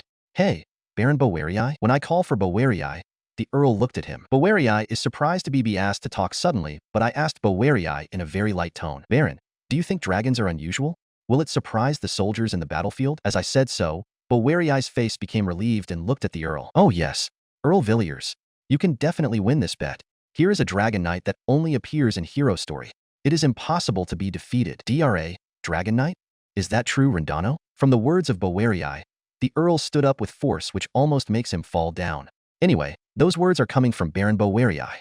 The power loaded in his eyes and words is truly an imminent force. This is going to be one of the choices the Earl will choose from. Well, our war potentials are truly beyond the Earl's expectation. Well then, return to your preparations. I'll come back tomorrow morning for the conclusion. I did not answer the Earl's question as I quickly stood up and left the room. Bowerii will surely make the Earl inclined to me. Now it's getting interesting. When I said that, Legrete, who was waiting outside, smiled, laughed, and nodded. I need to recall guild wars after a long time. When we returned to Gi Ju, I gathered the leader of each corps and shut ourselves in the conference room. How many teams will be left to guard and maintain the castle? There is no problem with only leaving the maid corps. How about scouting and gathering information in Gallant Empire? We need one corps to scout the enemy forces. Several people may be needed to move around and gather information. I'll do it. The one who should do it should have a high individual combat skill, right? To stop the enemy's march, we should summon monsters to do it. Affirmative. One of us can summon up to 10 giant beast type. We'll have 100 summoned beast in all. I'm sorry. Out of the 5 monster tamers, 2 won't be able to do it, so we currently only have 30 monsters. All of those monsters are from the vicinity of this Gi Ju. Then, can a spirit mage summon ghosts? That's right. Flame types have time limit of 3 hours. One person can summon up to 25, 155. We can make them as a temporary wall against the enemy. We can even break them into 2 or 3 groups. My lord. How about me? Wait for an opening. What? It can't be helped. Anyway, the enemy are great in number, so we should not be careless. You have never experienced to be in a battlefield with over 10,000 opponents, right? Therefore, setting walls to restrict the enemy's movements then intimidate them with the Dragonkin unit are absolute necessity. If you'll attack immediately, you'll be attacked by magicians, bows, or a unit that is capable of long-distance attacks such as magic swordsmen. Next, you'll probably get caught in the breath attack of the Dragonkin units towards the enemy commander's location. I watched everyone's face while letting everyone hear their role in the war. This time, we have redesigned our unit formation and reorganized it into a special troop formation for war. There are 6 types of troops: Scout, Melee Combat, Long-Distance Combat, Dragonkins, Summoner, and Special. It is an easy-to-understand role that can be matched with their job. Only healing mages are incorporated to each unit's. Master. One woman opened her mouth while I was explaining the strategy. It's a beautiful woman with drooping eyes. She's wearing a kimono and has a dark brown hair that extends up to her shoulders. What is it? When she heard that, Malnia looked at me with a difficult face. The strategy is too gentle. Tien, I like her already. Millennia said so and stood up on the spot. This is a war and not a guild match. That hefty kindness will tighten our neck. That will cause an unnecessary expansion of war. When she said that, Malnia looked at our companions who were sitting around. The enemy who wants to flee will likely be able to escape with that strategy. That kindness will surely cause a bad situation later. Though it is a good estimate to say that 1 commander and 1,000 enemies are comparable to 1 ally, but if you don't want our companions to die, it is necessary to show power and results to the point that no one would want to oppose you. Come to think of it, when I was creating Malnia, I set her to be an excellent strategist. When I silently nods to Malnia, she slightly smiles and opens her mouth. As for me, I will propose an encirclement annihilation war. We don't know the level of the opponent's magic and weapons, so the Dragonkin troops should attack far away, but then, their breath's effect will be thin. We should put a mage on their back while in the dragon form, and let those mages cast mass ice rain from the sky. With that, we can unilaterally attack from high altitudes. The terrain is going to change. When I imagined Mylenia's attack strategy and frowned, she nodded greatly. The terrain will indeed change. When a large army marches, they don't make long and slender formation because it will increase the number of targets. There will be a chance that their commander will be taken out in a surprise attack that will divide them. Therefore, if they want to quickly go to a certain destination, they'll split up and join their local confluence and move with ships while leaving the large army. Or make full use of the advantages of a large army and march on flat grounds. In other words, it will destroy the advantages of a large army? When she heard that, Malnia smiles again. That's right. It is unexpectedly easy to surround a large army if it is our guild. The large army will be thoroughly maintaining their formation so that it will not fall apart unnecessarily. So, while the summoned giant beast monsters are sealing their movements, we will install a wall in all direction using earth magic. I don't know the level of magic, but it should be at least 1 meter thick, and the height should be about 2 meters. Let's prioritize crushing those who were able to get out beyond that, attacking them from the sky, which render the enemy's counterattack useless, and completely removing their chance to escape. A work of a demon. I feel sympathetic for the enemy soldiers that will receive Mylenia's torture rush play, but it seems to be popular among my guild members. All the guild members are listening with pleasure. Well, unlike me who was fighting in 5 years because it is a game, my guild members have repeatedly washed their own flesh and blood while losing their lives. In the point of view of the game characters, they have been killing each other with the assumption of dying every week. The enemies they fight are equally strong or stronger than them. They may not feel sympathy for the enemy. No, that's not it. I still have my Japanese senses. Perhaps it is the common perception in this different world. It might be a culture level similar to medieval Europe and Warring State era. I might have felt a difference in my awareness of the war. The meeting seemed a bit sidetracked by the story of the guild match in the past. I was wondering what the guild match looked like from their point of view, so I listened to everyone's conversation silently. Well, that time was serious. Was it the 32nd guild match? Our guild was still small at that time, and there were only about 40 of us. But the opponents are 300. It's the Phantom Horses Guild. It is a joint guild of Crazy Horse, Ghost Knights, and Shameless Insects, so we can't win in number. Well, their number was about 150, and it was also the first defeat of the guild. They seem to be able to recognize other guilds. Hearing the conversations of the characters I made gave me a mysterious feeling. I think that is the best thing indeed. You see, while the enemies are occupying most of our base, Boss defeated the enemy general by himself. That was awesome. That's true. At that time, even Eleanor's diversion was destroyed, so I thought that it's a complete defeat. I was not able to meet my master's expectations at that time, but the next one, that time. Master is in one of the 3 detached team while I am with those who are defending G.I. Jew. Master assault the enemy's guild master by himself while the enemies are vandalizing the inside of the castle. I think that I heard a ridiculous story because I was in the game. I was so reckless. It is dangerous, and I feel that it is unexpected excessive from subordinates' point of view. No, I must change. This place is not Japan. If you hesitate to kill, you are likely to be killed. There was a part that I was not able to have a sense of reality yet, but it is necessary to throw over-reliance away soon. I pressed my back to the backrest while thinking about it. The morning came. I woke up and raised the upper part of my body and confirmed that a beautiful blonde girl, Eleanor, was sleeping near me. I crawled out of the bed in order to not wake up the high elf Sunny and the dark dwarf Mira, which are sleeping between me and Eleanor. Now I've done it. Even though they are already at the right age, this stinks like a crime after seeing the figure of two small girls. I was changing my clothes carefully in order to not make a sound then. The sound of cloth rubbing against each other echoed. Master Tien. The one who called him is probably the dark elf Mira. Mira calls her master in English. Eleanor calls her Gashijin-sama and Mylnia calls him Oyakata-sama. I translated all of those as master. By the way, the other guild members also has their own way of calling it. I flee from the room like a madman after hearing that sweet voice from behind. The Sanjaraki says it is best to retreat during this situation. Tien. Sanjaraki is the 36 ancient Chinese military strategies, of which the last resort was said to be beating a retreat. I was full of guilt in the morning, but I still need to go to the Earl's castle. Sinos and Sadia are also coming. Who are you? However, the gatekeeper stopped us before entering the vicinity of the castle. This is a premonition of the promised event. I thought of that, but the gatekeeper recalled who we are and saluted. You're Rin-sama. I heard that you're a future S-rank adventurer. I am honored to meet you. Please be at ease. After that, I was guided to the Earl's office while receiving a royal level treatment. When I sink my body to the sofa in the Oval Office, I opened my mouth to the Earl, who has a dubious face. You are completely different compared to yesterday with Baron Boweryai's presence. When I told that to the Earl, he shook his head lightly and opened his mouth. It's natural. The partner we seek will be coming with superior numbers. What should I do for my subordinates to thoroughly respond to it? It is definitely a strong hit. However, Baron Boweryai's case is different because he is disliked by my vassals and servants. The Earl smiled and looked at me. Speaking of which, where is the Baron? When he heard that, the Earl raised the edge of his mouth and draw his chin back. I have ordered the execution of the strategy, prepared for independence to each lord with a fast horse. He has various biographies since he came from a distinguished noble family. He is a good horse for this territory. Fool. Then shall I cut down the talk? Are you sure you're ready to be independent? Wouldn't it end here with just preventing the invasion of the Galland Empire? When I said that to Earl, he rounded her eyes and looked at me seriously. You seem to be quite confident. Are you really all right? When I said that the Galland Empire has 100,000 troops, that's only a speculation. Nonetheless, I think it is most reasonable if you think about the strength of Galland Empire as a whole. Well, they won't be a problem. When I answered to the Earl's anxiety, he looked at with a cramped face and looked at Sinos and Sadia, who were standing behind. Awesome. I'll have to make sure not to antagonize Rindano, by all means assuming that you'll succeed. Well, we won't be recognized by the Galland Empire anymore, so we may need someone's hands. The Earl started muttering while massaging his chin. All right, if that is the case, then we'll proceed with our plan. Is that so? Can you please give us 5 days?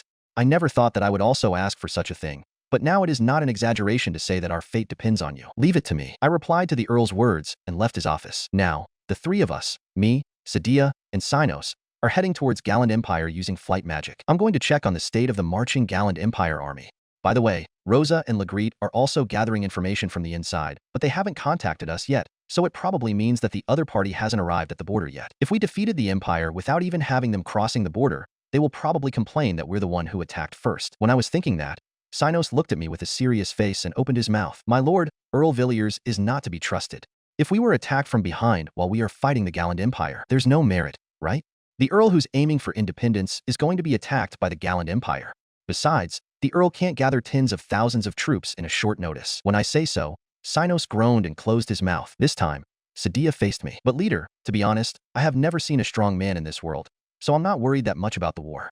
The problem is, aren't they going to betray you after founding a nation? That's not a problem too. I'm going to make the founding of our nation a flashy one, so that everyone will recognize it.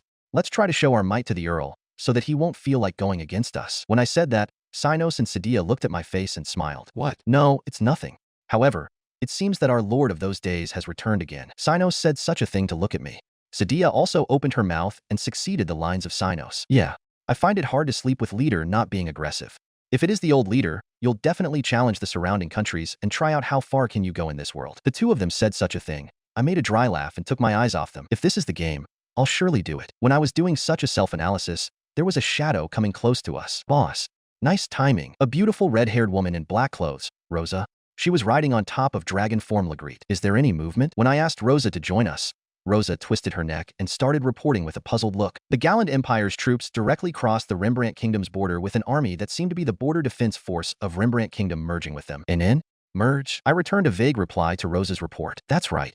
Until then, it was about 70 or 80,000 troops. but now I think they swelled to 100,000. Rosa silently waited for my word after her report while giving me a slightly suspicious look. It might be a natural action if they are not aware of what the Gallant Empire is planning. However, the Earl will not forget to contact them. I'm sure he'll order them to earn even one day. Rosa, where are the merged Rembrandt Kingdom forces located? Are they in the front? Ah, yes.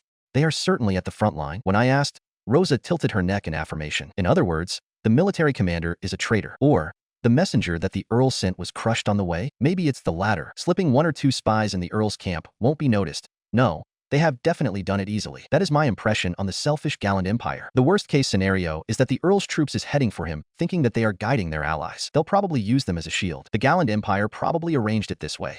They plan on making the Earl's troop battle each other in order to decrease their morale. If that were the case, the Earl would have lost. However, this time the Gallant Empire was quite unfortunate, because they have to face us before the Earl. Master, may the fortune of war be with you. The headmaid Proudia said so with her usual expressionless face. The butler Dion bowed deeply. I have always thought that our guild is the strongest, my lord. All those who stand before our guild will be burnt to ashes. May the fortune of war be with you. Dion, who usually has a poisonous tongue, encouraged me with a smile on his face. I look at Dion with an indescribable feeling.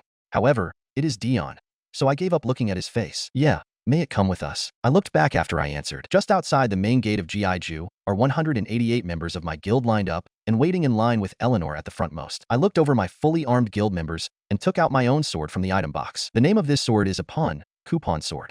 The attack power of this sword is at the maximum value. Additional effects are the following: stamina and magical power recovery, 30% maximum HP increase, and 50% increase in both attack and defense. It is a foul weapon. TN. Since this sword was used during the game, I think the HP means hit points, which is the health of the character, not the hentai points that was introduced in a previous chapter. Because there is a considerable flexibility in design, I designed it as a luxurious longsword like the one I saw on the internet. When I thrust that long sword in front of me, I looked around and opened my mouth. Now, we'll go to war. This time, it is not against another guild. The enemies are also unknown. However, as a result of our investigation in Ramblas, someone who has a strength that is equal to us are only the characters from old tales that are considered legendary or the rumored S-rank adventurers. I cut my words there and took a short breath. But there are many enemies. According to the prediction, they are about 100,000. Even if the less than 200 us showed up, the enemies won't even bother with us. But that is obvious. Understand that we are at a disadvantage and follow the strategy. Don't let your guard down.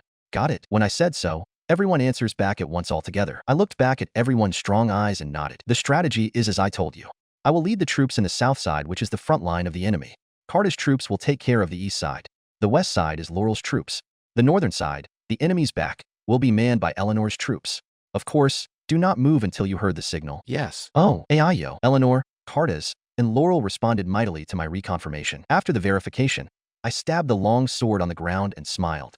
My fingers are trembling due to excitement. Now, let's go to war. We looked at the state of the enemy from the sky. The great army of the Gallant Empire was marching in a regular, dense formation with their red flag.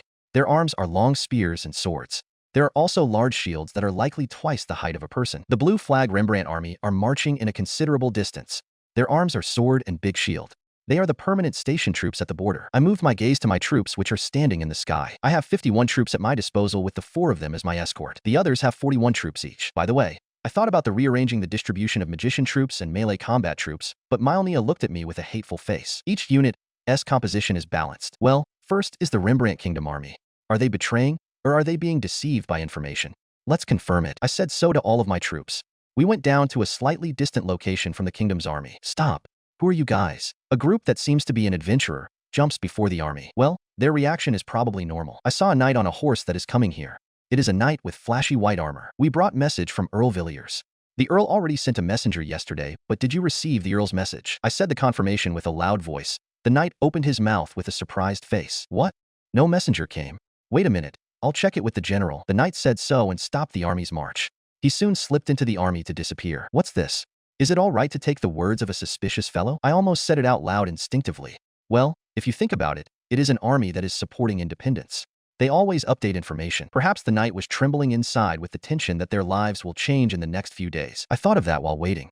The previous knight appeared from the column of soldiers who were looking at us suspiciously. Come with me. When the knight said so with a grim face, the soldiers around the knights were able to avoid left and right, and the road was made by the crowd. My lord, I'll go first. I'll rely on you. Sinos takes the lead of my escorts, Sadia and Legreet to my left and right, and Sora at the back. This party composition can hunt all species of the Dragon of Colors, which are large bosses. Moreover, there are other 46 guild members behind us. We walked in the midst of the 20,000 Rembrandt Kingdom troops. After walking for a while, I came across a group of soldiers who are clearly of different quality. Every one of them are riding a horse and was equipped with blue armor and big shield. There is one knight that is wearing a white cloak. The knight looked at us and took a step forward. I'm the one commanding this army, Dennis Hoover.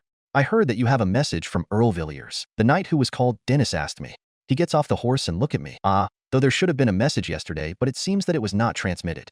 The Galland Empire disregards its promise with the Earl and has come to the Margrave territory as invaders. When I said that, the voices of surprise went up around me. Dennis wrinkled his eyebrows and drew back his chin. Dennis have done that in a few seconds, then looked at me. I thought it was strange. I heard that the reinforcement from Galland Empire is only 5,000 soldiers, but the army came is a large army with 80,000 soldiers. However, we could not resist the directive of bringing the Galland Empire's army. Dennis said that inside. He crossed his arm and looked at me. But what should we do? This situation is already tough, and if we make a wrong move, it will be quite severe. Does the Earl knows? Dennis asked me that and I smiled. The general should go ahead with the army. The Galland Empire's army at the back will stop moving, but move forward as much as possible. If not, you'll get caught. Do you have a plan? When Dennis twisted his head into my lines and asked, one knight came running from behind him. We have received a question from the commander of the Galland Empire's army. Did a problem occur? How should I respond? The knight who brought the message asked. Dennis turned his gaze backwards and clicked his tongue once. What an irritating matter. Dennis, who had guided the enemy behind him without knowing, muttered without hiding his frustration. I bitterly smile. I turn my eyes to Dennis and open my mouth. Please advance. Leave this place to us. What? You're not hiding soldiers somewhere, are you? Standing in front of that large army, you'll be crushed in a few minutes. Dennis worriedly said so, but I laughed aloud. The waiting soldiers are hiding. We're already surrounding them from all sides. Please proceed with confidence. Who are you guys? Deja vu? I'm sure I heard those lines somewhere. I shouldn't think about troublesome things, so I put my sight to the spectacle in front of me. It is a large army with red flags. The Galland Empire army. The soldiers turned their long spears forward, and from their interior, a large man who's riding a horse and is wearing red armor raised his voice. The other soldiers are in uniform with their dull-colored metal armor, so it is probably one of the commanders. I stared at the large man and raised my voice. This is the territory of Rembrandt Kingdom. Why did you come to this place? Let me have your answer. I shouted loudly and used a weak wind magic to spread my voice. There should be a just cause before starting a war. Therefore, it is necessary to make a remark which recognizes the place where the other party is now. Oh, that's right. We've been asked by the feudal lord of this Margrave territory, Earl Villiers. Are you the messenger of the Earl? The large man said so and looked down at me. It would be nice if we could literally arrest this large army, but there will certainly be a small resistance. I must let the people think that we fought a defensive battle. The people who will survive will probably convey that to the Galland Empire. No, we are the ones who live in the Forest of Abyss. There is a country in the depths of the forest, and the Earl detached his territory to Rembrandt to be part of our country. In other words, this land has become part of our country. When I told him that, the large man rounded his eyes and froze. The atmosphere froze in that situation as cold sweat flows through them. Oh yeah? Did I say something weird? When I thought of such a thing, the large man began to laugh as if a dam had broke. Hearing his laughter, the surrounding soldiers laughed. Are you an idiot? The Forest of Abyss on the west end? That land is a forest of monsters that even Galland Empire will not get its hands on. Are you some kind of madman to utter such a word? When the large man said so and began to laugh again, the sword of Sinos sounded. My lord, may I cut it? Wait a little longer. It will be bad if you do it now. I was able to pacify Sinos' bloodlust. I raised my face. Anyways, the power of the Galland Empire army is no longer needed. I want you to leave now as it is. When I say so while enduring the shame, the large man who laughed for some time shook his shoulder and pointed at me. Shoot. They're just earning time. It's too lousy. Ha ha ha. As the large man laughs, dozens of arrows came flying from the vicinity near him. Those are arrows from a number of people, but those are completely meaningless. All the arrows were chopped off by Sinos alone. Ha ha ha wah wah. When Sinos waved the sword while keeping the bladed edge downwards, the large guy who was laughing stopped in the middle and blinked his eyes. You small fry. You deserve to die 10,000 times for laughing at my lord. Sinos raised a snarl from his belly. The soldiers were affected and panicky put out their spears. R.A. Raised your weapons. Archers. Voices echoed from the Galland Empire's army as new arrows came flying. They were all warded off by Sinos again. Seeing the spectacle, the large man clenched his teeth and barked. What are you doing? If such a small group of mercenary were able to stop the march of the 80,000 of us, we will be beheaded by the Emperor. Mage Corps. Fire Lance. When the large man yelled, about 10 people who are wearing robes that looks like mages appeared. Each mages are protected by 2 big shield-bearer soldiers. I looked at the mage troops who started chanting and thought that it was good to separate the Mage Corps after all. My lord, may I cut them? It looks like Sinos is going to run off. I drew back my chin and opened my mouth. No, wait, again? I laughed at the scream-like voice of Sinos. I give instructions to Sorer, who waits from behind. Anti-magic barrier and anti-flame resistance. Leave it to me, my lord. After Sorer said that, she put up magical defense for all of us in a few seconds. Teach, this is stupid. No, this is impossible. One person casted magic to all of them without chant. Shoot. The large man was mumbling something. He gave off a command to the mages who have a defiant attitude. The next moment, a 1-meter-long spear of flame flew out in the air, leaving a red line. However, it became foggy and vanished at the place about 10 centimeters in front of Sinos. The soldiers of the gallant Empire army are stunned by the spectacle. I saw the large man's mouth still opened and nodded. I issue an order to Sinos. For the time being, 100 people. Return after you cut down 100 of them. Got it? Then go. The moment I issued a decree, Sinos kicked the ground and ran like flying in parallel with the ground. Even though the tip of the spear was oriented towards here without gaps, Sinos swept through the wall of spears in front at once, without shaking at a speed where you can't catch his sword with your eyes. The wreckage of broken spears, which might have been cut by Sinos, is fluttering in the air. It's a speed that even my eyes can't follow. The soldiers who have been cut in two in their neck or torso didn't know what happened to them. Sinos, who would have cut one or two of them in a second, came back in 1 minute. Sinos lowered his head to me as I heard screams and cries of confusion of the gallant Empire soldiers. I'm sorry, my lord. I'm not sure why, but there is a gap in the middle.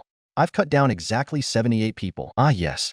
It's okay. It was too fast for a power demonstration. I replied to Sano's apology and saw the large man who's still not moving. Then, let's start the war. We'll be serious, so please do your best to escape. As I told that to the large man, I looked at the two summoner, a male and a female elves, from the back. Both of them are handsome man and beautiful woman with slim figure and blue hair like twins. The man is called Delta and the woman is called Fellow. For the time being, 10 Cyclops? Arrange them like a wall, in a straight line with equal intervals. When I said so, the two of them replied and started summoning. Blue magic formation emerged from their left and right in about 10 seconds, and one by one, 4-meter Cyclops appeared. Seeing the large monsters, I heard screams from the Empire's soldiers. Well, probably because we're just about a knee-high compared to them. They're scared. Now, those who can use earth magic, create a sand wall. Set them behind the Cyclops. The height should be 2 meters and thickness of 1 meter. Why? Ooh, yes. The mages replied when I said so.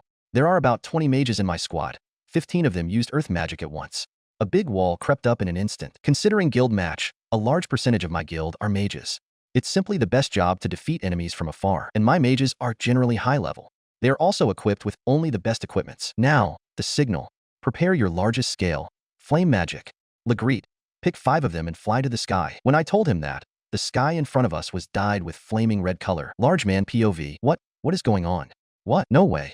Are you telling me that we are surrounded by 10,000 upper-class mages? I managed to suppress the agitation inside of me, but I saw the pandemonium of the soldiers. All of you, calm down. That's only a magical exercise. Soon, the enemy will move. The Cyclops will begin to move. Front rank, set up the shield and thrust the spear on the legs of the Cyclops. Archers, set up your bow and target the Cyclops' eye. What? When I was issuing orders, a huge chunk of fire flew in between the Cyclops. What is that magic? No way. Is that the large-scale fire magic that the 10 mages of the elf country used in war? One of the masses of fire finally fell on top of the soldiers before I could even speak. When the roar was sounded, it turns into a huge tornado flame and rolled to the soldiers around the vicinity. 100 soldiers are burned out in a moment, while the tornado flames swell further to the crowd of soldiers one after another. What is this? This is not a war. The sight before me can only be called hell. I merely looked at the approaching lump of fire. I was looking at the Cyclops and the earth wall that were shining brightly in red as 15 tornado flames that are even reaching the heavens were blazing. Cyclops have round eyes. Their burning skin also smells like humans. Their gigantic body is also quite fearful. While I was thinking such things about the tornado flame and the Cyclops, I saw lumps of ice pouring down from the sky. No, those lumps of ice are huge chunks that can't be expressed in words. As if a house had fallen, the lump rings a roar as it hits the ground and sank. My liege, shouldn't we also make our move? Tien, I will change now how Sinos refer Ren. He calls Ren Tono, and he's like a samurai, so I guess it is more appropriate. By the way, Sora calls Ren as Wagakimi, which will stay as my lord. Asterisk, asterisk, asterisk. No, we'll crush those who will run outside. Didn't you hear the strategy? This Sinos, for now, except for the mages, we will be on standby. If the enemy pulls out the Cyclops and comes to this side, kill them without fail. Got it? The vanguards don't have magic barriers, so let the spirit mages to summon a spirit and put them in front. When I said that, the mages gathered. I want to see the whole from the sky once. 5 people will remain on the ground. Ask for the support of other members. The rest will come with me. I said so and chanted flying magic. I flew up in the sky with a feeling that I'm being drawn out from the top. The scenery from the sky was as if it was not real. Dozens of tornado flames raging, the Cyclops standing inside the earth wall surrounding the area from all sides, and the soldiers that are being thrown up at the center. There are also huge lumps of ice that are pouring down on places where there is no tornado flame. Yuwa. I said so with no emotion as I looked at the soldiers who escaped from the walls in all directions. Though I'm looking at them at a distance where the view is similar to an ant's nest, I can't see soldiers crossing the earth wall. The soldiers who were able to crawl out became food for the summoned spirit as soon as they got across the earth wall. Burned by the fire spirits, blown off by the water stream by the water spirit, torn up by the wind spirit, and crushed by the earth spirit. Because there is a great number of soldiers, they were able to escape from the Cyclops. Beyond the earth wall, there are some soldiers that have also escaped even from the spirits. Those are being reaped by melee combatants such as swordsmen, knights, samurais, and ninjas. I thought that some people could escape, but I can't find any. When I said that, I moved on to the last step to end this war. Third-person POV. Got him. Not again. Sadia. Cynos stopped the sword that he's holding in one hand. He yelled at Sadia's back, who just slashed a gallant Empire soldier's neck. Sadia looked back at Cynos, loosened her mouth, and snuffled. Did you bear a grudge against the gallant Empire's small fries? I mean, you're acting violently since the war has began. Sadia said so as she shrugged her shoulders, then disappeared from the place without a sound. Gunyanunu. Using perception interference skill and movement speed increase skill is cheating. Sadia. Cynos looked at the surroundings when he shouted. Because the area is considerably wide, Cynos was not able to fight that much because he needs to chase enemy one by one. Sometimes, there are some people who make some good moves. That neck-cutting woman. Cynos said that in a sulky manner as he saw Sadia again cut down the neck of an enemy soldier in a place about a dozen of meters left of Cynos. Sadia stared at Cynos silently for a few seconds, then disappears again. Key. Did she hear me? No, I'm not the bad one. Cynos looked around again, muttering so to persuade himself. Moo. Then, in Cynos' view, there appeared to be someone with some moves that were quite different from other people. It is a man in armor which climbs the earth wall with enough margin and chooses a place where there are few spirits by checking the surroundings. It is a man with short black hair and red armor. He saw Cynos walking towards him. The gazes of the two of them interlace. Cynos sets his sword and drops his waist. The next moment, Sadia appeared from behind the red-armored man and cut off his neck. Nua. On that sight, Cynos screamed. HNN? Ah, sorry. Looking at Cynos' crying face, Sadia disappeared again without a sound after apologizing in a light tone. Perception interference skill, movement speed increase, and even assassination skill. That's a foul. Cynos muttered with a look full of resignation. Eleanor's POV. When I sensed the presence of Master who was flying brilliantly in the sky, I looked up at the sky, which was flushed red, in a hurry. I felt Master's presence. Archers, if someone is available, please go here. When I said that, Mylnia, the high human which was the last one that Master created, came out before me. When she came in front of me, she looked up at the sky with an amazed face. What kind of sensors do you have, Commander Eleanor? Even if you possess the highest level of perception, it is impossible with this distance.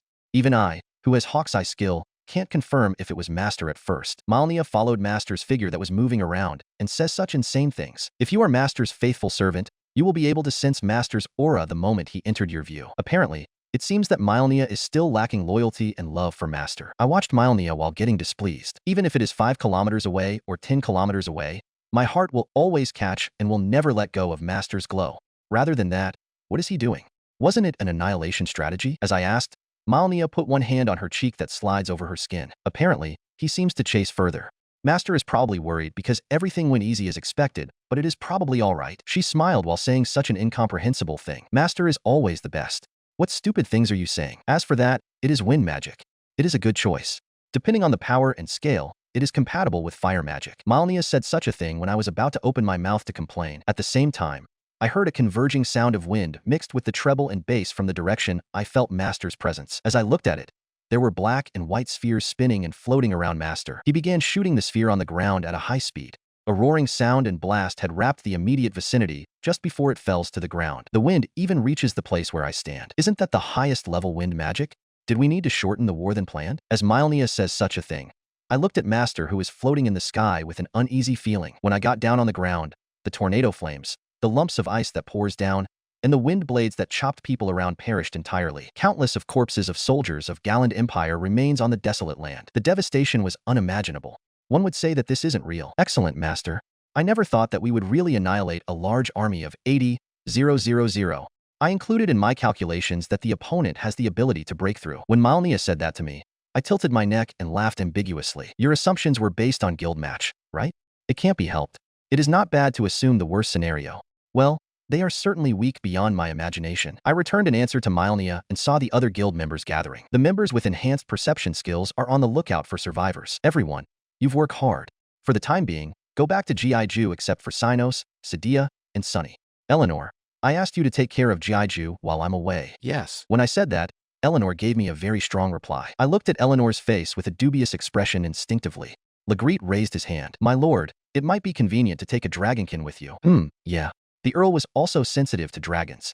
Shall I take you with me? When I adopted his opinion, Legreet shook his blonde hair and pumped his fist into the air. My lord, how about a healing mage? HNN? Sunny can use up to advanced level, but we're at war. All right, Sora will come too. Sora shook her fox ears while requesting to come with us like Legreet. I agreed after considering it. Okay, then let's go there with Legreet's dragon form. It's an image strategy. Image? Are you going to use me as a billboard? Then, should I be wrapped in flames or thunder? Don't. Everyone will run away. Dennis Hoover's POV. Far away, on the other side of the unpaved highway, a roar that shakes the earth is ringing. Many people stopped their feet and looked back behind and saw many people in a disrupted battle line. Don't break the pace. Look ahead and advance. Even if I threaten them, the confusion of the soldiers will not settle. Then, General Ano WH, what was that battle? It's almost like a god's struggle. Senricho, anyone who'll give a selfish remark will be severely punished. Shut up and advance. Tien, Senricho, Chanrenchong, is a 1,000-man commander. Correct me if I'm wrong. Asterisk, asterisk, asterisk. While yelling at my subordinates, I peeked behind me from my horse. Until a while ago, the sky was dyed red and tornadoes of fire were winding up. After that, big rumbling sounds were heard. After the Senricho's remark, nothing can be heard now. That battle is not something a human, elf, beastkin, dwarf, or all other beings can touch. Even if it's that large army of Gallant Empire, they'll only be annihilated immediately. Who on earth are they? Such terrific magic does not exist in Rembrandt Kingdom. No, it surely does not exist anywhere in this world. Then, the one who have done that were those adventurer-like group with unusual equipments. While I was embracing such emotion with a kind of awe-like, there was something intertwined in my chest. A roar came from the soldiers at the back. What the hell? What's the matter? When I shouted and looked back at the rear, the soldiers were really distracted and are saying something incomprehensible from their mouths. Arrange your formation. You, calm down. What? At the time when I tried to shout again at my men, a huge shadow covered my surroundings. Everyone, including me, looked up at the figure at the sky. Doragon, a black dragon that reflected the light of the sun, was flying gracefully over the sky. This is also my first time seeing the being that is said to be the pinnacle of living things. As the dragon roamed around on top of us, it came down towards us. Joe, join the ranks. Phalanx. No, divide to left and right. Don't stand in front of the dragon. The breath is coming. I was stunned, but as soon as I confirmed that the dragon was approaching, I promptly give instructions. My first encounter with dragons, I praise myself for my calm deposition. I splendidly give instructions. If it was me, we could even survive a fight with dragons. No, we might even be able to subdue it. What should I do? Even though I already have a wife, if I were to be called a dragon slayer, the women in the kingdom will not leave me alone. No choice, I'll have a fifth. No, an eighth wife. It cannot be helped because I am a hero. The women of the world might commit suicide if the great meat only has one wife. But my wife is scarier than the dragon. Ral, General, there are people in the dragon. General, are you listening? Senricho is noisy. Should I demote him? Though I was worried about the future of this country, this old Senricho didn't read the atmosphere and shouted. My ears are keen, you know. Dragons eat people. Don't you know that? It's different, you idiot. It's a dragon knight. There is a man riding on its back and is controlling it to go to the ground. What? Dragon knight? This is troublesome. I can't exterminate the dragon. When I looked at the dragon that flew down to the ground, there certainly was 5 people. What? Dragon knight? Fool. You should have said it earlier, Senricho. When I yelled at Senricho, who did not make an accurate report, he looked at me with a terribly disgusted face. What is this disrespectful guy? I'm going to demote you. I thought about such a thing for a moment, but it is far from now. If it is a dragon knight, it is necessary to receive them with the greatest hospitality. Since the ancient times, the dragon knights were always apostles of God. Don't you know that, Senricho? Of course I know that. What's with that language? I rode the horse in a hurry to the bottom of the dragon while complaining to the former Senricho. Tien, yup, he's demoted already. It is easy to run through because the soldiers are divided to the right and left. But why are they confused? It can't be helped. Not everyone has a calm deposition like me. After arriving in the front of the dragon, a man with beautiful black hair and eyebrow on the back of the dragon is. Moo, you guys. No, you're the guys from a while ago. When I said so and went down from the horse, the handsome men and beautiful women from beastkin race, elves, and human descended on the ground from the back of the dragon. We have annihilated the Gallant Empire's army. What? The line of the man is too abrupt, so I instinctively asked back. Then the man opened his mouth again with his arms folded. The Gallant Empire's army has been annihilated. Well, we let one person to escape. You can confirm it for the time being. When he said that, he jumped on the back of the dragon again. Ah, you are. The new 100-man commander who's standing next to me issued words again without permission. Idiot. He is certainly a dragon knight. When I was inwardly indignant, the man on the dragon laughed pleasantly and opened his mouth. I am Run, the one who'll found a new country and will be its king. Earl Villiers' Margrave territory will be under my country. Perhaps you will also be my subjects. I will ask you well at that time. How? When did Dragon Knight Sama built your country? The man was smiling happily upon seeing our surprised face. As the dragon fluttered its wings and emerged, we never got out of confusion. This is why I do not want to work in remote areas. I'm always left behind with the latest information. Sorer was massaging my shoulder while we're riding Legreet in his dragon form. We're flying in an altitude where we are lined up with the clouds. My lord, that was a truly spectacular victory. As expected of you. Well, it's not a big deal. But I guess it's good. I was really enjoying the good shoulder massage while answering Sorer with appreciation. Leader, what are you going to say to the Earl? I mean, about how did you annihilated that large army? Sadia came next to me and asked me such a thing. Right. It seems that they are really pleased with the Dragon Knight. The site where we fought flashily will remain as ruins for posterity in the future. I want to become a Dragon Knight too. That's impossible, Sunny. When I was talking with Sadia, Sunny says her wish, and I gently replied to her. Sunny puffed her cheeks. I'll take Master's crotch again today. Moi? I turned to her and tried to seal Sunny's mouth with both hands due to the bomb she dropped. I feel that Sadia is looking at me with cold eyes, so I tried not to look at her and spoke to Sinos. Can you see the Earl's castle? It's already in your presence, my liege. All right, let's start founding our nation. We'll be busy today. When I said so, Legreet slowed down a little and began to descend to the ground. Because this will be the first time that a dragon will descend in the castle, the Earl's residence seems to be in some sort of uproar. While listening to the various voices heard from below, we landed in the courtyard of the Earl's castle. The courtyard surface is a light brown clay. It seems that it is usually a training field. There are trees lined up on the edge, but the center was a wide space. When we got down, a knight and a servant come out from a distance. Rear Indano? That dragon, slightly behind, Earl Villiers appeared in the courtyard. It is my subordinate. When I explained so, I heard a loud commotion from the people around. No, I heard it already from Baron Bowerii. The Earl was so stunned by the black dragon that his words surprisingly did not come out immediately. He raised his face as soon as he remembered it. Oh, you'll control the dragon to engage the gallant Empire's army. When the Earl says so, I opened my mouth while being conscious of the eyes of other people. No, we already annihilated them. When I answered that, the Earl looked up at me with an appalled face. The surrounding people also are severally expressing their surprise. No way. The gallant Empire's forces should be nearly 100,000. To do it in such a short time, it is 80,000.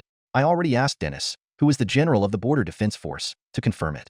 The information will arrive here tomorrow. When I answered the Earl's question easily, the voices of the people around me grew further. The Earl glanced at the surrounding people. It seems that the Earl understood my intentions. How did you do such a feat?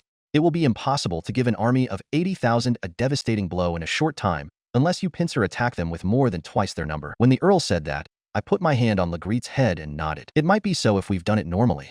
The gallant Empire's army use long spears and hide their body using big shields. It will take time to critically hit them. However, I have this guy. He flew directly in front and touched the center of the gallant Empire's army straight from the sky. Many commanders lost their will. In the middle of confusion, my mages casted countless of flames from the sky. We also did something to the terrain to prevent the enemy from escaping. You should at least look at it once. When I dramatized the story about the war, there were even cheers coming from the surroundings. They heard a story that seems to come out straight from a hero's tale. If they are an ally of a hero from the legend, the opponents will surely be massacred. I heard that execution with guillotine was a show in old Europe that pleases the citizens. Given that, hero's tale will also be popular. Anyway, from now on, that hero will become a king. Then it means, as expected of a dragon knight, no, of Rindano. I heard that you were going to establish a country. Can I ask the name? When the Earl asked me that, I suddenly returned to sanity. I was fairly strained even before the war. It seems that the heat shuts my head. I haven't decided the name of the country yet. The Earl asked it at the best time, but I can't answer it. It is necessary to declare the founding of a nation with the Earl here, to have the information of the new country, to spread in Rembrandt Kingdom in a dash. Rinrin Kingdom is a big no. It sounds like a name of a zoo. I opened my mouth remembering the name of the game where I created everyone. Einherjar. When I murmured, the Earl raised one eyebrow and looked at me. Einherjar. The Dragon Knight's country is Einherjar? When the Earl repeats my words, the same words are heard one after another from the vicinity. It's the title of the game. It is easy for me to say it because I'm already familiar with it. In this world, Dragon Knights are apostles of God, and they are characters that came out from the myth of a hero. Although it is something that came from Earth, it is a myth in this world too. Immortal warriors who continue to fight at the Palace of God. It is from the Norse mythology of Northern Europe. Tien. He's talking what Einherjar is. Click here for more info about it. Asterisk asterisk asterisk. Indeed, it is a name suitable for the guild members I am proud of. In that case, as the king of the country, I will be like the chief god Odin, but I'll reject it because I don't want to be identified as a god. When I was thinking about such meaningless thing, the Earl lowered the head to me. I acknowledge and respect His Majesty, the king of the new country Einherjar. For you to defend our territory, I cannot express how grateful I am. Don't worry. Then, we'll proceed to the gallant empire again. When I told that to the Earl, he rounded his eyes. No, that is no. I guess Rendano will be safe. Though I should remonstrate you for that suicidal act, I suppose it's an unnecessary concern. When I said that, the Earl bowed deeply again. I was acknowledged and showed respect to as a king of a nation by an upper noble of the great country, Rembrandt Kingdom. This sensational news will be passed on and will not die out. With this, the Rembrandt Kingdom will not question it if the Earl leaves them. I spoke farewell to the Earl and fly with Legrede again. Next is the last work for today. I have to inform the gallant Empire about me founding a nation. The Empire's defense city of Alda, which bordered Rembrandt Kingdom. The townspeople didn't know that they are officially at war with Rembrandt Kingdom. The city is very crowded even in the evening. While listening to the vigorous voice of the merchant, we headed to the mansion of Turan, the magistrate who rules Alda. There were 2 gatekeepers in front of the mansion of Turan. They watched our approaching figure. The gatekeeper on the right side nodded shallowly when he saw my face. "I'm sure you're the escort of Baron Bowerii? Can I help you with something? Is Magistrate Turan here?" When he heard that, the gatekeeper wrinkled his forehead and returned to being expressionless and nodded. "I come to this world for some reason. I don't need to speak politely. No, it should be said that I just don't want to. I can't even think of a polite response." I noticed it with how the gatekeeper reacted just now. While I'm being puzzled with my own change, the gatekeeper opened his mouth with a single cough. "You might have to wait for a while in order to hear from Turan-sama." When the gatekeeper said that, the gatekeeper on the left side entered the mansion. After a while, when the gatekeeper came back, he turned to me and opened his mouth. "It seems that Turan-sama will meet you this way." The gatekeeper turned his back and walked ahead without waiting for our reply. We then went into Turan's residence afterwards. When I entered the office, Turan was waiting with the same emotionless smile as the other day. Now, it is the founding of a nation declaration. Turan's POV. I finished reading the city's report for yesterday. I have finished signing the paperwork that needs to be approved by a magistrate. I thought about the report of the Rembrandt Kingdom invasion army, which had not come yet. Anyway, the Rembrandt Kingdom is now being aimed by 3 major powers which border its territory. Those who will miss such a delicious situation are not be qualified to be an imperial magistrate. The Rembrandt Kingdom, which is located right under the Gallant Empire, is expanding its territory to the Imenstad Empire in the east. Because of that, their territory is now in contact with the northeastern country of Mias that has a long, oblique shape. This destroys the equilibrium of the 5 major powers that last for hundreds of years. Originally, Mias was caught in the aggression of Rembrandt Kingdom to the Imenstad Empire, but it seemed that Mias cooperated with Rembrandt Kingdom to deprive territory of Imenstad Empire. But now, the situation was reversed. The king of Rembrandt Kingdom, which was declared as a god of war, passed away. Although the power struggle within the kingdom ended soon without any problems, the current king of Rembrandt, who seems to have failed in domestic affairs, has halted its territorial expansion. Though they have invaded the Eastern Empire, the Eastern Empire was able to prepare for the last 5 years to recapture their former territories. Mias, who is said to be an economic superpower, turned over. When the kingdom was invading the empire, they made profits on the pretense of cooperation with supply. They'll take care of the circulation of goods when the empire starts a war of retaliation against the kingdom. Mias will continue to plunder as the Eastern Empire and our Gallant Empire attack Rembrandt Kingdom. With the involvement of Gallant Empire, Rembrandt Kingdom, who lost its strength will be a prey for it, is not in a condition to fight in 2 fronts. Both empires understand that Mias will get the most profit, but it is still a good opportunity to expand one's territory by 50%. There is no reason not to ride the proposal of Mias. If Mias is the one who'll earn the most, Gallant Empire will obtain the most territory. The Eastern Empire will be satisfied to reclaim their original territory. The economic strength of Mias is due to its shape of being a long country. Mias is involved in various imports and exports. There is no reason not to make profit. However, at the dawn of becoming 4 major powers, Mias, who became the world's biggest economic power, will be targeted at daybreak. It is the country with most money and also a country which borders other countries' territory. Its wide roads that were used for circulation of goods, they made themselves will easily invite armies from other countries. If Mias is eaten and become the 3 major powers, our Gallant Empire, which has the most power and territory, will be the next target. Therefore, the empire must not fail in crushing Mias. If it succeeds, the world is as good as being ruled by Gallant Empire, because the country of elves in the north will not make their move first. When I am loosening my mouth to the coming world unification of the Gallant Empire, the soldier who is the gatekeeper came in. It seems that the adventurers of the day before yesterday came. Is it that impolite person? I thought so momentarily, but I reconsidered. That man is idolized by Bowerii, who has a rotten personality. He might be quite something. He is a future S-rank adventurer. Such words came to my mind and disappeared. At that time, those adventurers appeared in the office. Behind them are 4 selected soldiers in case of emergency. One of them quietly prepared tea for me and adventurers and returned to the front of the door. "Welcome, Rendano. How have you been?" I said so and stood up from the sofa. Ren nodded in my words, answered only a word and sat on the sofa first. He acts like a nobleman who's showing off his power.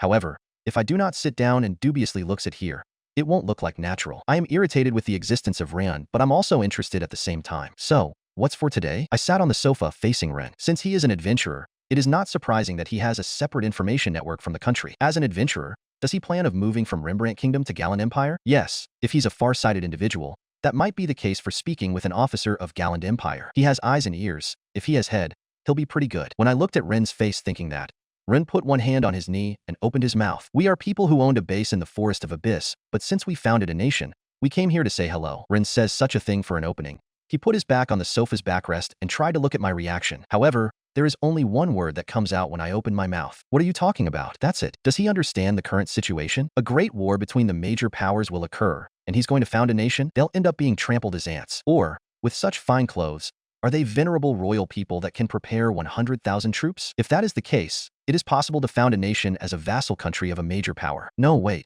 What did he say just now? Ano, it seems that I misheard you. But you said you are based in the Forest of Abyss? When I asked, Ren frowned and looked at me. That's what I said. Is there anything that bothers you? Ren asked to me strangely, but I was driven by the urge to hold his head. The Forest of Abyss, not to mention the Rembrandt Kingdom, even for the Gallant Empire, it is an invincible land that cannot be reclaimed. Did this adventurer accomplish what the army can't? If so, then it is certainly a historic accomplishment. If that can be proven, his ability will be welcomed warmly by any large country. I will be able to understand his arrogant attitude. However, his head seems to be bad. I see.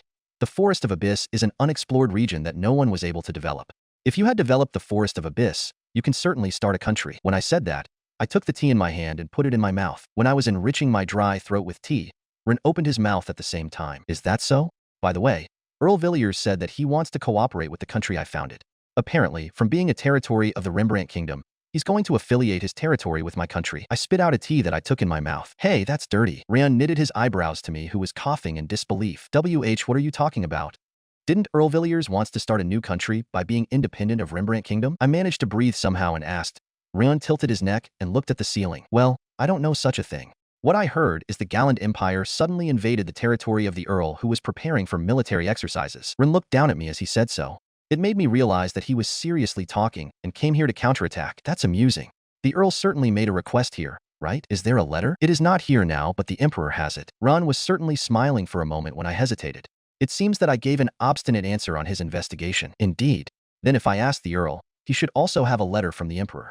Although there is no need to reply for a false promise, right? I was done in. What this guy wanted is to confirm the exchange of letters. If the conversation ends here, I wouldn't be able to do anything. With this, there will be an evidence that the Gallant Empire is working on the shadow to divide the Rembrandt Kingdom. The problem is not the truth, but the impression manipulation to other countries. And the Gallant Empire army that is currently in Rembrandt Kingdom. Please wait a minute. I finally noticed the discomfort. Apparently, I was not able to think calmly by being put on his pace. Yes, he knows the fact that the army of Gallant Empire invaded the Rembrandt Kingdom. In that state, he clarified the existence of letter that can be called secret agreement about building a country between the Emperor and the Earl. But for what? The Margrave territory of the Rembrandt Kingdom can already be said that it is in a precarious state. If so, what profit can he get? I see. In other words, if we don't want that letter to be taken to another country, you want us to buy it at a high price. There is no point in selling favor to Rembrandt Kingdom at this point. Then, as adventurers who travels in different countries, they only need money. This is frustrating, but they are shrewd fellows. What are you talking about? I already said that I founded a nation. The letter exists, and the Gallant Empire's army are clearly there. With those, it is obvious what the Gallant Empire is doing. Then, it would be no problem to annihilate the invading forces of the Gallant Empire in a defensive war, right? What? Tehran's POV. I don't understand what you mean. I said that while staring at the man sitting in front of me. No matter how much I think about it, I can only think that he's making fun of me. Annihilating the invading army of Gallant Empire? What is this guy talking about? Just to confirm, according to Rendano's words, you founded a nation in the Forest of Abyss, and the Earl who is moving to be independent is now part of Rendano's country.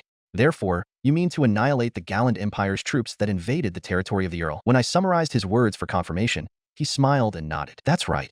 It seems that you get it now. Don't joke around. His light reply makes it look like he's making a fool of me, makes me involuntarily stand up and yell. My guards who were at the back of the room reacted to my actions and dropped their hips. On the contrary, the four adventurers in front of them didn't even move at all. After all, these guys are just idiots. They can't comprehend such a level of war between countries. They must not understand the battle. Baron Bowerii, who idolized them, is not a clever man when I think about it. Perhaps those nobles must have been deceived by these adventurers with this kind of attitude. I finally noticed the true identity of these racketeers, so I clenched my teeth. The visitors will leave.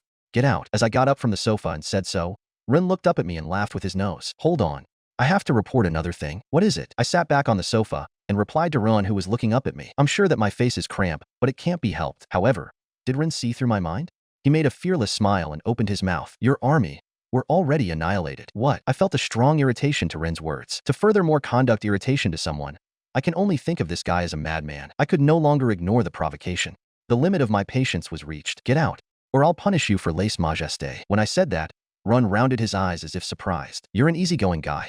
Are you all right having lost 80,000 soldiers? I'll assume that you are. We'll take our leave. Ren got up from the sofa and left the office while muttering something sarcastically. My guards glared at them with eyes full of bloodlust.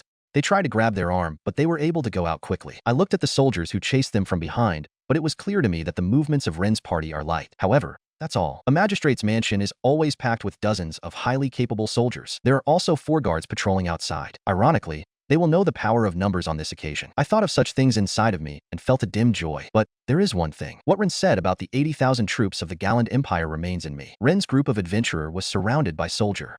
They stood in a spot without even a feeling of tension. I gave command to the soldiers. Have them taste a bitter experience. When I told them that, the soldiers responded in unison and narrowed their siege of Ren's party. The soldiers were already holding naked swords in their hands, but Ren was calm. The next moment, the dog beastkin disappeared. I don't even know what happened. However, when I thought that he just disappeared, the surrounding soldiers fell to the ground at the same time a dust of smoke rose. What magic should I use? I opened my mouth trying to chant an earth-based magic that I'm proud of while looking around, but a cold metal was pressed against my neck. I stopped chanting and closed my mouth. If you try to harm my liege, your body will split in two in a blink of an eye. I heard a clear, low, calm voice of a man next to me. I felt sweat flowing from my forehead to the tension where I could not even move one fingertip. Ren shrugged his shoulder and seems to be apologetic. My bad. Your original expectations are correct. I'm sure that Earl Villier's territory would have been yours, but it is now part of my country. Are you really saying that?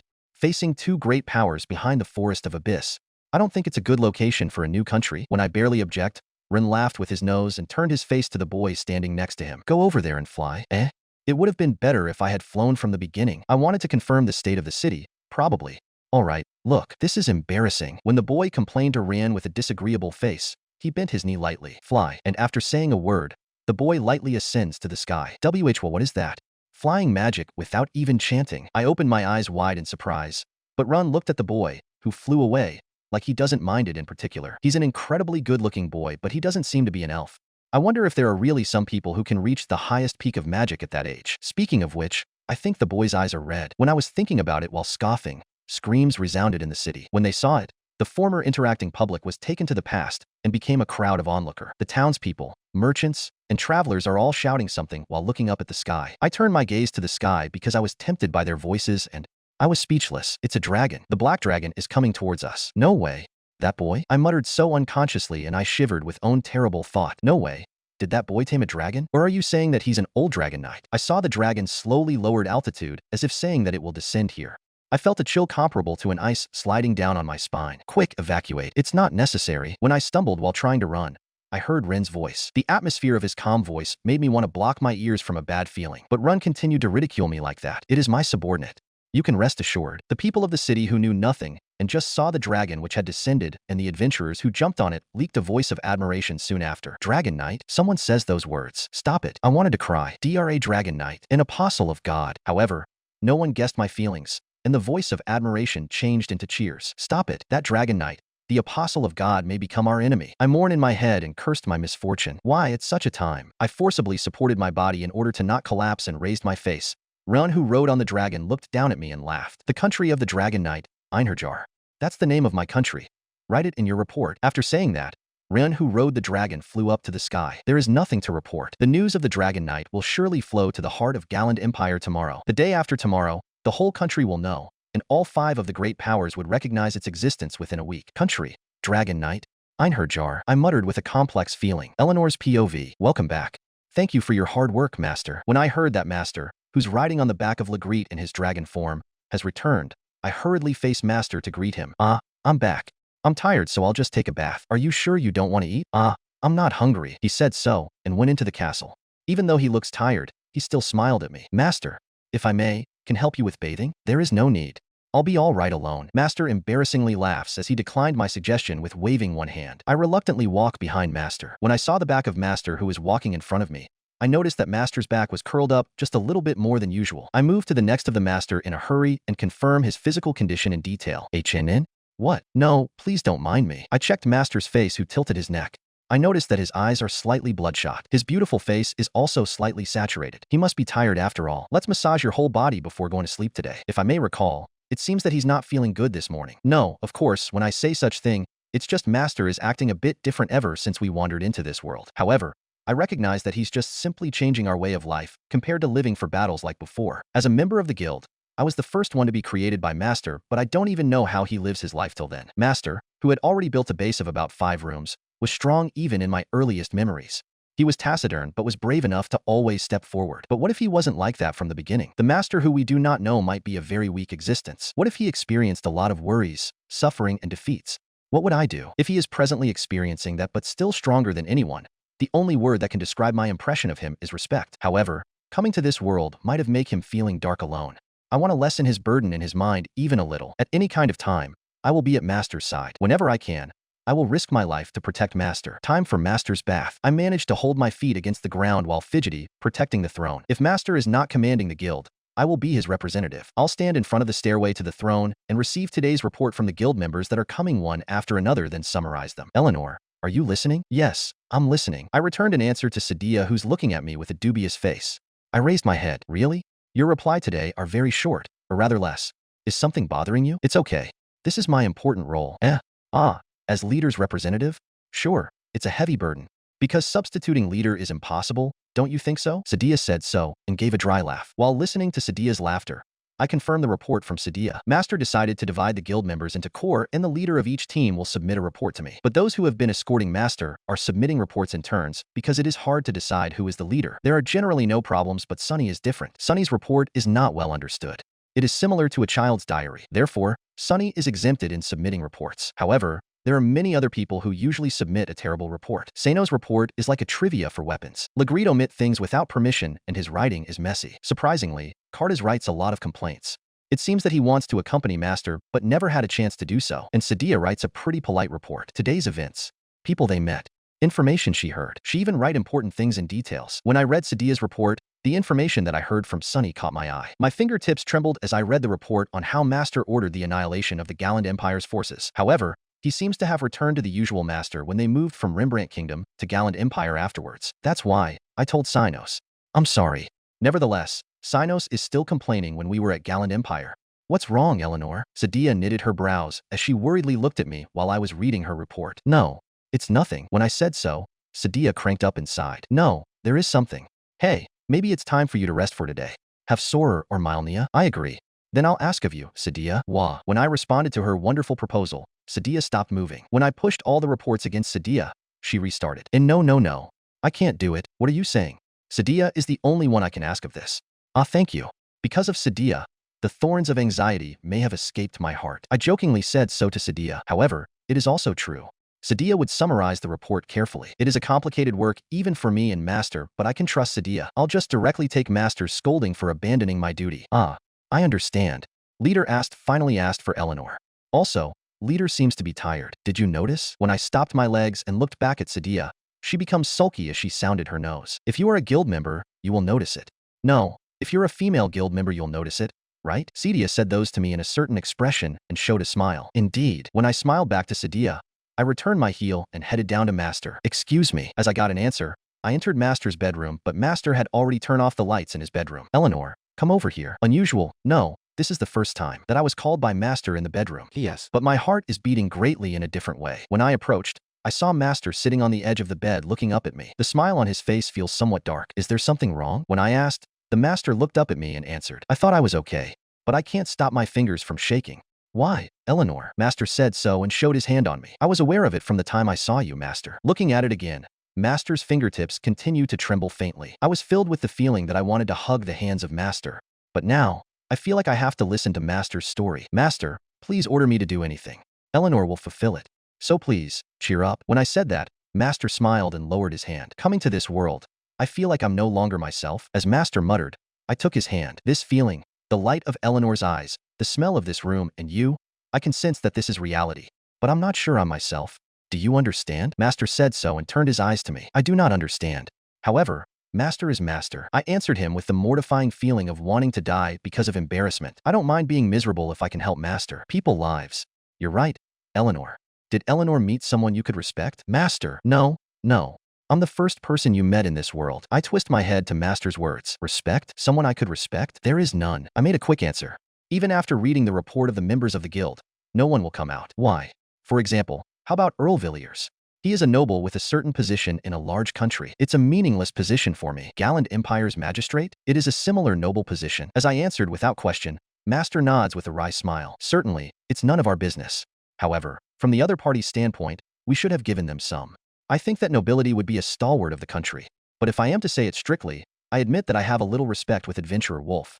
Although I am probably the same human being as the others. Master said so while giving a thirsty laugh while raising his face. However, from my point of view, you are not the same human being. Master is holier than God. However, Master doesn't want to hear such an answer. Master is our creator, the highest existence of human.